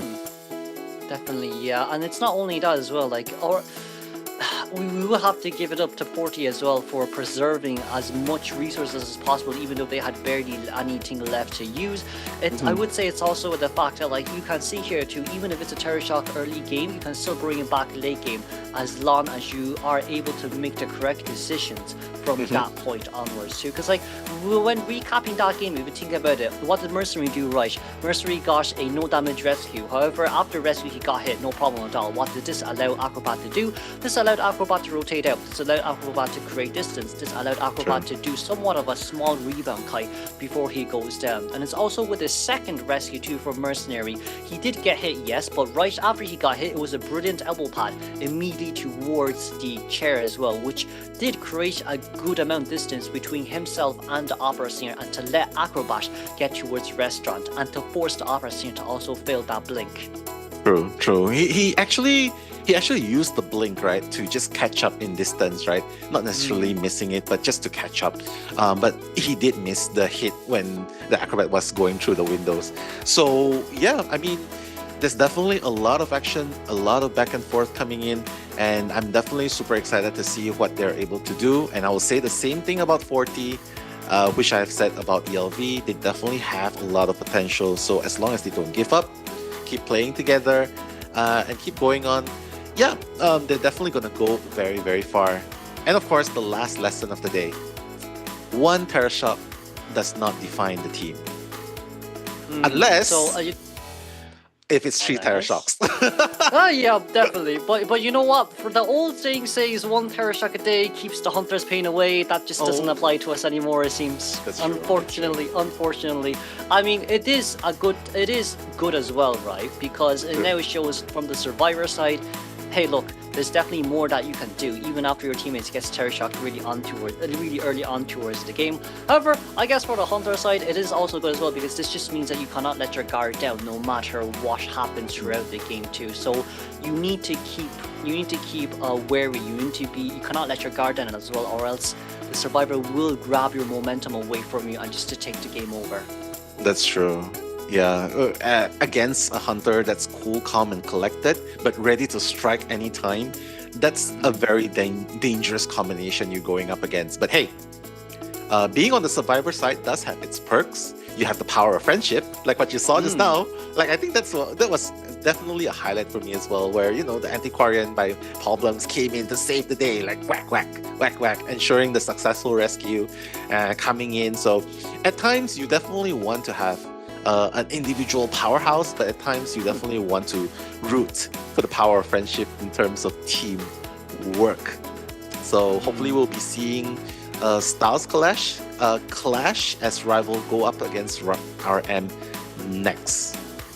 Yeah, and it's with like this matchup going on, I just feel like whoever does get the map advantage will be able to fully utilize it too, because like if we see from the first game that rival had, it was their opponent that got into map choice first, and you know, even with them getting the map choice, it was still Sprinter getting that 4K. That's true. And for the best deduction, who do you think is going to be the best deduction for this game? Why don't you tell us, Kuro?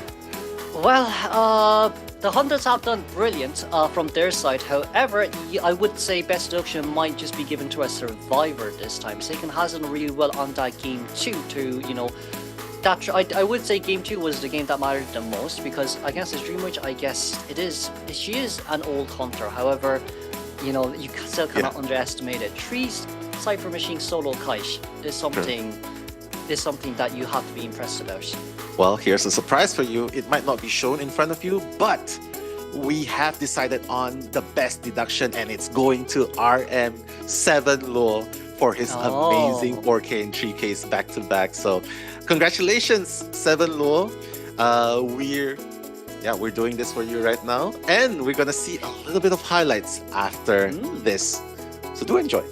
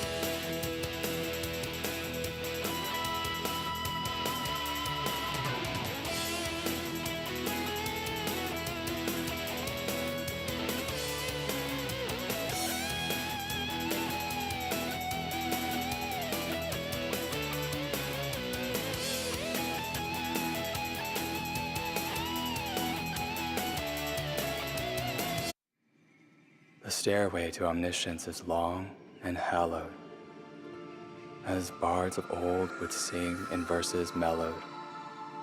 Stories slowly fade, their whispers mist, becoming echoes in the dark abyss. When fingers touch the heart tree's ancient bark, they sense the essence in its rhythmic arc, and the owl bestows its grace, guiding me to that sacred gate. Visions that once clouded my sight now fade away. Sacred sounds fill my ears, resonating clear as day. We bask in wisdom from sagacious words, yet with our hands, they laid waste to all we've heard. Thank you for your generosity, Mr. Clark.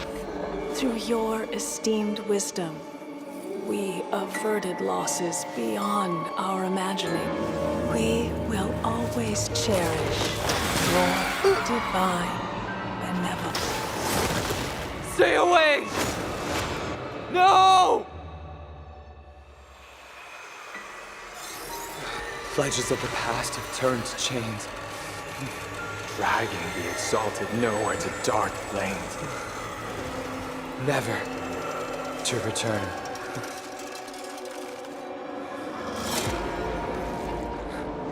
Beneath an unseen gaze is my consciousness, a silhouette in glaring light, slips into the void, out of sight. The prophecy was clear and bright. The hour comes. I take my flight. Ascending past an unchangeable fate, the road ahead is fraught with peril great.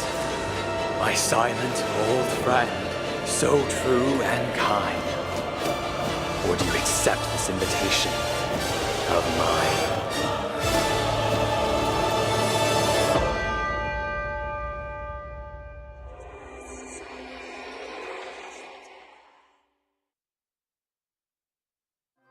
I don't care for what used to be.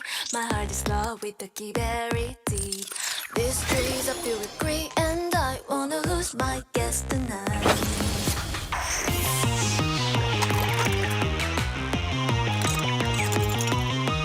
They play the game, I play mine too. Dancing with the devil is nothing new. Dragon venom with the snakes bite. No way too high, but too far. All the chains I bear lead me to escape. So I found a new fading darkness and rest. In the shadows, my methods unfold. Once they hunted, now hounds with a new song. Oh, now's the time for your desperation. Hostile face to your devastation. Let me guide you to salvation. No regrets. She once had the blue sky in her eyes, but now the actual blaze at died. She once had a heart of the blood, now she wants to pull your strings and take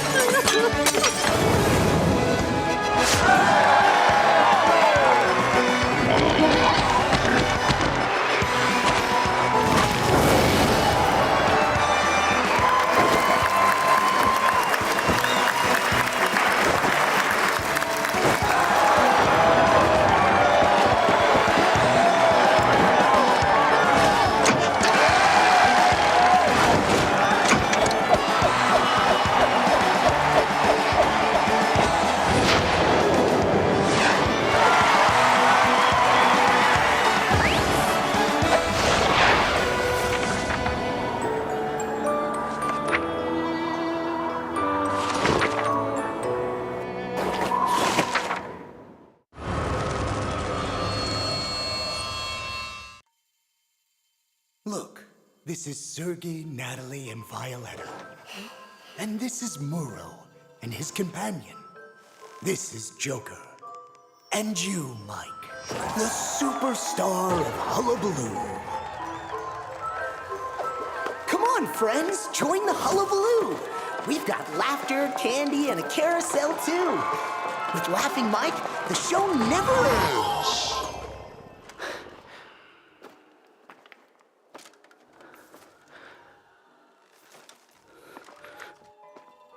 Come on, friends, join the Hullabaloo. We've got laughter, candy, and a carousel, too. The show never stops, and the joy is set.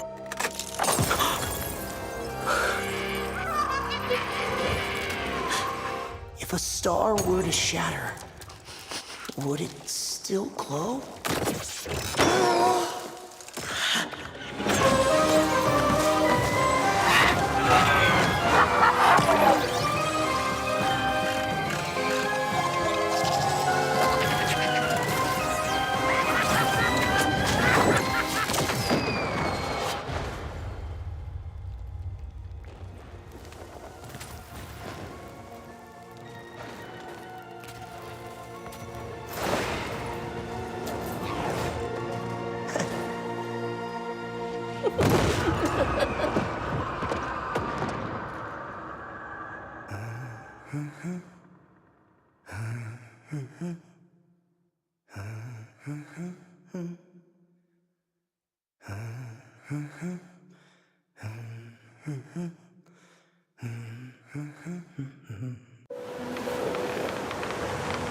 February 11th. A fierce wind scattered the clouds.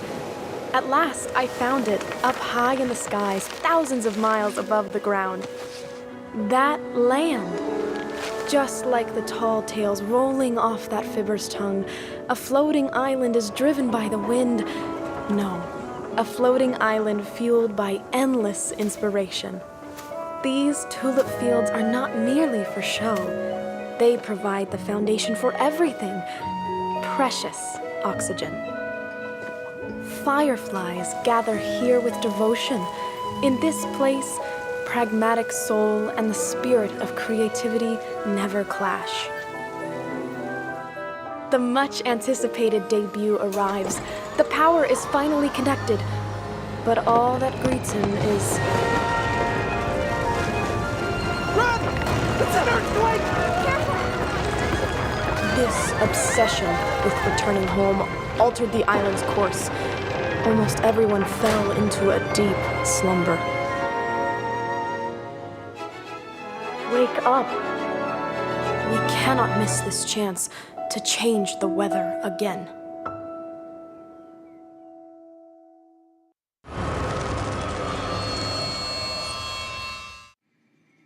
The stairway to omniscience is long and hallowed, as bards of old would sing in verses mellowed. Stories slowly fade, their whispers mist, becoming echoes in the dark abyss.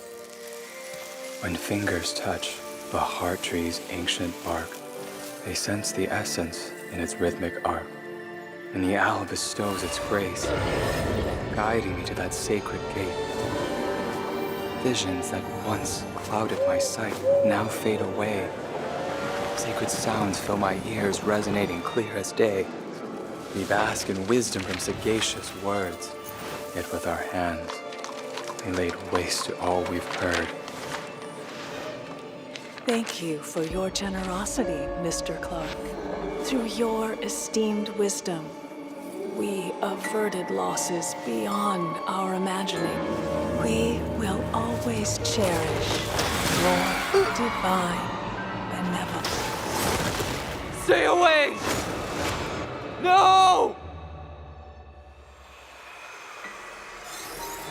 Pledges of the past have turned to chains, dragging the exalted nowhere to dark lanes, never to return.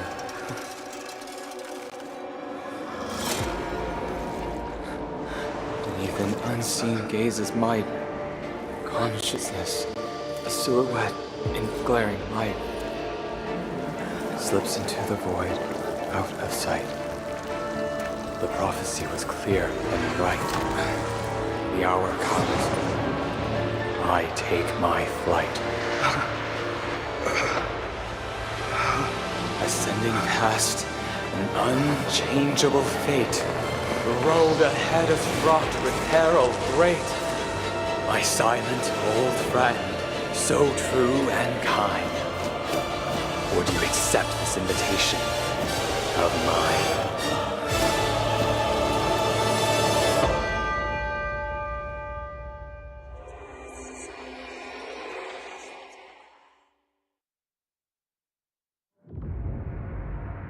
I am away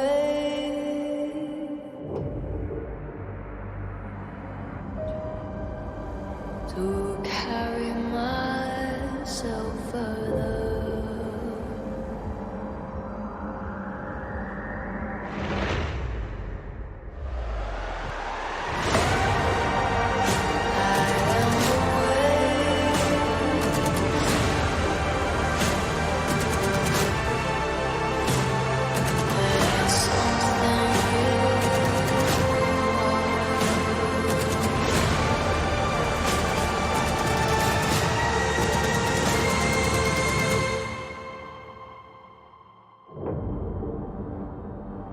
There's something in the water.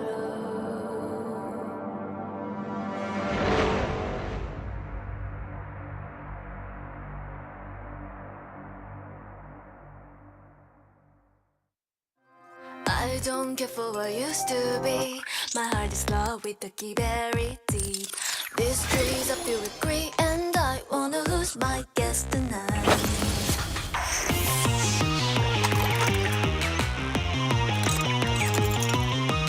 They play the game, I play mine too. Dancing with the devil is nothing new. Dragon venom with the snakes bite. No way too high, but too far. All the chains I bear lead me to escape. So I found a new fate in darkness and rest. In the shadows, my methods unfold. Once they hunted, now hounds with a new song. Oh, now's the time for your desperation. Hostile and face to your devastation. Let me guide you to salvation. No regrets. She once had the blue sky in her eyes, but now the actual blaze had died. She once had a heart of the blood, now she wants to pull your strings and take the drown. Burn the past, I found the ultimate solution for our fate. It's so sad, nothing holds me back. I'll be the one spinning the spread.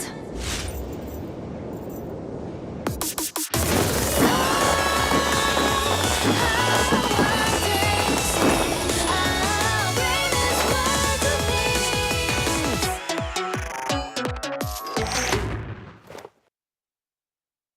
No regrets. She once had the blue sky in her eyes, but now the actual blaze had died.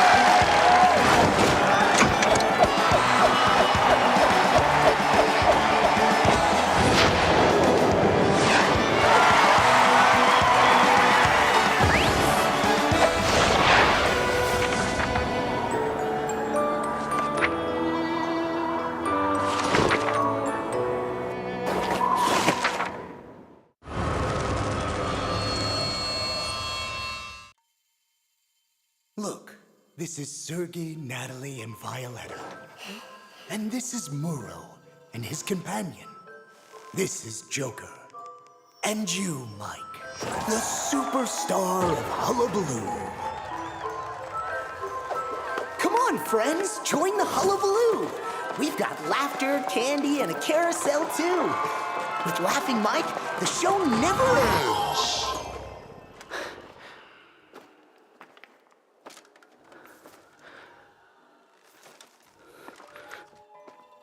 Come on, friends, join the Hullabaloo. We've got laughter, candy, and a carousel, too. The show never stops, and the joy ascends.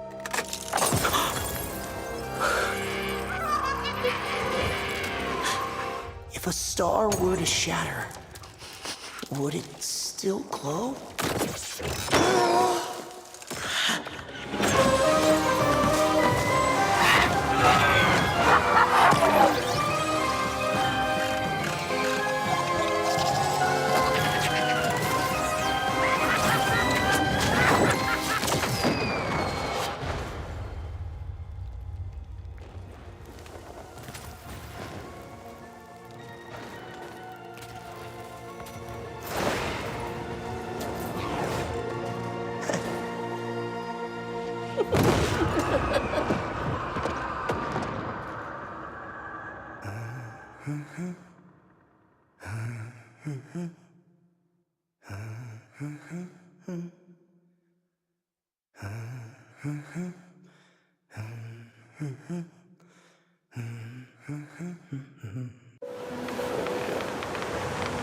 February 11th. A fierce wind scattered the clouds. At last, I found it, up high in the skies, thousands of miles above the ground. That land. Just like the tall tales rolling off that fibber's tongue, a floating island is driven by the wind. No, a floating island fueled by endless inspiration. These tulip fields are not merely for show. They provide the foundation for everything. Precious oxygen. Fireflies gather here with devotion. In this place, pragmatic soul and the spirit of creativity never clash. The much-anticipated debut arrives. The power is finally connected. But all that greets him is... Run! It's an earthquake! This obsession with returning home altered the island's course. Almost everyone fell into a deep slumber. Wake up. We cannot miss this chance to change the weather again.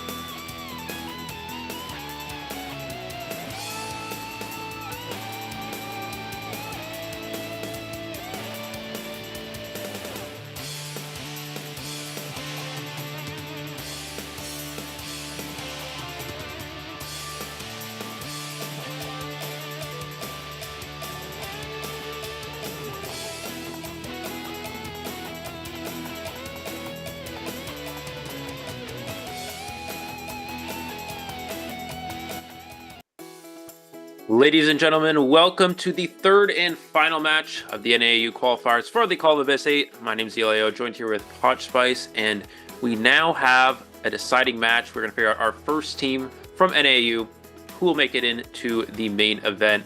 Poch, it's been, how long has it been since our last tournament? At least, been a good minute, months. my guy. Oh, wow, it's been a good minute. I'm so excited because Call of the Abyss 8, right around the corner. We've already talked about, well, Nell and Kuro, shout outs to them. They talked about the new picks and ban systems, and now we got to talk about the teams that are right in front of us. You mentioned it.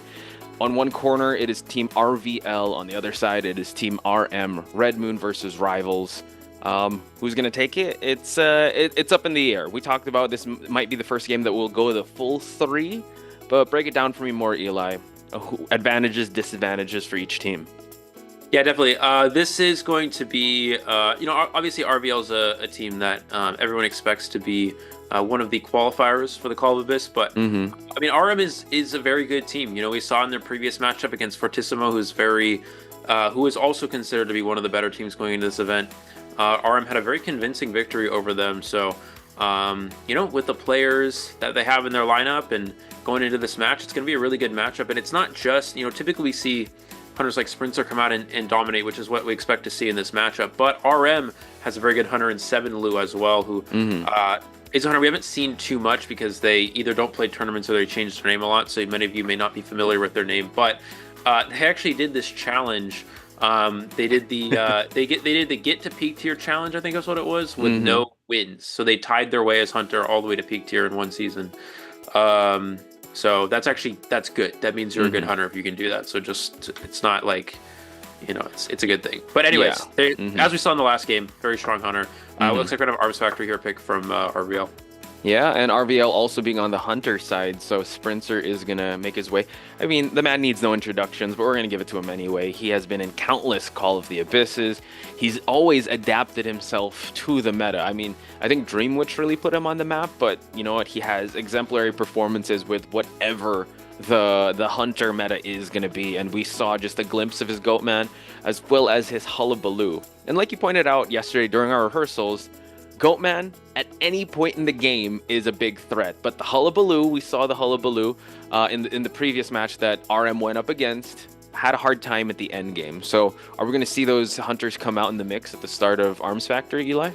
Well, yeah, I mean, obviously, Goatman and Hullabaloo being the 2 best hunters in the game. And something I've talked about, the way I see the current meta is over in the Asia server, we've seen quite a bit of Hullabaloo being utilized as the first round hunter. But what obviously, what often happens, mix up the words there. What often happens is that a lot of teams will play counter comps to Goatman because they really don't want to have to play in that matchup.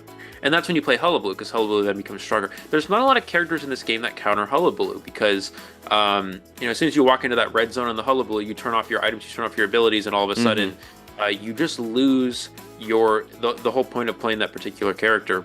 Whereas with Goatman, you actually have characters that can counter him, and that's why we see a lot of these hunters switch over to Hullabaloo to make their matchup a little bit better.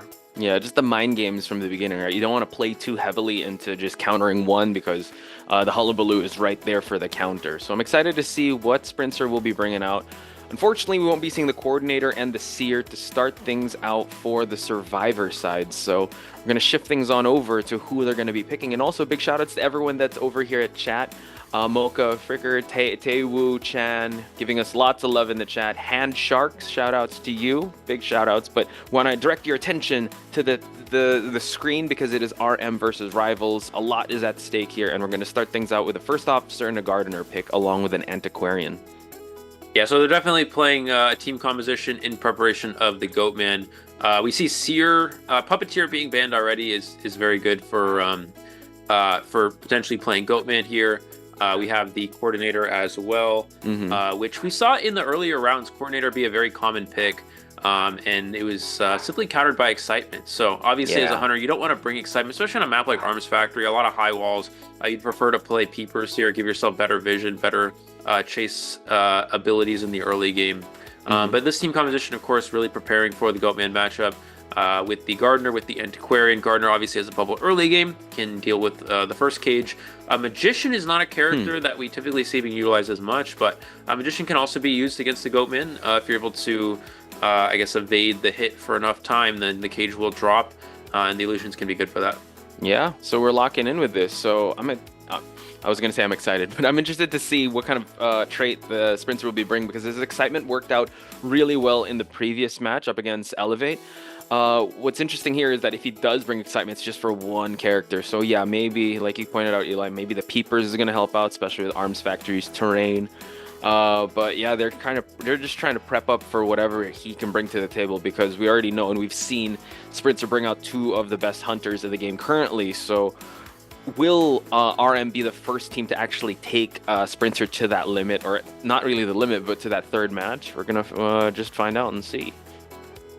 Yeah, we'll see what Sprinter goes with as well. We did see him play Hullabaloo earlier in the day, but it appeared to be he was more comfortable with the Goatman, so I would imagine he'll probably lead with that here. Yeah, I mean, again, you know, we see some of these teams over in Japan and China go for Hullabaloo when they get a team composition like this, because again, this comp would be a lot better for the Survivors to go against Goatman. But Goatman is just so good. I mean, there's really, it's sort of just like, okay, back in the day when Dreamwitch was the first round hunter, you played all these counters and people would still play Dreamwitch. Or when Opera Singer was the first round hunter, you'd play all these counters and you'd still see it. It's exactly what we're going to see here. We're going to see the Goatman here from Sprinter, and I would imagine now that he does not have to worry about the coordinator. Will probably build into Peepers here rather than Excitement, unless you're really worried about the Antiquarian, but I doubt that's going to be the case.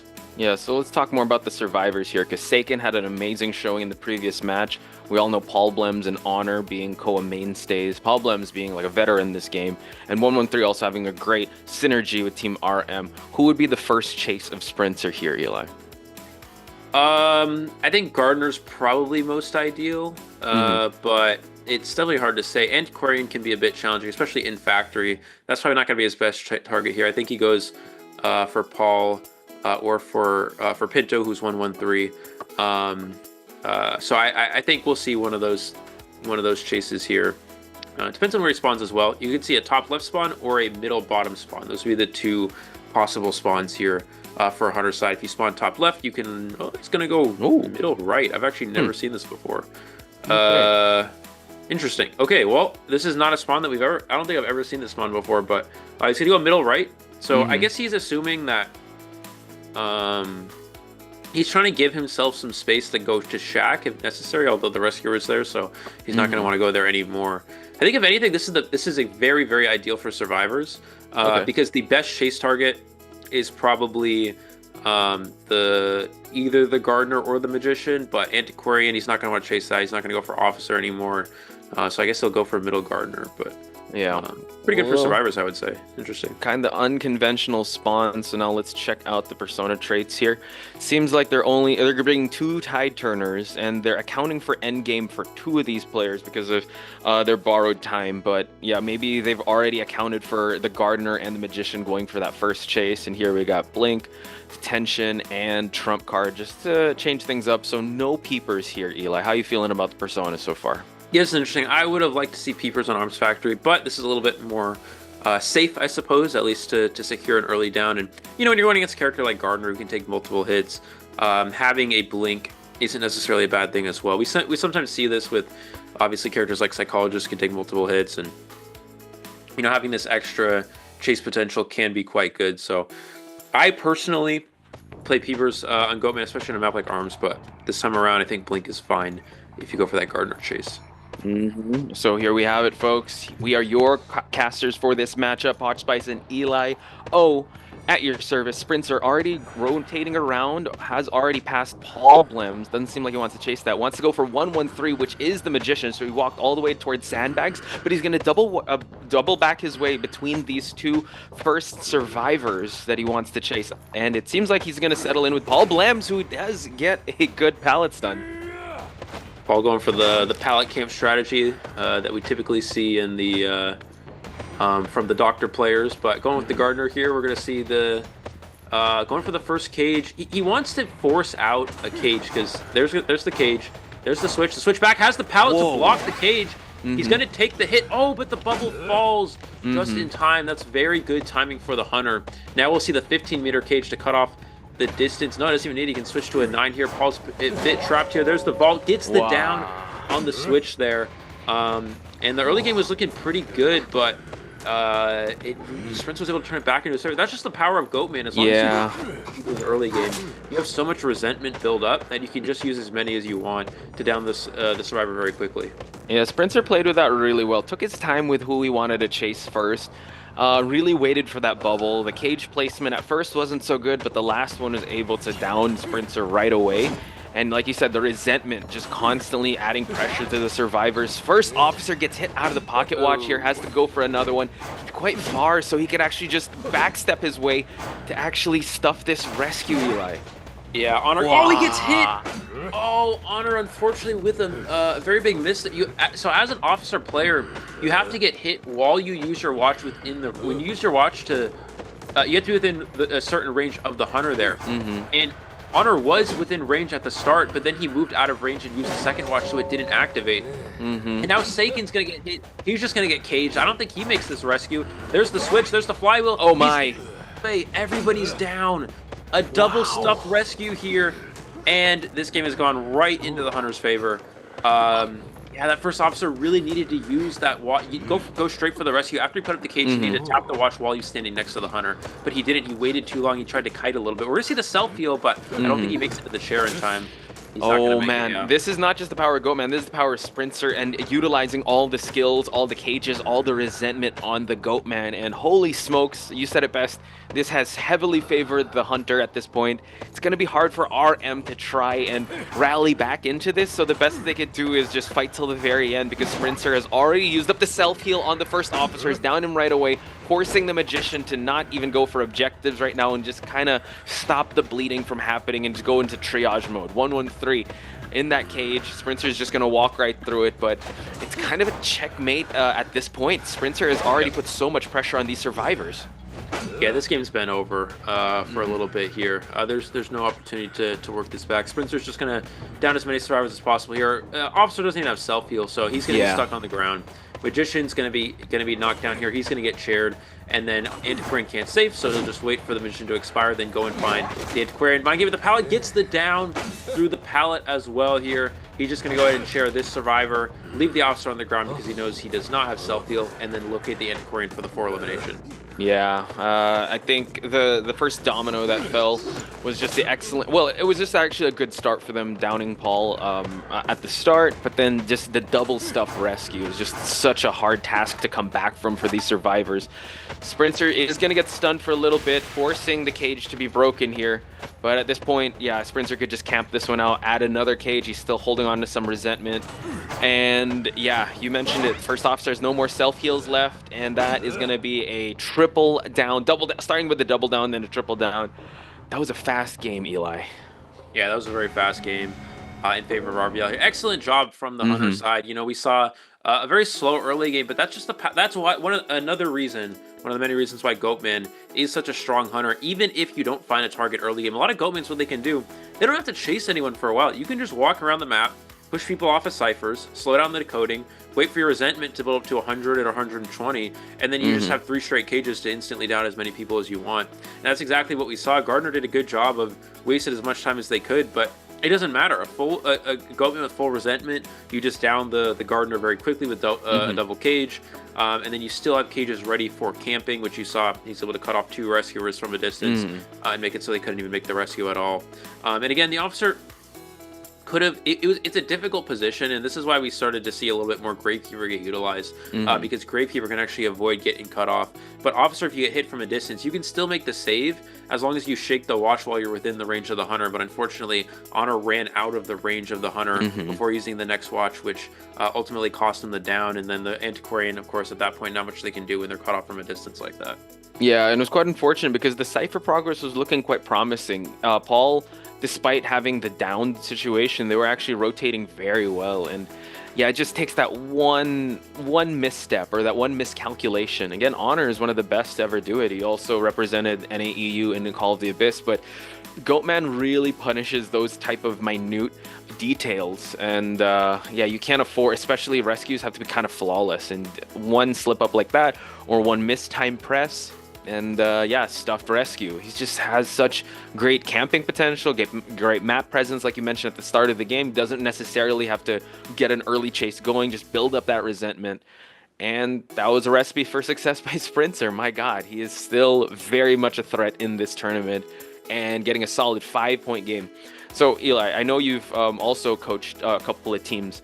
How do you think the mental of the survivors should be coming to that next match? Because Sprinter dominated that round. Yeah, it's really tough. You know, typically after a match, you'll kind of go over the things that sort of went wrong. But when you're in a position where it was that favorable for the Hunter, and it's really just like, what can you do differently? Is there's not much when you get cut off from a distance like that. It's just about making rescues. I think maybe try switching up the comp a little bit. Maybe something like Gravekeeper could be a little bit more optimal. Something like Wildling. Those are two characters that can't really get cut off from a distance. And maybe sending the officer to save a little bit sooner so the officer doesn't get cut off. Rescuing Goatman early is important, and I think they might have rescued a little bit late there. That could have been an issue. I'm not really sure, but just sort of review the match. You got to talk about what you can do differently, and you have to sort of focus on what's going to happen next. And now that you don't have Hullabaloo or Goatman available, because they'll most likely both be banned, what Hunter Sprints are playing next? Probably Opera Singer, right? So they're going to have to sort of go over what they're going to do next. While the Hunter plays here, don't even worry about too much what the Hunter's doing. Focus on what map they're going to pick to deal with Sprinter's Opera Singer, and focus on what characters they're going to pick to help themselves in that matchup. Okay, hopefully they can kind of come back from this and rally back into it, because that was a really dominant performance on the Hunter side. I like how you broke it down. Like, let's focus on what we can control, which is don't want to face the Hullabaloo, go for the Opera Singer, which... Again, Elevate did not want to face the Opera Singer, so they banned out the Opera Singer, but knowing full well that, this is the meta of the Hullabaloo. So hopefully they learn a little bit from that as well in that matchup. But let's switch things up, because now we're switching Hunters. 7luo, what can we expect from him coming into this matchup? Well, we've seen... it's interesting. We saw... I was talking with some of the RM players before their matches today, and they did say that they might try to mix in their other Hunter as well. Oh, nice. Which is pronounced Saeed, is what he told me how to pronounce it. And they said that he was most likely going to be coming in to start one of these matches, whether that was their Fortissimo matchup or the Arrival matchup. We haven't seen that yet, but that could also be something we have to think about. Yeah, I mean, they got to come out with a 4-kill here. It is Arms Factory. This map is particularly good for Hunters in that it's a small map, making it easier to control Cypher machines, depending on the Hunter, though some Hunters do struggle on this map. Looking into our statistics for this match, as you can see, the maximum kite time was only 47 seconds, and that's just how strong the Goatman is. And Sprints was able to prevent every single rescue. He wasn't able to allow any rescue from happening, and completely stopped the game and prevented the Armed Survivors from really doing much of anything there. Yeah, that might have been some sort of record with how well he was able to manage all that. So, incredible performance on Sprinter's side. He just needs to wait it out and see how the Survivors do. Let's talk about the Survivors of RVL, because they showed their resilience in the previous games, even though there were some situations where it looked like they could have gone for a 2-man escape. They still tried to go for more. So and they always try to find they put themselves in tough spots, but they're able to find their way out. So hopefully 7luo can bring something new to the table for them to challenge the Survivors of RVL. Yeah, definitely. So it's really tough for them. Again, this is a matchup we thought was going to be very close, and RVL off to a good start. But this is something we expect in round one. The round one Hunter situation is just so good for Hunters at this point. We'll see how we can turn this around, and it's tough again for RM. Their Survivors, they seem to be very proficient in their matchup earlier, and the question is really going to be for RVL Survivors here. We saw them play a good Goatman game in their first matchup, but then they really struggled in the end game. They played the early to mid game very, very well. Yeah. And they created a 4-survivor end game, but they struggled heavily in the end game, resulting in a 3-kill.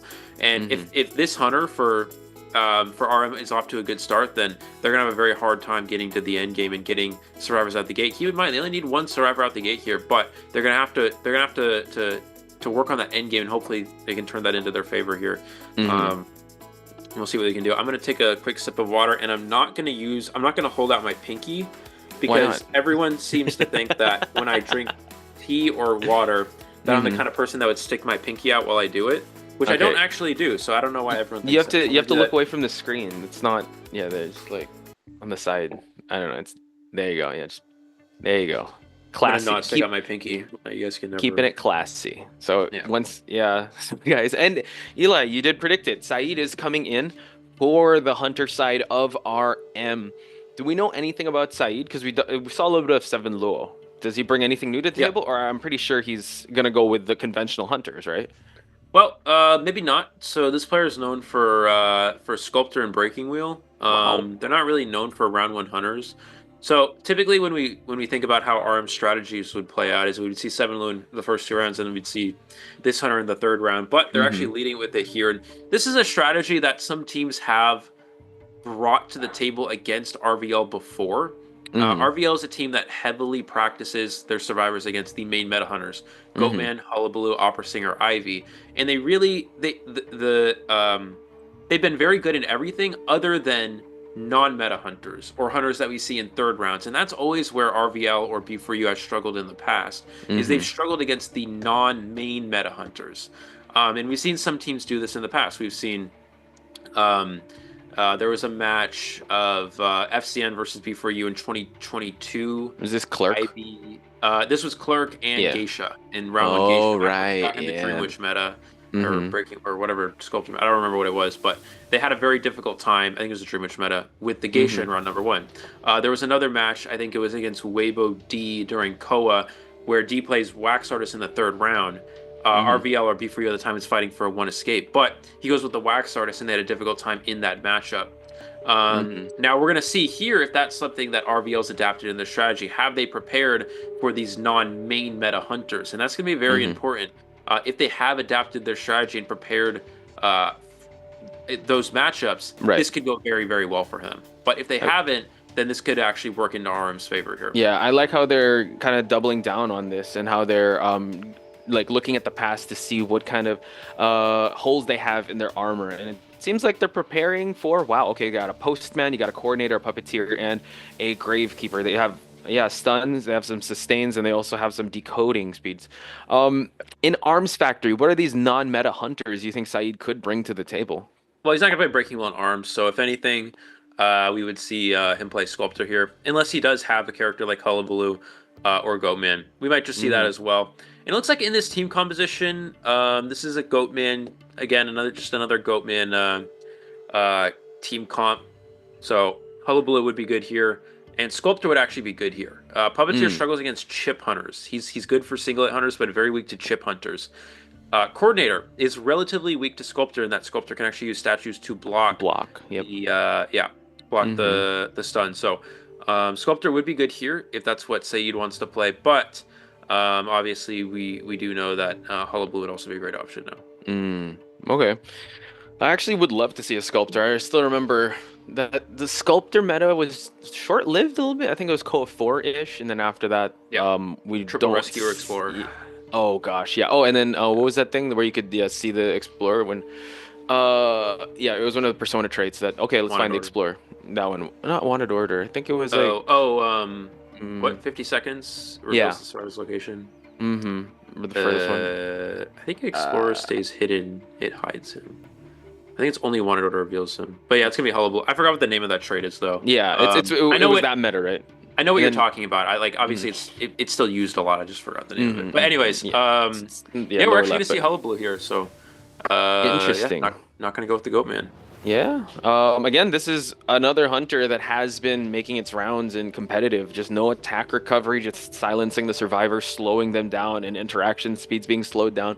We saw an amazing Hullabaloo on Sprinter's side, just constantly putting the clones, making the jumps happen here. How does Hullabaloo fare in a map like Arms Factory with high walls? I mean, he can just jump over it, so it's fine. We're going to see an interesting spawn here. Oh, no, never mind. Not an interesting spawn. Thought it was going to be. Hullabaloo's fine. It depends on what kind of build we're going to see. We'll most likely see Peepers, because obviously Peepers on Arms Factory is considerably good. A lot of high walls, a lot of lack of vision in certain areas. We're going to see the top left spawn. This is very pretty standard. This will lock off the Factory Cipher, forcing the decoder, being the postman, to find a new cipher machine, slowing down decoding, and he can just go and chase the survivor at Shack, which is the puppeteer, who is actually not particularly strong. The puppeteer versus Hullabaloo, it kind of depends, I guess. The red zone can shut off abilities. Keep that in mind, and that's where Hullabaloo really becomes strong. Is that red zone is just so good. It really makes pretty much any character in the game into just nothing, just a default character. Yep. True. So he might actually go for that puppeteer to give him that silence for him not to tank that hit. But like you mentioned, this is the Hopefully the Puppeteer will also gain a lot of presence. What are we thinking when it comes to Persona builds? Oh, no, we don't think of it too much. Insolence is coming in, as well as Excitement for the Coordinator gun. Okay, interesting. Yeah, Excitement's not a trait we really see utilized on Hullabaloo almost ever, just because he's typically known for shutting off abilities and not needing Excitement. But obviously, if you're able to get the flare gun out in the open, you're not able to get a red zone on him, then using the flare gun obviously is gonna be good. And looking at the Persona builds here, we have only 2 flywheels. So that means that Puppeteer is definitely a very good chase target. This Puppeteer does not have borrowed time, does not have flywheel. This is going to be a very good opportunity for this Hullabaloo to chase here. Once again, folks, Eli O and Potch Spice, your commentators for the second half of round number 1. RM Saeed needs to. So it's. Yeah, we'll see. It seems like he's going to chase Schmitty to start things up. 2 fast hits already here. And someone said it was quenching effect, by the way. Quenching effect, thank you. That's okay, what it was, thank you. Quenching effect. Let's see what the Puppeteer. He locked it for a second, but Schmitty was able to get the vault off there in time. Now Schmitty needs to be very careful. We'll see what Saeed does. Is he going to go for an immediate swing here? Is he going to try to get the red? Okay, he's going to get the red, but Schmitty's able to get the puppet off in time. He's going to try to keep him trapped in this red zone as much as possible. Takes a vault there. You can actually get terror shocked in puppet form there, and he's going to get the first hit. Schmitty, I think, did get the puppet off. There's the second bomb. There's the jump. What can Schmitty do here? He red zones him, so he can't switch to the puppet form and gets the down. That is the power of Hullabaloo, just essentially turning characters into default. Yeah, so they really need to push these ciphers because, like you said, it comes down to endgame. You really need to pressure this Hullabaloo. And I mean, amazing placements on Saeed's side. Schmitty played that really well, all things considered. And now the Gravekeeper having 2 of the 3 colors already on him. He's waiting for him to get out, and now he's gonna go for that rescue. There's the save. Let's see if Schmitty can kite until the Tide Turner runs out. That's gonna be huge. If he's able to do that, he can't use his ability now. He's just gonna jump over him, switching the black zone to the other side there, allowing him to get that next hit. And Puppeteer is gonna be knocked down for the second time. Still 3 ciphers remaining, 2 full ciphers to go after the 60% cipher. And not only does this Hunter have insolence, he also has Trump card, which means that his later half of this game is going to be a lot stronger than a typical Hullabaloo would have. Not to mention, it actually favors him that the Puppeteer is on a second chair because he's the only one with the second Tide Turner. So the one coming in is green for the rescue because he can use that Coordinator gun, but if he gets silenced, that's going to be a pretty tough save. He already has the red one. He's going to switch on over to the black bomb, and now Coordinator actually eats that hit, so Coordinator can actually use the flare gun, but can't. Oh, wow, able to actually get the pallet drop and unable to get it. Schmitty doing an amazing job so far, still has the puppet. He gets the puppet off in time. He did red zone him there, but he was able to get it off here. Still has Schmitty's trap back here. He's just going to wait. He's going to hold him. Oh, no, he missed. Oh, he has the jump. Can he hit him with the white? He does hit him with the white zone there. That's going to secure the down. His Coordinator here. Coordinator is not going to conserve the flare gun for later here.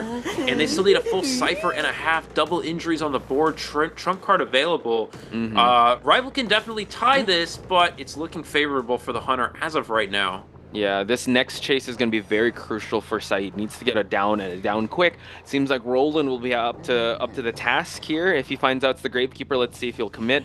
Probably heard the shovel already, and now Saeed has not used his trait just yet. So he's considering it. He's going to use his Trump card and teleport. And he's going to stop Yin L in his tracks before he can continue on. Nice dog bite here just to slow him down just for a little bit.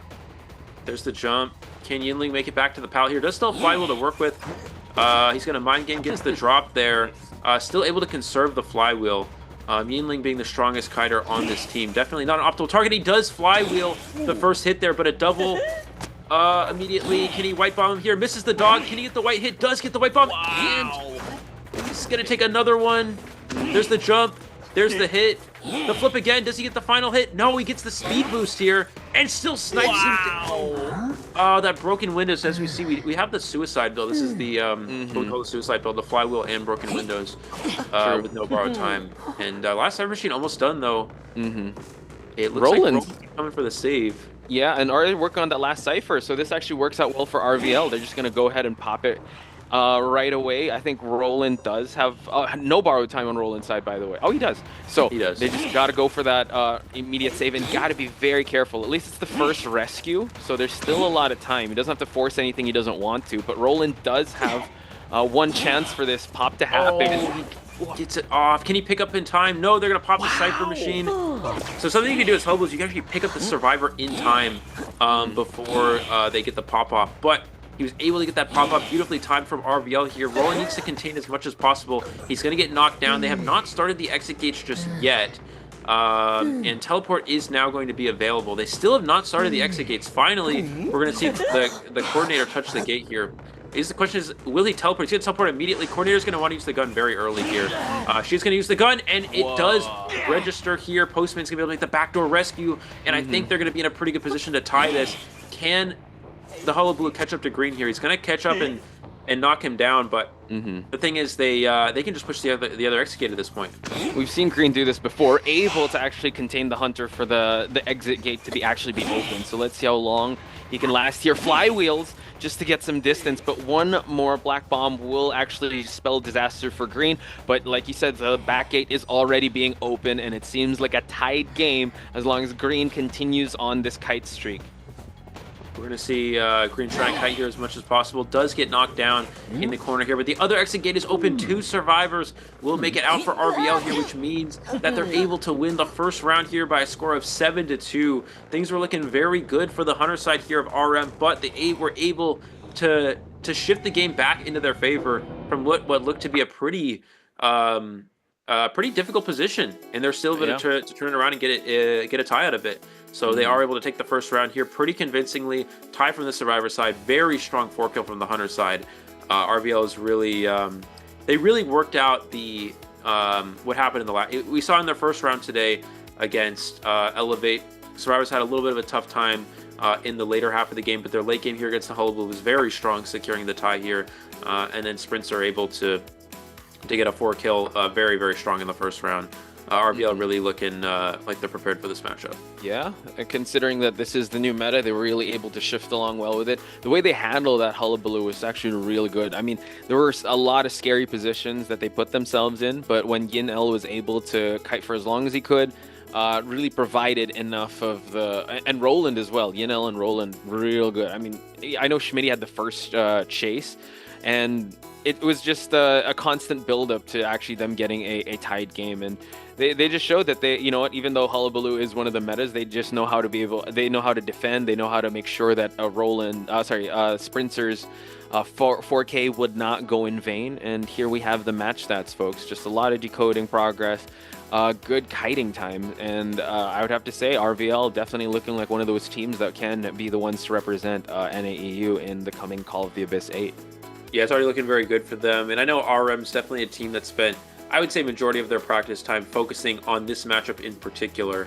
You know, we saw RM versus, I think it was it RM versus, yeah, it was RM versus RVL back in, I think it was IVT. Okay. And back then they seemed very, very well prepared for their match. It was very, very close, and things were very close, and RVL was able to just squeak out a victory here. But it looks like RVL is really prepared in this one, and are again very convincing victory in the first round here against RM. A lot of pressure on them. Can they turn this around back into their favor?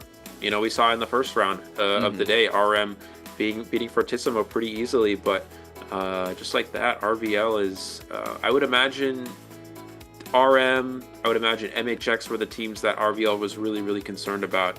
And you can definitely tell that their practice time has paid off thus far. Yeah, it was just an excellent showing. They were able to roll with the punches really well, and leading to a 7-2 lead coming into round number 2. Again, this is a best of 3 rounds, so if RVL takes this one or even just ties it all the way to the end, that's totally fine, but they're in a good spot. Yep. And we've always said in competitive IDV, once you're able to actually win on the Hunter side, especially in this meta, win on the Hunter side, just tie on the Survivor side, you're putting yourself in a really good spot to kind of put like a checkmate scenario on your opponent's side. So RM, after having like a dominant on the survivor side, getting dominated like that by Sprinter, you got to wonder how the mental stack is going to be like. And at least they'll be able to have map advantage, but Sprinter could play on any map at this point. Yeah, definitely. It was. So hold that thought, Eli, because I think the highlights are ready. So let's check out the highlights and talk more about this matchup. So don't go anywhere, folks.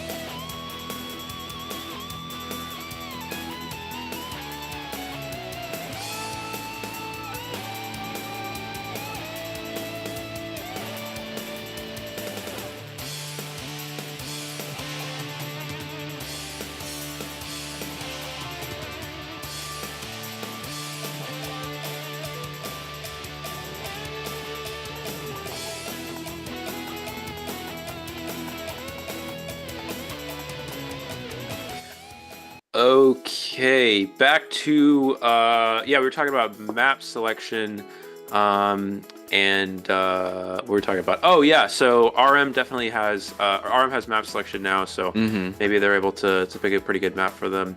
Do you want to address? Sorry, I can't get this out of my head. Yeah, so please go for it. Real quick. So just so everybody knows, my name obviously is the same as name is Seer. And we both pronounce our names Eli. Okay, just for anyone who is curious. I just wanted to make everybody just so everyone anyone who is curious. We pronounce our names Eli. So, I thought it was. Anyways, that's what I had to what say. was the other pronunciation? Eli. No, the I does not make an E sound. It makes an I sound. There you go, guys. You heard it here first. Cotton 4K. That's how you pronounce Eli's name. Eli, folks. So shout outs to everyone. I think Just the Girl is here. We also see Rasia, Hanako, Sublime, Nini, Mew. Any shout outs you want to give out to anyone that's watching from your chat or anything, Eli? Oh my god, I did not have. I was not looking at the chat. I just noticed the Ely thing. We'll give that kind of person caught my a shout attention. out. But yeah, anyone who's here from anyone's here who's here to support the stream. Thank you guys for being here. Anyone who came from my YouTube stream, what's up? Welcome to the stream, guys. And also anyone that came here from ZzVovG's stream, also shout outs to him. He's one of the big content creators as well. If you're watching, shout outs to you, my guy. I love the content.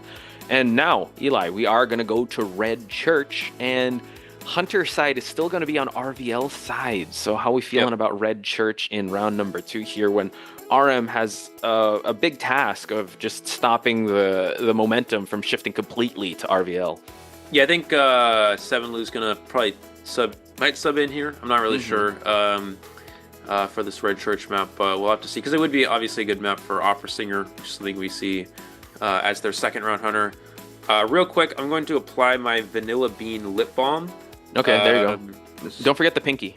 Oh, I've been told that I apply it wrong. So, you know, I've been told that guys apply it wrong. How are guys supposed to apply it? Apparently guys do it like this, right? This is like how I do it. But then one of my friends, she said that I have to go like, what did I have to do? I have to go like this or something. I don't really. You know, you're caught on 4K when. She said if I don't do it that way, then I'm just doing it wrong. And I was like, I don't think there's a wrong way. How is to that apply wrong? lip It's balm. just the playing, or I don't know. I don't know. It works. Chapped lips, guys. They're the worst. So yeah, I should get some petroleum jelly going on. I didn't know there was a different way. God, now I got. I didn't know either. Yeah. Learn something new every day. So, Red Church, Sprinters still on the Hunter side. We are going to get a global ban of the Goatman, as well as global bans on the Seer and Coordinator.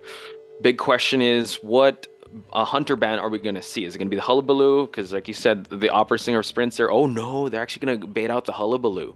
So banning out the Sprinter. Eli, I know you're looking at the comments. Is there anything? Oh, someone just said that Psyche pronounces my name Ellie, which is not right. But it's only him that gets the Ellie pass, right? Like he's the only one allowed to call only you Ellie. Psyche can do that.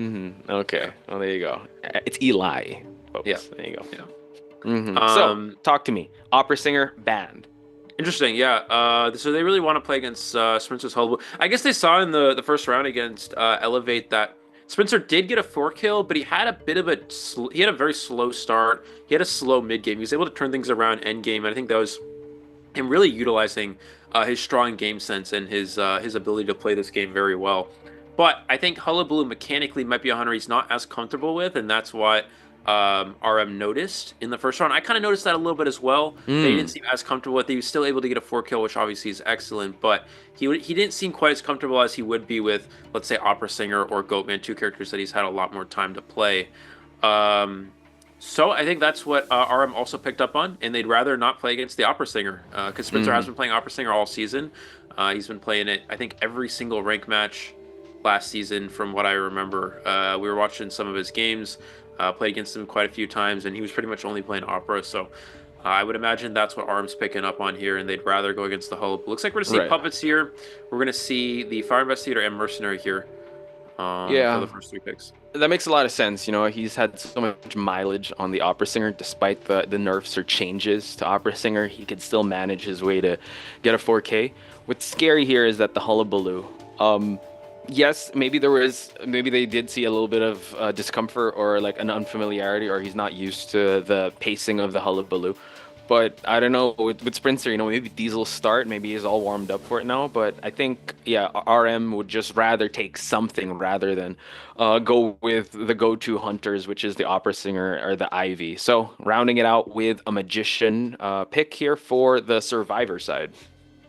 Yeah, Magician is interesting. Again, maybe they're thinking he's going to play Ivy. Like, I genuinely thought that they'd try to... I mean, I guess Hullabaloo, it's kind of hard to counter-comp anyway. I would imagine they would have gone quickly to Psychologist, just because that's obviously a character that... that's going to be very good. That's considerably good against Hullabaloo, being able to take multiple hits. Maybe a Barmaid Seer combo could be good. Something that would give them a good Hullabaloo matchup. But that's not really the case. This comp is more for Ivy. So I guess they're more worried about Ivy here rather than Hullabaloo at all. So I guess they really just are not. They don't care about the hullabaloo. They're saying, okay, we're really concerned about the Ivy. Let's try to build a comp for Ivy. Magicians get against Ivy. You can illusion to remove the ghost if it's attached to you.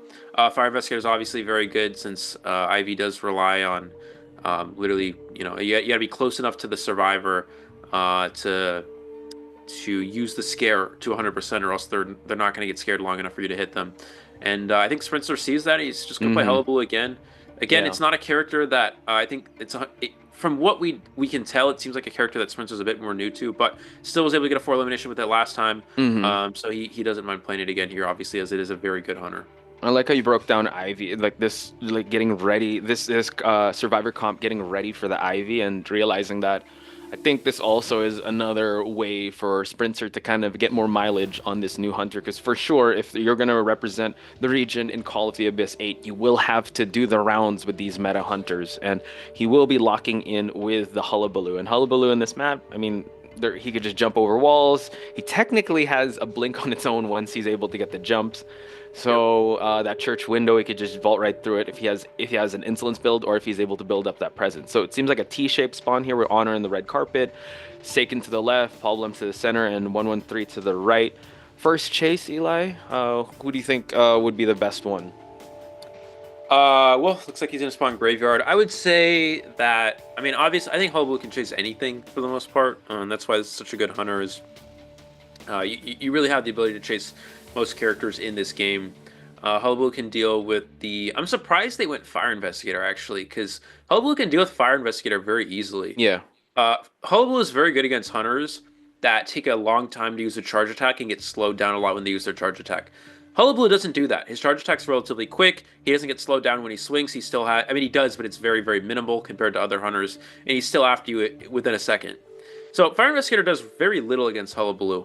So I'm very surprised that we see this character get picked, and Sprinter, I think, would just commit to this Survivor first here. So it's going to be very interesting to see how 113 is going to kind of deal with that. Now we're going to look at the persona traits. Hang on real quick. I got to pull up the other screen. Okay, so it seems like Flywheel. We also have Borrowed Time, Broken Windows on the Magician side. Seems like only one person with two persons with Borrowed Time. They are also accounting for one Tide Turner here. Peepers is on the side of the Hunter along with Insolence just to build that, as well as Trump card for Sprinter. Yeah, it looks like they have 3 with Borrowed Time. They only have 1 Flywheel though, is the thing, and 3. Sorry, my bad. Okay, I'm blind. That's okay. They have only 1 Flywheel here. Flywheel is usually considered pretty good against Hullabaloo. We also have Sprinter using left-right. He's playing Insolence Attention with Peeper.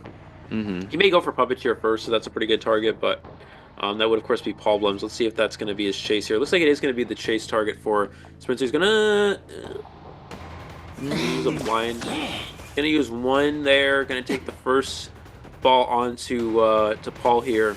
Still has 1 more to work with. We're going to see the airbag, but I mean, you kind of see, like, you know, Hullabaloo can get rid of it very easily. Obviously, it does buy some distance, some support, but I don't know if it's actually going to matter too much here. So Paul actually moving on away from everyone that is kiting over here at the back exit. Tried to go for the pallet drop here, but now, wow, actually avoiding that second hit. Paul Blem's really holding on to that puppet. Actually cannot anymore, and now gets he didn't use the puppet. Yeah. Yeah, he's going to take the first half hit there. There's the jump over the pallet. He's going to vault back. It does have a cooldown on the jump for 10 seconds here. We're going to see the last one. He's going to use the puppet early. This is the correct play to waste a little bit more time here. He's going to have to try to flywheel the next swing. Will he be able to do it? There's the charge attack, and gets the charge attack in the down here. Not able to get a flywheel off. And that's going to be a pretty quick down. It was looking pretty good at the start there, but I'm not sure what happened. Did he get his ability locked before he was able to use the puppet? I'm not actually sure. And at the start, I don't know if he timed it. Yeah, the first hit, I don't know if he timed it. We'll have to look at the replay, but I thought he wasn't able to time it well enough. He did get hit with the red bomb at first, so I'm not sure how long that locked him in. But a little unfortunate there. Let's see how the rescue is going to go. Honor is already on the case here. He's going to eat just 1 bomb. One more black bomb would be able to get him out of the chair. Okay, now gets the rescue. Tide Turner's going to carry a Paul Blems here, but now the clone is actually going to try to stifle his kite over here at the back exit area. He's got one more clone to work with here. There's the red. Can Paul flywheel it? He jumps. Does he have flywheel? No, he's not able to get it off there. As and he is locked up as well with the well, he had Tide Turner, can't use the puppet, but he's gonna get placed on chair for the second time here. And looking at the ciphers, not quite as far along as the survivors would like. I wonder if they're going to go for one more rescue. Obviously, Puppeteer is very good when rescued without Tide Turner, because you cannot use your puppet ability while you have Tide Turner active. But you can use it to essentially take a free hit off of chair when you don't have it. Fire Investigator gets cut off. I think it's fine. No, it's not fine! He gets triple hit! And Fire Investigator gets stuffed here. Can Mercenary make a backdoor rescue? We're going to see the elbow pad to chair here. He's going to try for it. He does get the save off. Paul is going to have to use his puppet. He's going to want to use it early so he doesn't get red zoned here. He is finally able to get it off here, it looks like. Spencer hits the puppet. Okay, that just removes the balls here. We'll see if he can flywheel this. He's waiting. There's the flip. Can Paul? He gets back over. He gets back over again. And he gets the last swing before he was able to use flywheel there. And that's going to secure the down. Can Fire Investigator get up before he's the survivor is cheered? I don't think so. They actually have excellent cipher progress. The last two ciphers are already at 50. That's true. In that scramble where the Fire Investigator tried to use the balloon and then got a triple hit there in the terror shock, looked like a bad spot. But right now, still not in the best of shape. But at least we can actually go for rescue, because Honor on the Mercenary just cannot get terror shocked at this point. Oh no! Hang on. Gets the hit. The rescue off. Yeah. I was gonna say, in that situation, that pallet and the chair is so close. And we're going to see the down onto the Fire Investigator. The pallet and the chair is so close. What happens in that spot is that sometimes survivors will press the rescue button as they're thinking they're going to rescue from the chair, but they're slightly closer to the pallet accidentally, and they accidentally throw the pallet down instead of rescuing. And that's what happened there potentially. Oh man, that is not the most. That's not ideal at all. So Honor now is going to see that rocket chair actually taking him closer to Seiken, but it's looking real good for Sprinter, still keeping that undefeated record if he's able to get this magician. Again, one last cipher at 62%, still on peepers by the way, and he also has a trump card to use. So again, a really big scramble, but at the end, that terror shock on that rescue really played in favor of Sprinter. Yeah, and Seiken's going to try to waste as much time as possible. Now, Honor does still have self-heal, so he could get up and go to the Cypher potentially, but Sprinter does still have a Trump card. He can teleport to the Cypher. He's got a lot of options here. Seiken's going to use an illusion to avoid taking a bomb. Does get hit with a second one here. There's the jump. Sprinter's going to teleport to the Cypher. It's not ready. Honor does not have self. He's gonna have to elbow pad early here, or else he's gonna get it canceled by the red bomb. There's the jump. Has the airbag for a speed boost here. Sprinter trying to body block it. He does force Honor to go the opposite direction, and he gets the down here. Seiken is gonna try to go to the Cypher, but he's not. No, he's not. He's just gonna leave here. Has 2 bombs on him. Honor does not have self heal. And I think this game might be wrapped up at this point. Yeah, he gets cut off right before he was able to even touch that Cypher. So Seiken, on his last legs here, has 2 magic wands to work with.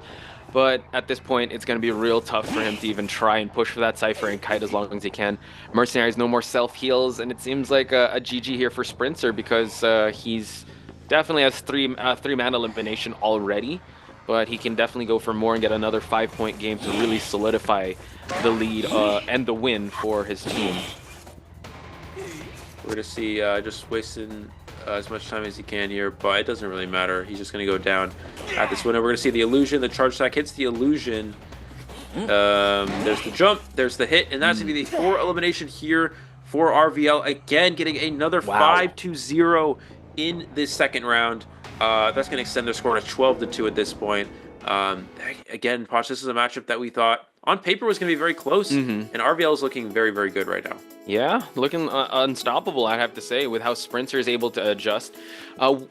We did see the comfort more on the Goatman, but I feel like, as he keeps progressing in this game and how he keeps progressing in this tournament, his hullabaloo is just going to get stronger and stronger. I mean, there was that scenario where The fire investigator was trying to go for that rescue and tried to go for that that bounce off to the balloon just to go for the save, but unfortunately ended up in a terror shock. And I think that was the pivotal moment that really solidified Sprincer's win. But recall for me, Eli, for you, what was like the turning point on Sprincer's keys to victory here? Well, I would say the early game was pretty good. He was able to get a hit without the puppet being able to utilize their puppet ability. He was also able to stuff the rescue on the fire investigator. Stuffing that fire investigator was very important. Hullabaloo is not typically a character that has the best potential for stuffing rescues, just because obviously you need to hit the survivors a bunch of times to down them. But he's able to get multiple bombs.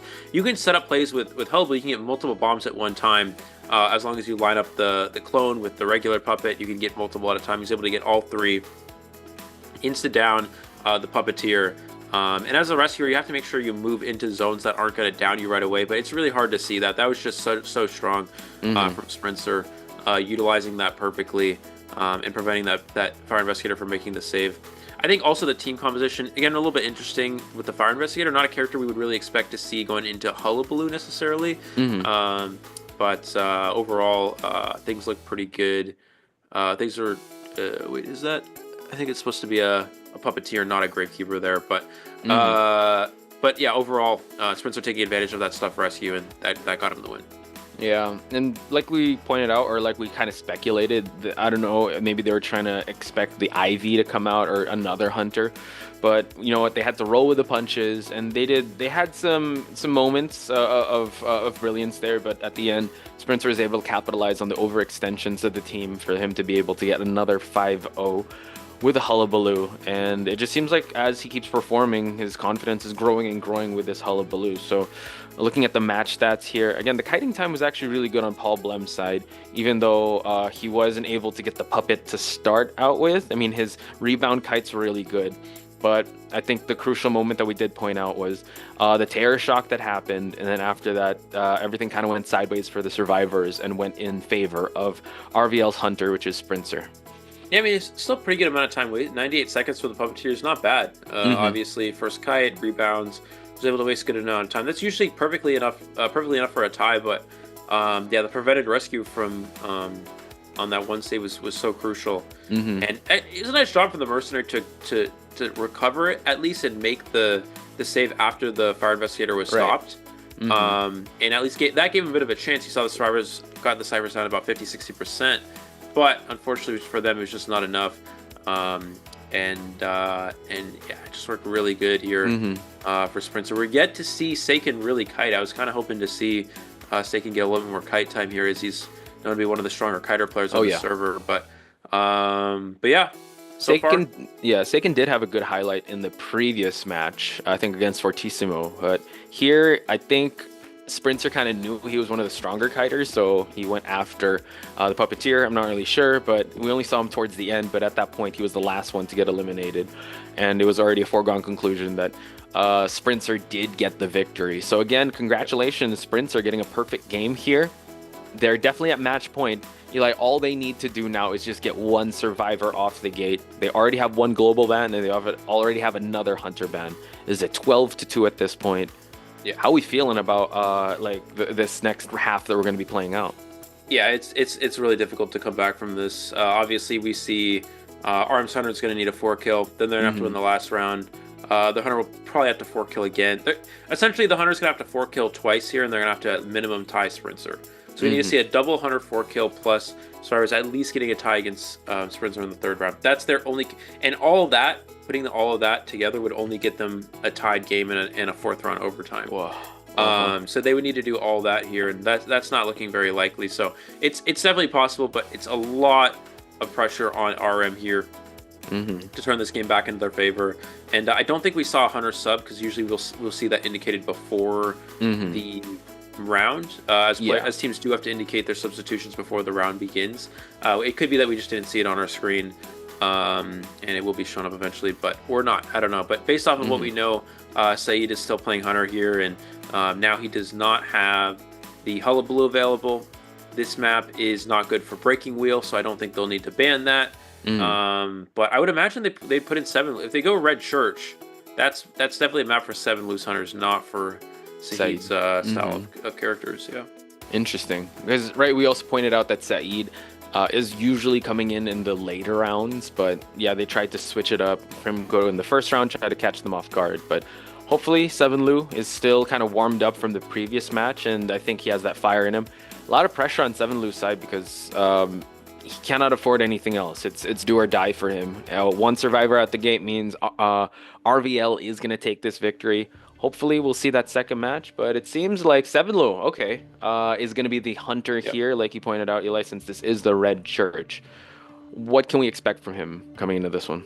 Yeah, we'll see. Probably Opera Singer. So Hullabaloo is going to be auto banned here. They have to ban Goat banned. So then he'll just play Opera Singer. He's going to try to ban for the Opera as best as possible here. I mean, we did see in the earlier match he only got, I think it was only a 3 kill. When he had an instant terror shock to start the game within the first 15 seconds of the match, and the Stars are still able to get a 1 escape against it. So we'll see if he's feeling comfortable with the Opera Singer here today.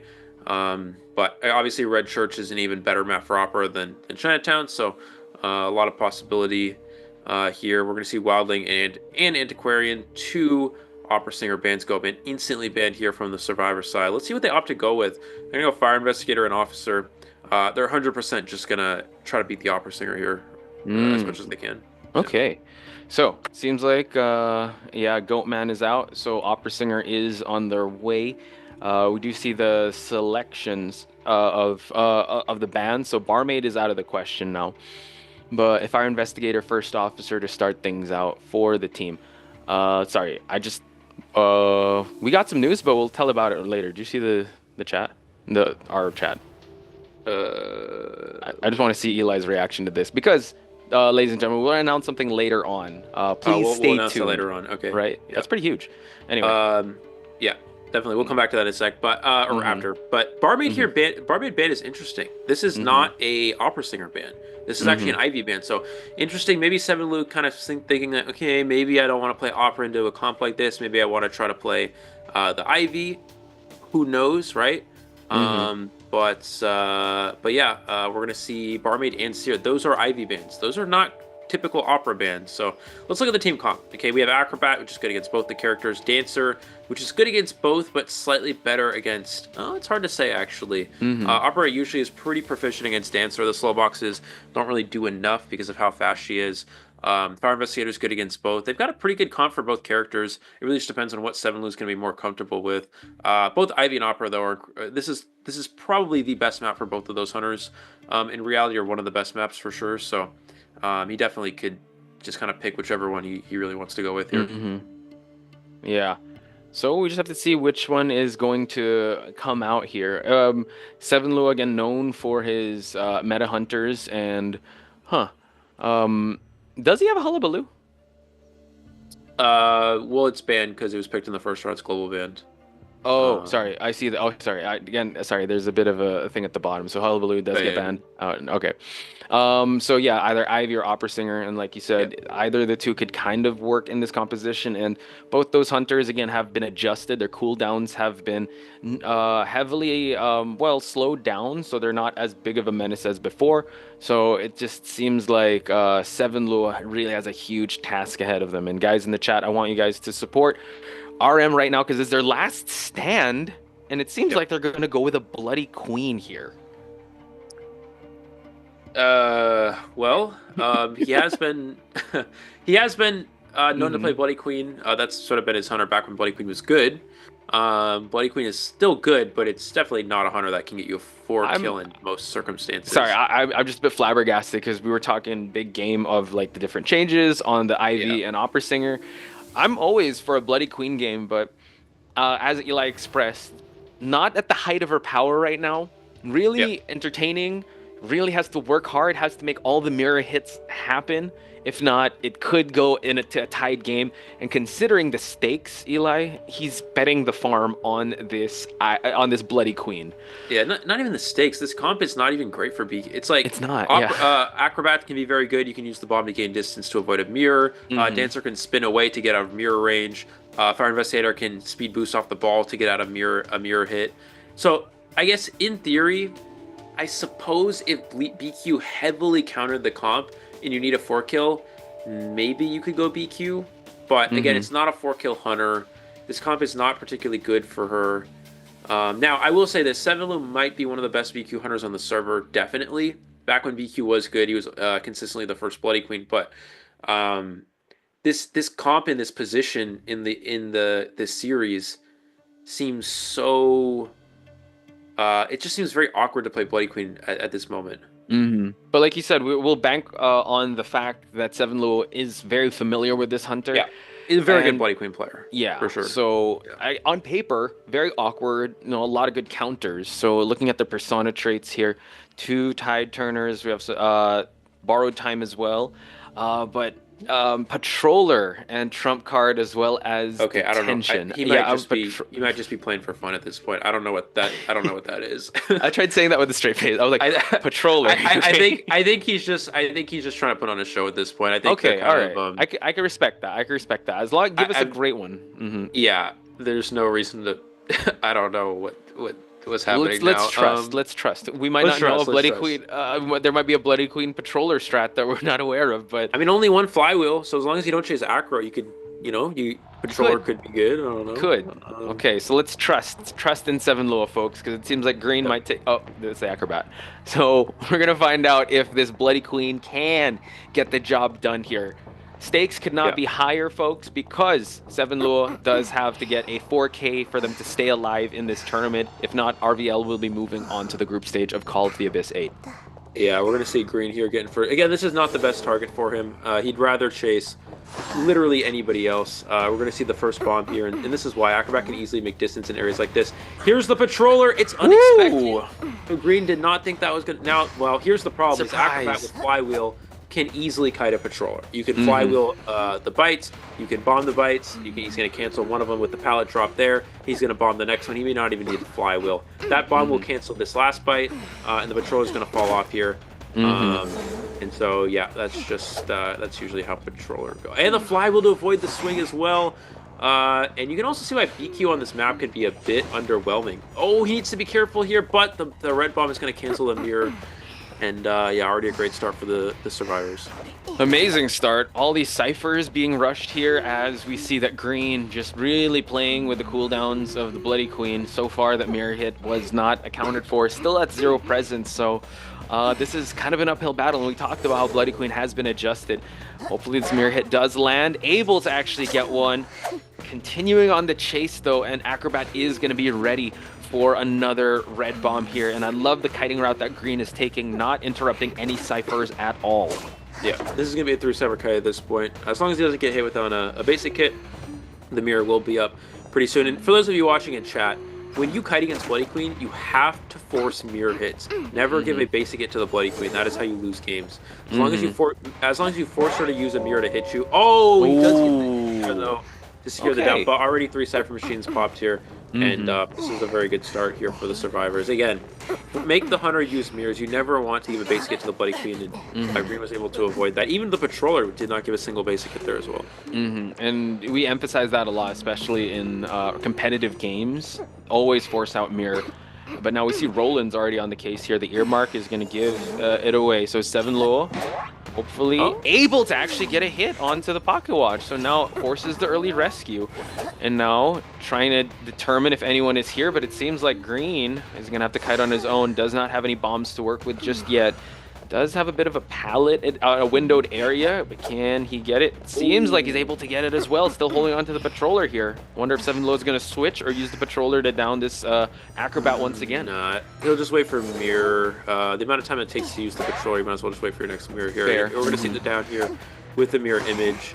And you see the last cipher sheet is going to be ready here. We'll see the fire investigator come in for the rescue. Now the biggest problem, I guess, is that the survivor doesn't have borrowed time, but I mean they only need one out the gate here, so we're gonna see Schmitty come in for the save. We're gonna see the last 2 cipher machines get primed. The last one at 67 already here.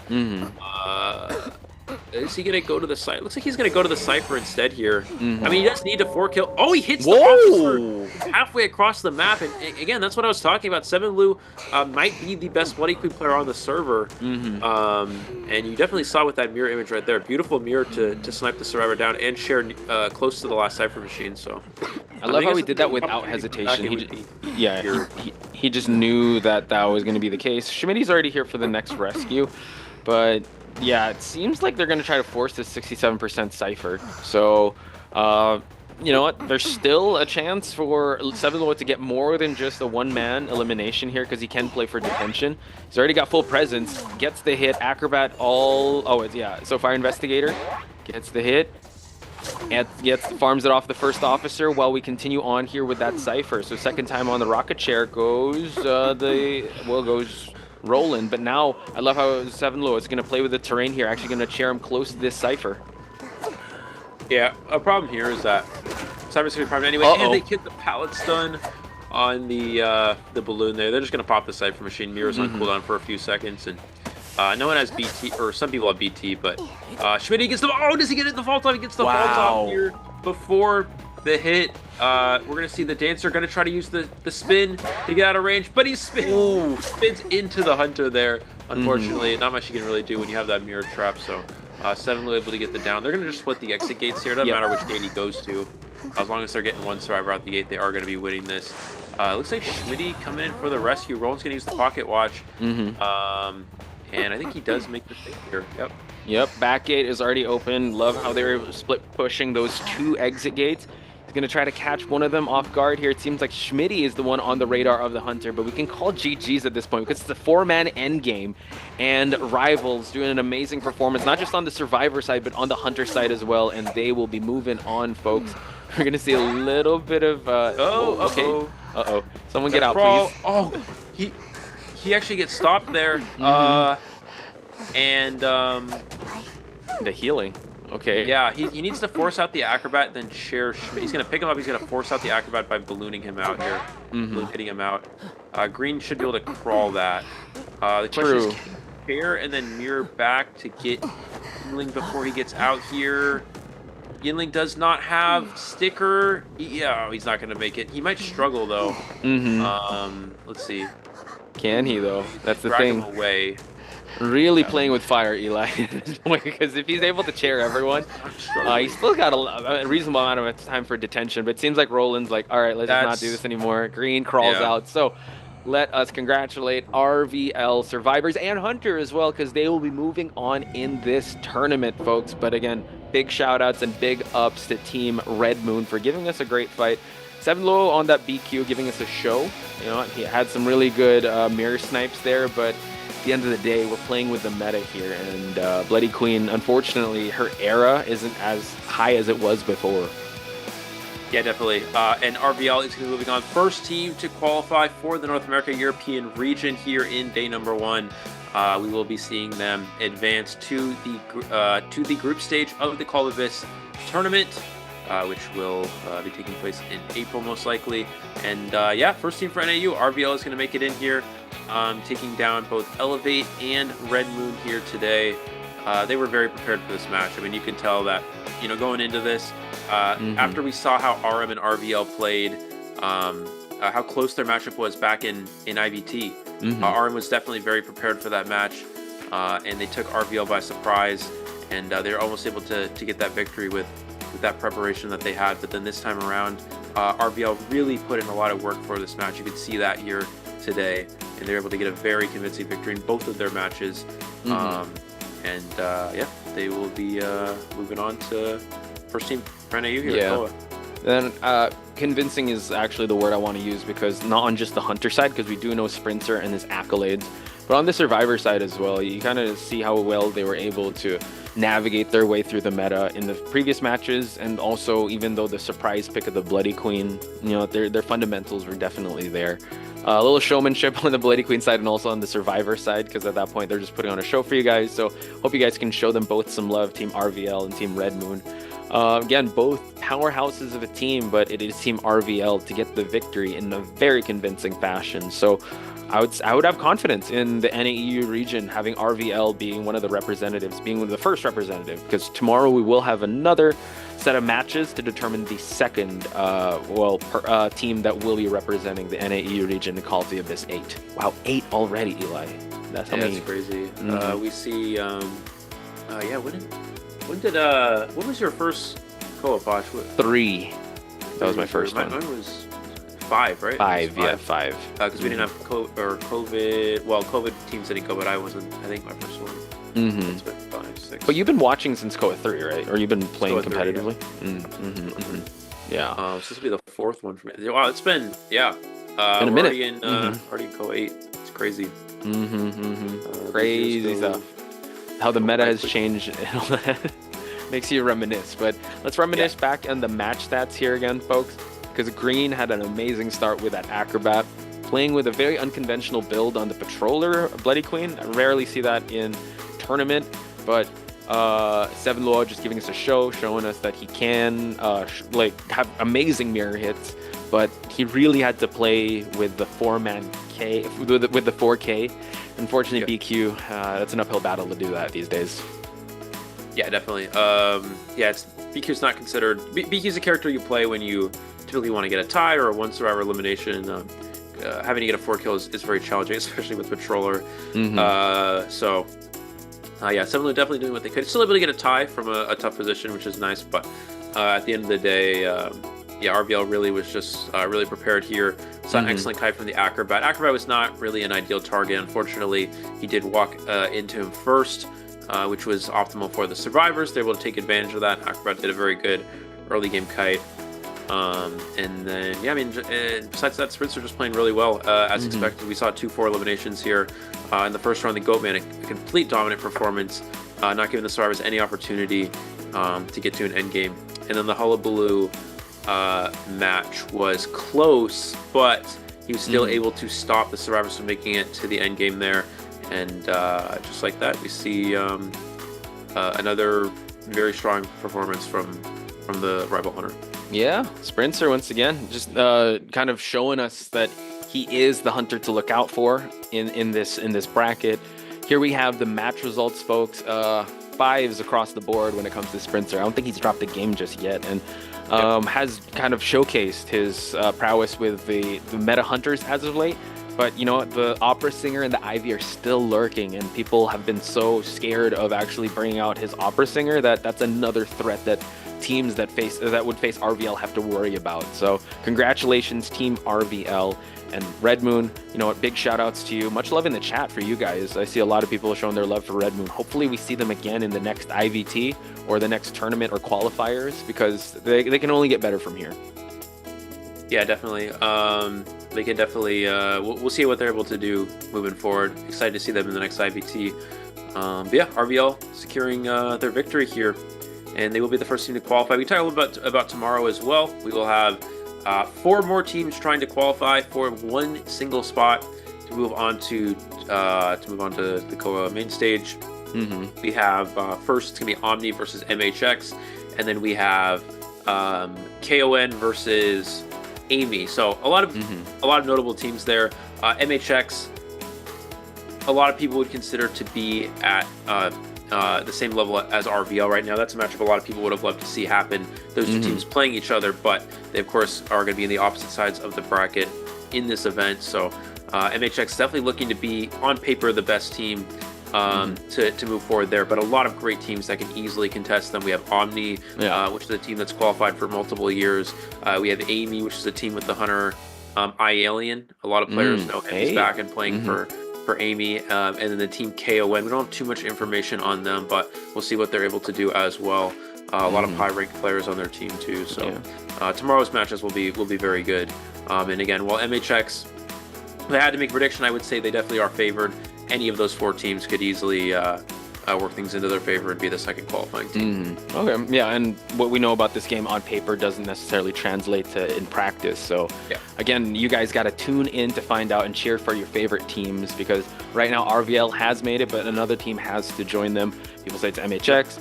We have Amy also. You also have Omni, which I'm excited to see as well, and KON. If you guys have any idea for KON, do let us know as well, so at least we can tell their stories, because COA happens only once a year, so these teams really just they stay sharp for them to be able to compete at the highest level. And RVL has been so consistent, or the former B4U have been so consistent in representing the NAEU region, and Omni has also made their mark in the COA stage. So hopefully we'll see that, or maybe an emergence of a new team, because I love the fact that NAEU has 2 representatives at this point, and I believe Omni and RVL really made their mark in the previous COAs as well. Yeah, we've seen Omni really been consistent qualifying the last 2 years, and obviously we know RVL B4U. It's a team that's been around for many Call of Abyss events for a long period of time in the NAU region. So I think a lot of people expected them to make it through here. So chat, we will have an interview portion. I'm not sure who we're interviewing yet, but do let us know your questions. Eli, maybe you could ask the person we're interviewing how they apply lip balm. Like, how does that? I'm just kidding. But we will look at the best deduction, and it is none other than Sprinter, folks. Congratulations to him. His hullabaloo, his goat man, has been tearing up the competition. He has yet to fall. He has yet to actually have a survivor escape his clutches. So, yeah, well-deserved and well-earned getting the best deduction here. So congratulations to Sprinter and congratulations to RVL. Definitely. We see average eliminations of 4. I think the entire day, right? It was 4 elimination in every match. So yeah. Just Goatman Hullabaloo. That's what we expect to see when these hunters get the opportunity to be played every single round. We expect these hunters to win a lot. In fact, able to get 4 kills with them is just very, very good. And both times, both Elevate and RM really favored the Hullabaloo matchup over the Opera Singer matchup. Again, it's a character that's Opera Singer is the hunter that Sprinter's been playing. The only hunter that Sprinter's actually been playing in ranked this over the past season. So I guess a lot of these teams just expected that, oh, he's got so much practice with Opera, let's try to make him play something else he might not be comfortable with. And it looked a little bit like that was the case in the first round against Elevate, but this time around with the Hullabaloo in this round against RM, looked very strong. Yeah, quite strong, quite the pedigree. And can't wait to see how the group stage is going to be. Also, one thing I'm looking forward to in Call of the Abyss is the drawing of the group stages, because RVL last time had a really tough group stage in their in the drawing of the group stage. I didn't want to repeat myself, but yeah, really excited for them. Hopefully, sky is the limit for them to break barriers and for them to be able to push further the banner of NAEU. So congratulations to Sprinter. Yep. And don't really know what else to say other than put on more lip balm while we wait here. Actually, I'll take a sip of water while I raise my pinky. Yeah. Everybody, just while we wait, make sure you guys tune in again for tomorrow. We still have more matches as well. We're still gonna have our interview for today, so just stick with us for a little bit. But if you guys are also tuning in tomorrow, this tournament again is not over. We do see RVL obviously qualifying here, but it's NAU. We got 2 teams to qualify, so we will see one more team qualify tomorrow. That'll be very exciting. People are looking forward to the interview, saying what's up to Minnie, saying what's up to Bio, saying what's up to AV, Mew, Pump, Kaboo. Oh, did we want to mention that thing now, or did we want to? We'll wait for the interview. Yeah. Oh, yeah. Okay, so we hear the mother base in our head saying that we will be heading towards that interview. So guys, get your questions ready. So let's get to one of the representatives of Team RVL. And it's none other than Schmitty. Schmitty, congratulations. How are you feeling now that you guys have qualified for Call of the Abyss 8? Yeah, words can't describe it. I mean, obviously, I could see a whole bunch, but this year was definitely the toughest year. I think we have the strongest teams we've ever had in NA, ever. I don't think any of the 8 teams are weak. So to prove that we can win once again and in strength is very reassuring to us. And we're just excited it's over, and we're excited for tomorrow's matches that everyone should watch as well. Perfect. Eli? Yeah, I was a little curious going into this event. As you mentioned, we have a lot of very strong teams, and this year's it looks like a great year for NAU. I think this is going to be one of the best years we've ever had. But I wanted to ask, going into this qualifier, what teams would you say you were most worried about and most worried about facing, and really spent a lot of time preparing for out of the NAU teams that that qualified for the top 8? Yeah, they were all strong, like I said, but if I had to pinpoint some, MHX are very scary. Their survivor team, especially, very, very strong core. We know Muxin. Team Amy is very strong. They have a lot of good survivors, and I'm excited to see how they can play. And then the original teams of RM and OM, they're very strong. Seven Lu, very, very scary hunter. And then Pitt, of course, was very strong against Japanese teams. So I'm very excited for tomorrow's bracket, but those were the hot seat teams you were worried about. Now I'm going to switch things over to the current meta and the current picks and ban systems. How does Team RVL feel about the meta, and give us your thoughts on how do you like it? Do you favor it? Like, does it go with your play style? Yeah, so this meta is weird. I like it a lot because we see a lot of diversity. I've never seen BQ in a tournament like this. I've never, they're going in IJL. They went Raven, the Crow Hunter, right? But we now have bans. But there's also a caveat with Goatman and Hullabaloo. Yeah. They're very strong. So it's hard to be a survivor main in this meta until you get to round 3. But I'm very excited because it brings diversity to the comp. Because last call was just Sangria, Ivy, rinse and repeat, maybe some Gamekeeper. This will be every hunter's available. So I'm very excited about this meta. Nice. Yeah, especially in round 1, we see these 2 strong hunters being released around the same time, really kind of shifting up the game. And I actually wanted to ask you, there's kind of a debate going on about which hunter is better, whether that's Goatman or Hullabaloo, because obviously they're both incredibly good. I wanted to ask you, what would you think is better? Do you think Goatman is more scary to go against? Do you think Hullabaloo is more scary to go against? What's your opinion on that? I said it in the beginning. I think NAEU region is a Goatman region. I think Goatman is stronger in NAEU. However, I think Hullabaloo is stronger overall. However, I think he's harder to play as well. We see China and Japan will both favor Hullabaloo, but that could change by, COA comes, that's a month and a half, 2 months away. So strategies could change. But as of right now, I think Hullabaloo has a higher ceiling than Goatman. If a Hullabaloo messes up early game, they can come back. Goatman can't come back early game. Okay. Thank you for sharing your thoughts, Schmitty. And while we still have you, I just wanted to get like a message you want to give to people that are watching that are supporting Team RVL. Do you have any shout outs do you want to give out? You have the mic right now. Yeah, so first of all, I want to say my team is amazing. I got carried today. I can't even lie. I played very poorly today. And I just want to say that my coaching, Aaron, Anton, Green, Yinling, Roland, amazing people. And of course, I can't forget my brother Spencer, but we all know Spencer is Spencer. So I just wanted to say that. But to all the viewers, it's been a long 6 years. Thank you so much for staying with us. Hopefully we don't get an awful bracket like we have the last couple of years, and we can represent NAEU strong. And let's cheer for the NAEU teams tomorrow, because they are coming to represent our region too, and we need to be strong with them. So thank you guys for all the love and support. We do see it.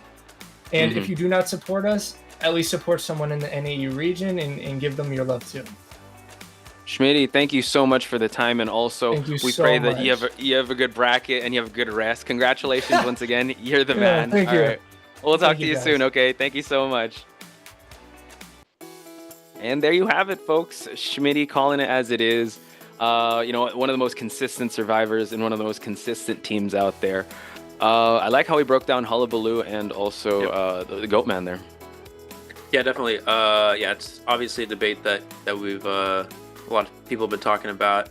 Obviously, both hunters, going into this meta where it's just been Ivy and Opera, and then both these incredibly good hunters released at around the same time, really changing up this game. This game has changed so much from back in COA 2 when Soulweaver and Ripper were the best hunters in the game, right? And now it's gone. And then we shifted into Dreamwitch being good, and then Sculptor, and then we had who was the fastest the fastest rise and fall of a hunter? Like, what was the shortest peak? Was it Nightwatch?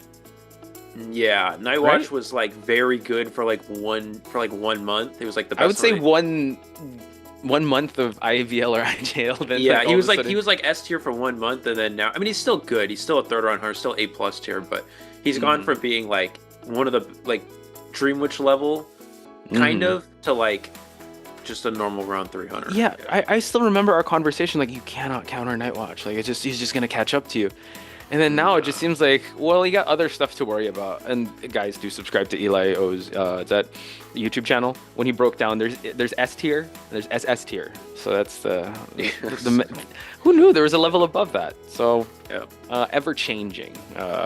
Wait, hang on. Let me just get confirmation first if we're gonna give this big announcement. Yeah. Wait. Let me just, hang on. Yeah, it's interesting.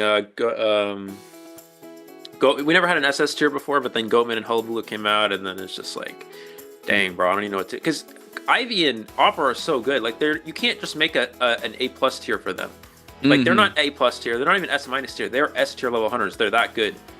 But then Hullabaloo and Goatman are just better. So it's just like, you gotta have like an S+ or an SS or whatever. So. And it's weird, yeah, because you can't deny that, like, the hunters before that, like Ivy, Opera Singer, are bad because they're really good. They're workable. I think they're at a good level at this point. But yeah, it's just all of a sudden there's like a secret boss level that, like, let's do that. The fact that instead of like addressing it, they addressed how we play in tournament, where they actually had a global ban. So that kind of speaks to the future of this game, where hunters are going to be like this, unless there's going to be a survivor, a new trait or whatever that kind of counters this, because it's pretty rough out there when it comes to survivors. And Schmitty said it best, like, being a survivor main is really tough. I think you're playing more for defense than anything. Yeah, they did kind of change it in rank a little bit, in that you have you're able to ban 3 hunters once you get to your 7. But even then, it's still not that great, because like you just ban Ivy, Hullabaloo, and Goatman, and people still have Opera, so you still have one of the 4, right? The 4 powerhouse hunters in this game.